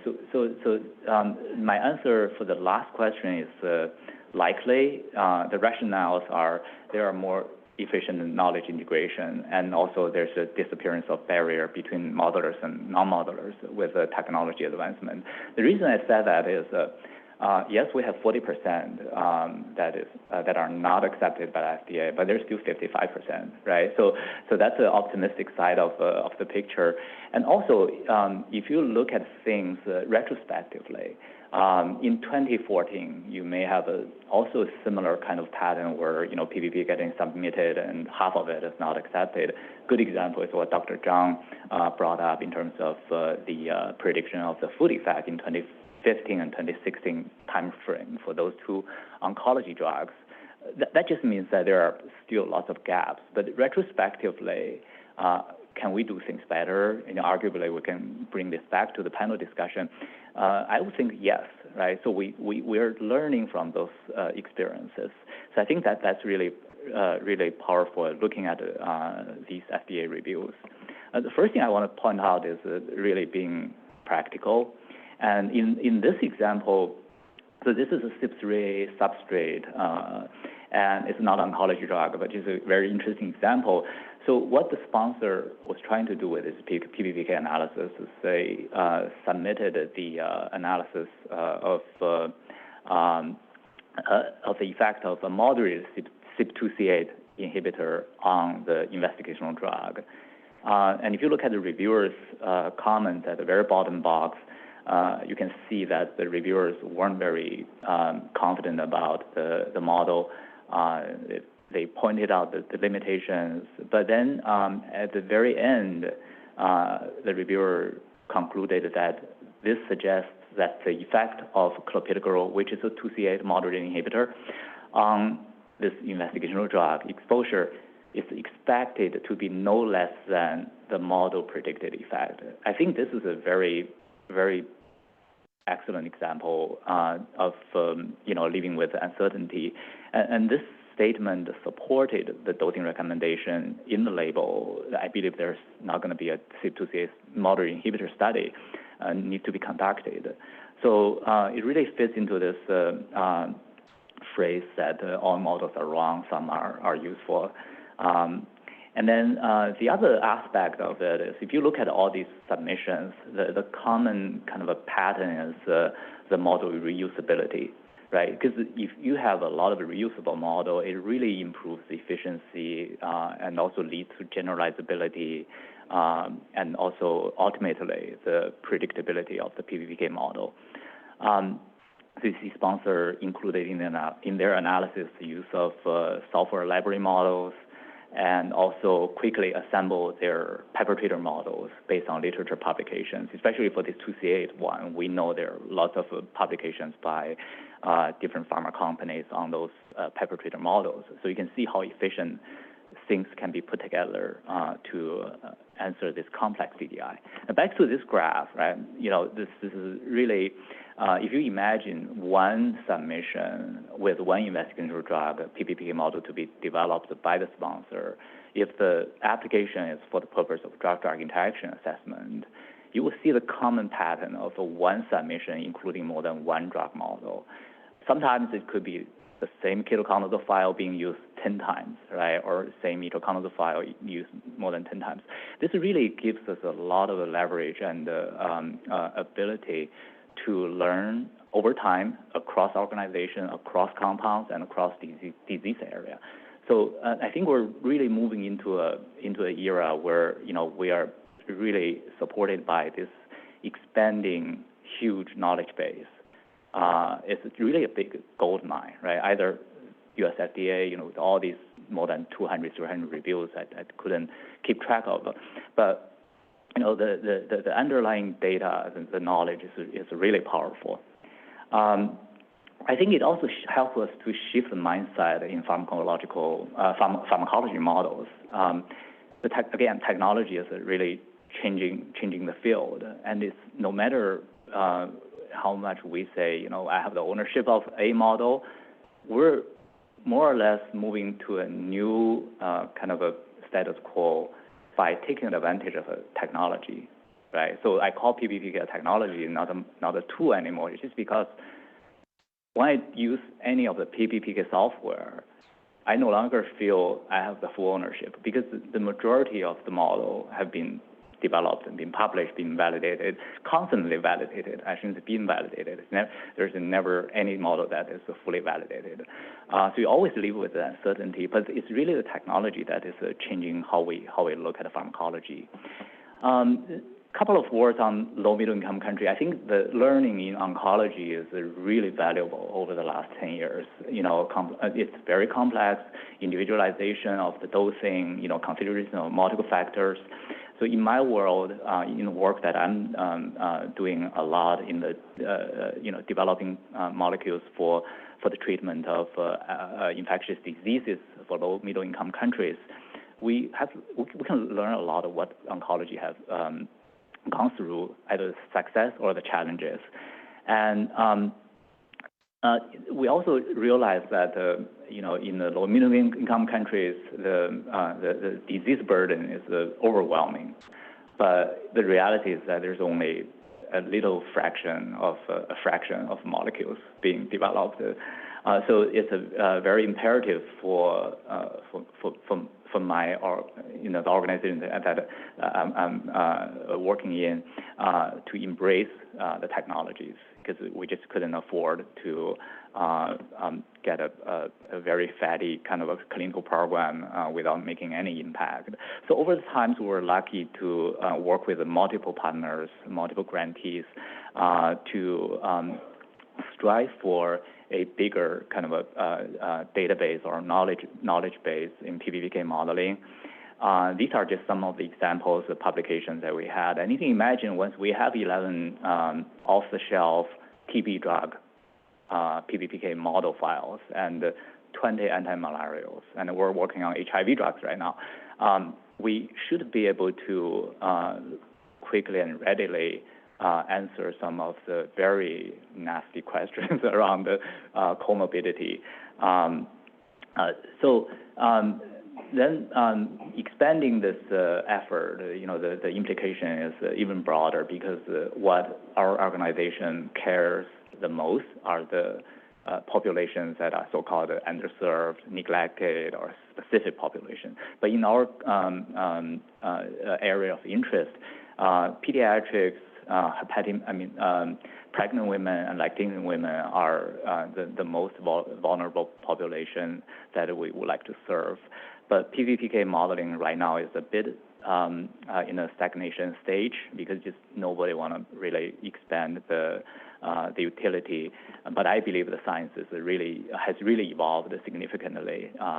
Then one last this last slide that I want to allude to is really using the technologies. We're breaking down the barriers between modelers and non-modelers.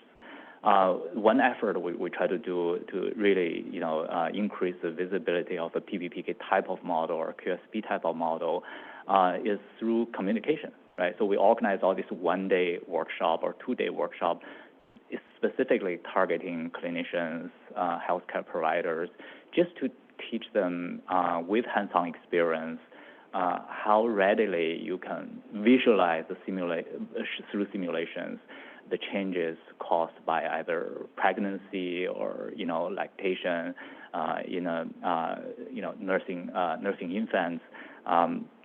So that has been very successful, and we'll continue to do perform those workshops in the years to come until this is really the message really came through. So in summary, technology innovation allows efficient and comprehensive evaluation of DDI scenarios. So technology is there, and we can be fit for purpose oftentimes. Now, how prevalent it is a matter of time evolving, and that's where the best practice, the guidance is always needed. The updates are required, and knowledge base continue to grow. So there's no doubt about it, right? So and in many times in a much organized way now, right?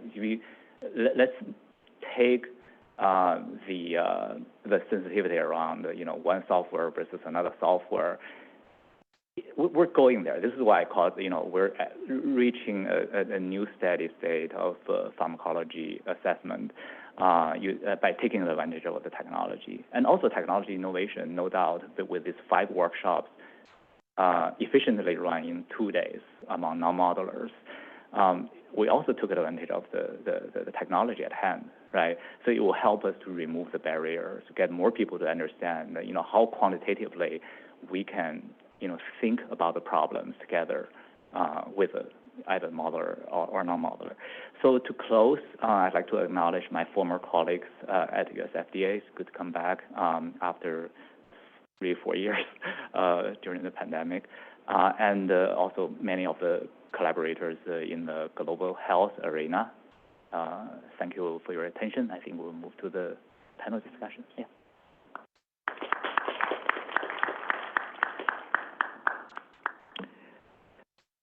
Thanks to all the speakers. And I think before we start the panel discussion with the panel questions that we have, any questions from the audience? Please identify yourself. Yeah, thanks. Hi, thank you so much for the great presentation. I'm Tomoyuki Mizuno from Cincinnati Children's. So my question is about the food effect. And when considering the food effect, do you think that geographic difference or nationality or ethnicity may have a big impact in predicting the food effect? Because I think the genetic background may influence on the physiology of the absorption, but also food is based on, influenced by the culture. And maybe not only for what you have, but also timing of food when you have a meal is also different in the nationality. Thanks for the question. I think I saw literature discussing this, that different countries, they have different food that may cause different food effect. In general, I think we need to see some studies and then to incorporate these mechanisms into the model so that we can have prediction. I haven't seen a lot of this modeling per se. There might be some. I don't know if Ping O'Brien have seen this type of, and also Eugene and Rebecca have seen this type of research in the public domain. But yes, I think this is a great question that people are thinking about this different. For example, some Asian country and versus Western country, their fat fat composition are different in the food and how that may impact. But from modeling perspective, again, so it's how much we understand the mechanisms and then how to translate the mechanism quantitatively into the model, that we can have a confident prediction. But I don't know if you guys have anything to add. Well, I thought about that before. I've always wondered whether that was Ran. I've always wondered whether that was an effect we might actually see, but I haven't seen any studies internally at the agency. Do I have to start all over? Yes. Okay. So it's something I thought about before, and I've sort of had an eye on the literature, but I've never really seen much in the literature about it. And I don't think we've seen anything in the agency, and maybe Yu-Ching will correct me. But you might speculate you would see something like that, especially for diets where they use a lot of spicy kind of food, because those are very active on the GI. So you anticipate a lot of these effects that Susie was describing this afternoon might be impacted by that. But to date, I just really haven't seen anything about that, and I find that a little mysterious, you know. But we haven't seen it. Anybody else on the panel? So maybe I can add a little bit more. I think that's a great thing that when we talk about this multi-region clinical trials, maybe that could be a thing to incorporate in the later program while you use this mechanism type of modeling simulation in the early stage, so that it can give you, in terms of the ballpark of the PK given with food, and then justify the future study clinical trial program, and then that can be one of the factors to where you get the data to analyze as well.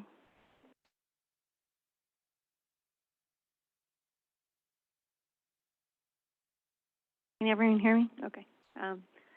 My name is Rebecca Moody. I'm in Division of Biopharmaceutics. So I'm coming on it from a mechanistic oral absorption side. Different types of meals. I don't know if there's any internal research on that and spiciness or things like that that might impact. Obviously, there's a presentation on the viscosities effect of dissolution, which you could input into your model. And otherwise, there's just the understanding that there's a similar distribution of carbohydrates, fats, and proteins, and that, small changes between them are not going to have that much of an impact. And first, my answer will be to Brian. No, we did not have the study focusing on spicy food, and that is also my favorite type of food. And but to Susie's and Rebecca's point regarding to different conditions, I think currently, certainly, I will be honest, the food effect study in terms of OCP, PBPK team, we have limited experience. But we certainly support to use modeling and simulation for screening purpose, as Susie pointed out. But if we are going to use the modeling as screening purpose, logically, it could be related on the in vitro assay. So a lot of the condition, the carbohydrate, protein, maybe alcohol, I don't know about spiciness, but those can be somehow incorporated in your assay or maybe make some kind of mechanistic interpretation. But also, I think Rebecca, we're talking about in terms of conducting the study, how to carefully design the formulation used to do the in vitro assay, and in the final formulation, those things also need to be taken into consideration. Thank you. Thank you. Any other questions from the audience? Okay. So I'll go to a question that I'm actually interested in from the panel, a set of panel questions, but the question is, can we use MIDD to understand multiple scenarios, especially to determine the impact of non-adherence in food effect studies or DDIs, especially for chronic medications? Can we use MIDD to understand the impact of non-adherence early in clinical trials? I'll just say there's been internal research too on especially drugs that have alcohol dose dumping and modified release. I know it's slightly different than our topic, but it's internally. There's people that are going to drink alcohol when they take their medicine, and it's not supposed to. So yeah, we have been using model-informed drug discovery and really PBPK to kind of see if we can understand the risk of that non-adherence. Yeah, I would just add to that we have done this before. Some years ago, Ajit Brar and Larry Lesko used some population PK modeling to look at the impact of food on sonetagib dosing, and they looked at people who had took their medication with food versus those who took it fasted, and then they also looked at patients who took food with their medication sometimes, and that was able to give us an understanding of the kind of drug exposures you're going to see over time with these things, which I think is informative, but I don't think it's something that we do regularly or perhaps regularly enough. And I can only imagine that we might even be able to do better, using some of these other modalities that we talked about today. Anyone else?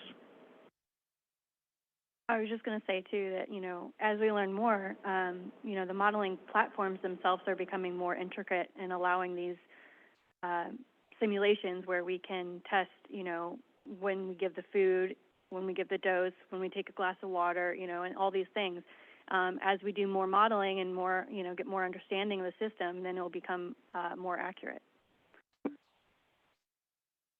Yeah, I agree with everything being said. Interestingly, just to give an example, it actually just came off I think Susie was probably on one of the workshops that we did at ASCPT. So this was about using the PBPK model to compare a daily dosing versus a kind of a weekend off dosing regimen for HIV medication in pediatrics. I think this is one of the things that the audience realized how readily they can learn to ask this type of question, and then even they don't want to put their hands on the software, they know it is available there. And we're able to show the PK profile because all the audience, they sort of know PK, right? So that's good. And when they see the difference or non-difference, they will be like, wow, we can. So to your point, I think technology is definitely ready for us to run all these unlimited what-if scenarios. Trusting the outcome of the prediction or not, that's a different question, right? But at least, this the capability is there. So that's one thing.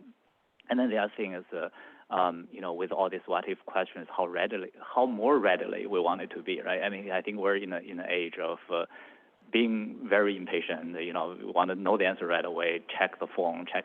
So I think the PBPK technology with QSP technology, I think the expectation for those technology to innovate even more is probably higher than the concern that we have about a certain percentage of difference between observed and the simulated results. I think we have a very bright kind of a future with the. Yeah, I wanted to add something here. I think this is a question, or this is the area where MIDD has the most useful, I think, scenario. So to answer all the scenario questions. So if you think about the FDA's requirement, they ask you to conduct dedicated DDI studies to evaluate one factor, and then how about multiple factors? The commonly studies that I've seen where they evaluate two factors is the food plus proton pump inhibitor, also called the acid-reducing agent. I don't think I've seen a lot of dedicated studies to evaluate two factors. However, this is commonly asked questions or scenario questions. What if you skip a dose? If you have all this data, you can easily simulate, actually. You may want to know what if the effect of 2 weak inhibitors, for example. You don't have to do a study to evaluate 2 strong inhibitors, because 2 strong inhibitors versus 1 strong inhibitor doesn't make much difference. But 2 weak inhibitors can make difference if you think the additive effect. Those are the questions that we usually don't do study to answer. But if we have all these tools, we can potentially evaluate. And I think clinical sites should have these tools to simulate for each patient, not only for drug development. So I think this is one of the areas that MIDD, well, not for drug development per se, but for real clinical use practice, this is one of the areas that MIDD can make great impact. Yeah, I mean, to respond to that, I don't want to dominate the floor. I recall my last slide talking about the collaboration to run those workshops. Actually, the incentive there was a conversation that I had with Dr. Saskia de Wild in the Netherlands, who is a pediatrician, neonatologist, but also a clinical pharmacologist. Probably some of you already know her. So her point was, we constantly do pediatric dosing in the clinic with off-label, because there's just more than 50% of the Cincinnati probably has the same challenge. Then the thing is that usually the sort of the dosing decision was based on just a few kind of a national level for formulary experts, right? They sit together and then they just make a decision. This is the dose. Many times it's a kind of a evidence-based, or how to say, a science-based, but other times, it's really, really off. It can be really off, right? Or luckily it's wrong, but there's no evidence. And that's how we, come together and said, what if you just run the simulation and the technology is there, it's loaded with ontology knowledge, right? Either SimSip, GastroPlus, PKSim. You can just run those simulations, right, and then try to help you make a rationale. So I think it's really there's still some work needs to be done, but as Dr. Zhang mentioned, there's a huge potential that we can take advantage of the technology. Thank you.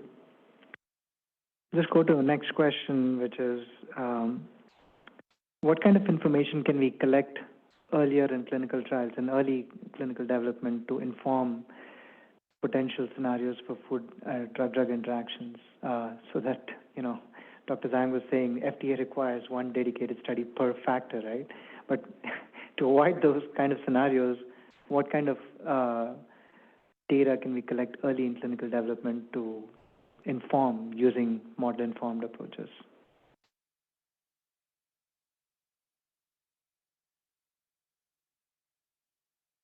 I would say in phase 1 type of trials, planning is important based on your in vitro study and preclinical studies. You would suspect that what are the factors that can potentially impact your investigational drug or be impacted by investigational drug, and start from mechanistic type of modeling simulation. That can help you to identify which are the potentially important mechanisms, so that you want to collect data for that specific mechanism in the phase 1 trial. And then when the data come back, validate the model, and then further refine the model if needed, or investigate if the model prediction is off, what are the other mechanisms involved, and then further collect data. So I think this feedback or interactive process is important to understand the investigational drug.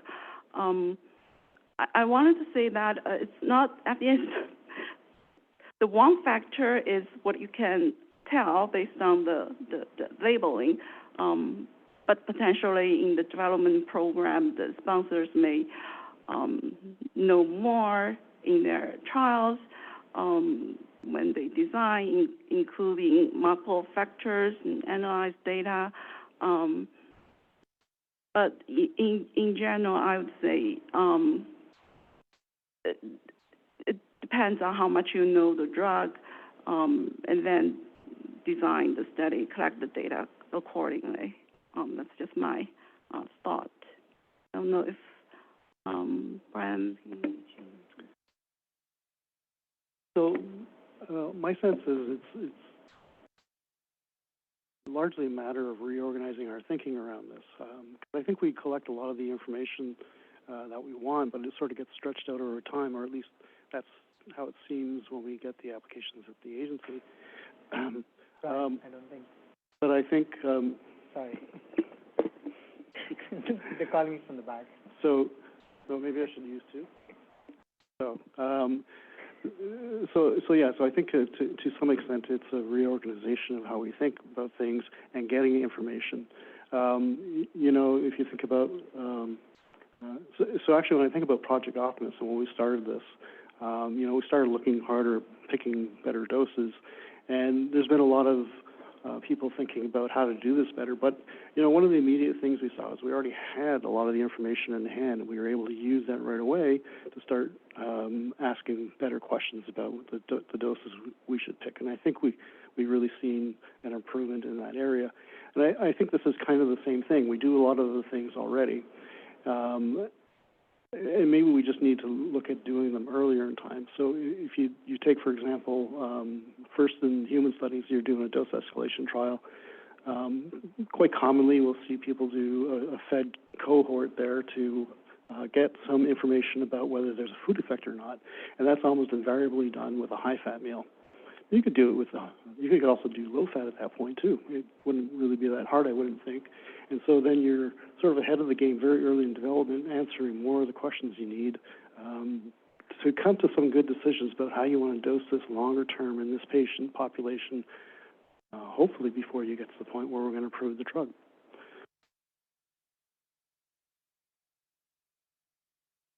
I'll speak from this from like purely PBPK and PBM. Early on when you have no data and you're just collecting everything, it's important to use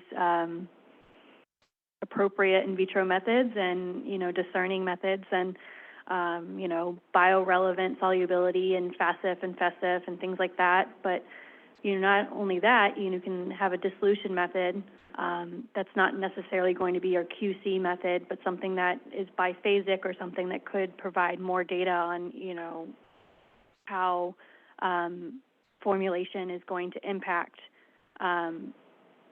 dissolution in the stomach and the small intestines, things like that. And then, as you're getting these clinical data in, and, I'll make a punch for IV data. If you can get IV data, that's great, because then you have limited optimization to oral absorption parameters when you're fixing your PBPK model. But, you can keep learn, repeat, confirm at the end of your process when you already have been collecting all of this data. If you had started the model development early and done this iterative process, you could have a model that will help you in later phase of your development, of your SUPAC changes, manufacturing, formulation changes that could potentially be used to, waive a, food effect study on a formulation change and things like that. So it's definitely very useful, and FDA is very, is encouraging more modeling submissions. So we don't see as many models that are being done from industry. But the more we see, the more we learn, and the more we're able to provide feedback on what we expect.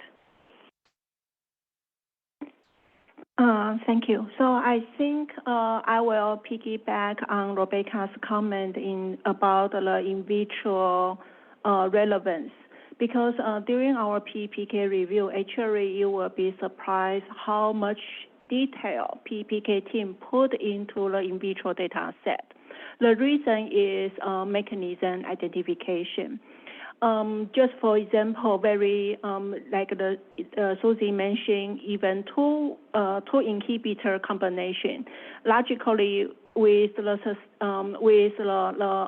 PBPK model performance, we certainly can predict the 2 inhibitor or maybe inhibitor plus inducer. However, the mechanism, DDI mechanism, need to have solid information. For example, if they also have a weak induction hidden here or there, is that a direct inhibition or indirect inhibition?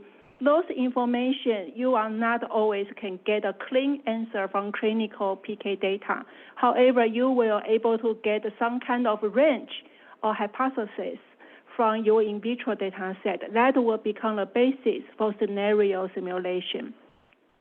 And also in terms of Rebecca mentioned about the in vitro biorelevant assay, she also emphasized on the formulation relevance. So in a way, I think how can we get the sufficient information early in the development in addition to all the prediction and the confirm and the learn cycle? I think I will encourage really have a clear mindset, a roadmap in terms of what will be the scenario you think you can use the modeling to simulate or predict, then go backtrack to identify what will be the key information you want to locate in the early trial, in the early stage. Thank you. Thank you. Are there any questions online? Yes. So one of the questions is, when they assess the food-drug interactions, what is the age of the population that is generally assessed in the studies? Have you considered how the physiological differences in age on the GI tract can affect the food-drug interaction?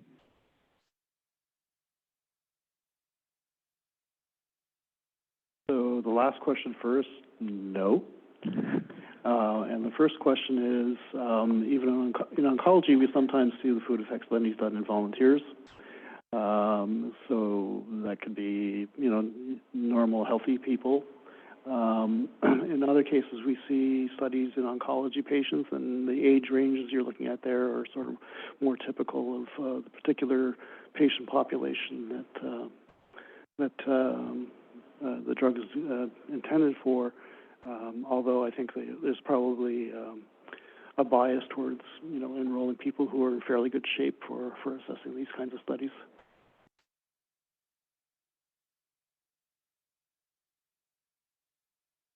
We'll also say that, there's the microbiome for older people that might have also impact, but I'm not going to get too much into that. So. Yeah, so I don't think I've seen that, but in terms of food effect in younger patient population, that is a more complicated question. In general, the approach is to borrow what's observed in adult population and then assume similar effect in younger population. However, before doing a trial, we have to first figure out the appropriate dose for that age population. And it also depends on the age of the pediatric populations that we will be studying. And in addition to that, the food is also different. And formulation is different too. Usually you'll have a pediatric-friendly formulation. So there's another layer of bridging. So it's a more complicated question. But to start from, probably we'll borrow whatever is observed in the adult population to for example, older kids, and then to younger population. But again, the formulation could be different as well.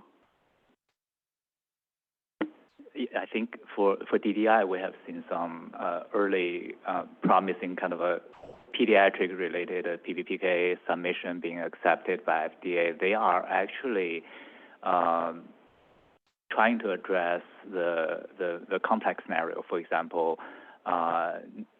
instead of what dose should be used in a kind of pediatric population, is more of I've done the pediatric study. There's some data, but I'm concerned about co-medication in the population, right? So then you're making some assumptions that can well rationalize to say this is what I observed with DDI in adults, that I can translate the same mechanism, a relatively clean mechanism, into a pediatric scenario. So I think the tolerance of uncertainty is much higher, but when it gets to food, I'm actually more pessimistic because I think the current paradigm is always you do a pediatric formulation and run it in adults with a bioequivalent study. With or without food, whatever, different combinations. You do it in adults. You cannot do a kind of a healthy volunteer, pediatric food effect study anyways, right? And then you directly do the study, either efficacy study or just a PK bridging study in pediatrics. What we have experienced, because we targeted like a malaria or TB in pediatrics, many times that's the target population because the mortality is the highest. We thought we did everything we should in terms of getting the formulation, get the B study done, and then boom, in the young children, the variability is everywhere. You just couldn't even analyze the data. So I think that's an area where maybe PBPK modeling can at least give us some hint that this is a drug that shouldn't go forward, even though you have done a phase 2 sort of a kind of a proof of concept study in adult patients. Because of feasibility, right? You just couldn't predict at all, with such a high dose burden,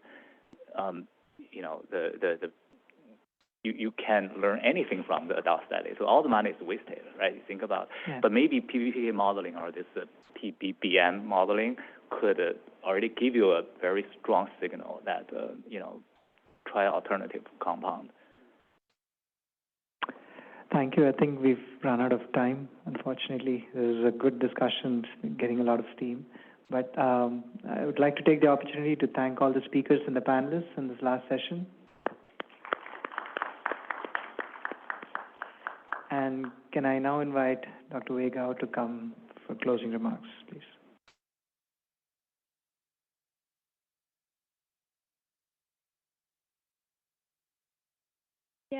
Thanks, Vijay.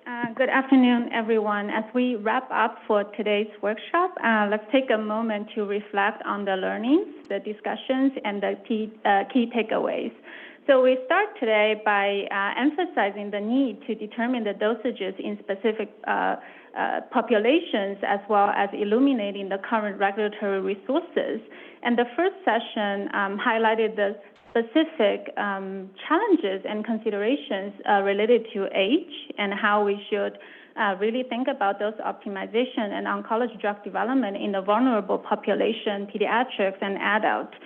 We heard a lot of discussions around the timing of study this specific patient populations, and there's a lot of discussion around how the MIDD approaches population PK modeling, PK/PD, clinical trial simulations can help inform the dosage optimizations in those populations, as well as inform the clinical trial design. So a lot of great discussions, and there are also discussions around how we should really embrace the novel technology. Are we there yet? And are there any further considerations that we have to take when we are applying those emergent tools? The second session offered a very comprehensive overview on the complex nature of the dosage optimization, regardless of the therapeutic area.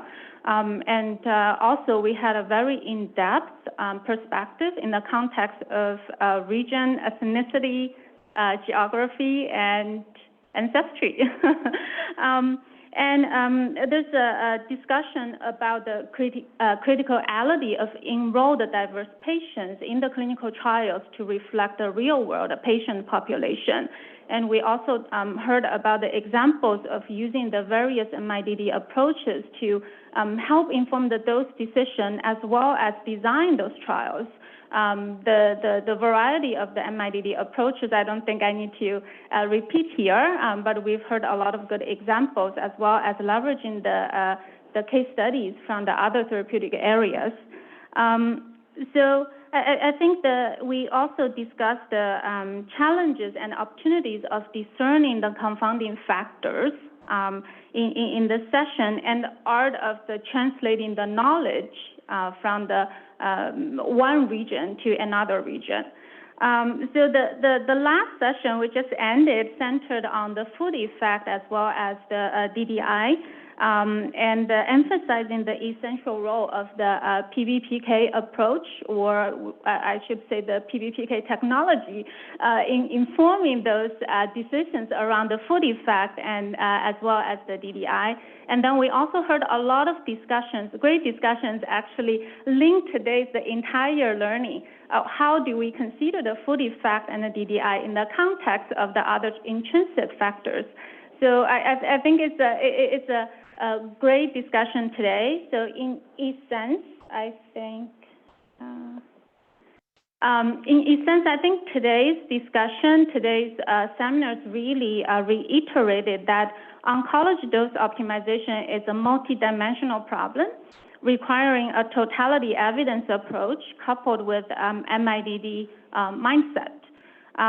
Needless to say, the problem around the oncology dose optimization or even in the other non-oncology therapeutic areas is a very complex problem, as we have heard in the discussion today. While today's workshop revolved predominantly on the intrinsic and extrinsic factors, we could all agree that all other factors matter. Other patient attributes, the drug, the disease, and the trial conduct really plays an important role when we are thinking about the dosage optimization. So it is important, and I think has eluded by many of our speakers and the panelists today, we have to take a holistic view here, in addressing the dose optimization question. And so what's the path forward? As echoed by all of the speakers and the panelists, there isn't one size fits all solution. We have to take the totality of evidence approach, actively build the knowledge base, collect the right data, conduct the right experiments and the clinical trials, leverage other tools, apply the MIDD approaches. As Brian mentioned, we may already have those data. Have we applied the right tools? Have we analyzed the data at the right timing? Is there anything we can do? I think we also heard the advocate that we should start early. And it's really important to mention that the dosage optimization in oncology or non-oncology is an iterative process. So the famous paradigm, the learn, predict, and confirm paradigm needs to be applied here. And we also need to update our thinking with the advancement in science and technology. And one thing I do want to highlight here that we've heard a lot of discussion today, the ultimate importance of understanding the mechanism, why, what is causing this intrinsic and extrinsic factors. I think those also highlight the opportunity for us to innovate in the area, the application of mechanism-based PK or PD models. So I hope for today's workshop, we not only highlighted the challenges, we talked about the tools or technology, we talked about the best practices and the need for the harmonization between the different regions, but also provided a roadmap to navigate the complex maze of the dose optimization in oncology and non-oncology. But I hope we also pave the way for future collaboration. So I encourage each of us carry the learnings today into our daily practice, continue to collaborate and innovate. With that, on behalf of my co-chairs, Stacy, John, and CJ, a sincere thank you for your contributions, especially to Atik and Hal for your guidance and support over the past year. Yes, we have been planning this over a year. And to Bernadette and Jennifer, for the tremendous support from you to make the workshop happen today, and all the speakers, panelists, and moderators for your invaluable insights in the topic, and all the participants for your engagement. Last but not the least, please mark your calendar for the next part of the workshop using modeling and simulation to select the dosages for combination therapy and new indications on November 9th. So I hope to see many of you there as well for the continued discussion in this very important topic. So you could see that all these workshops not only presented the dedication as well as the collective commitment from the regulatory bodies, scientific community, industry, and academia really to the rational dosage optimization in oncology. So I thank you for your attention and safe travels. Thanks, everyone.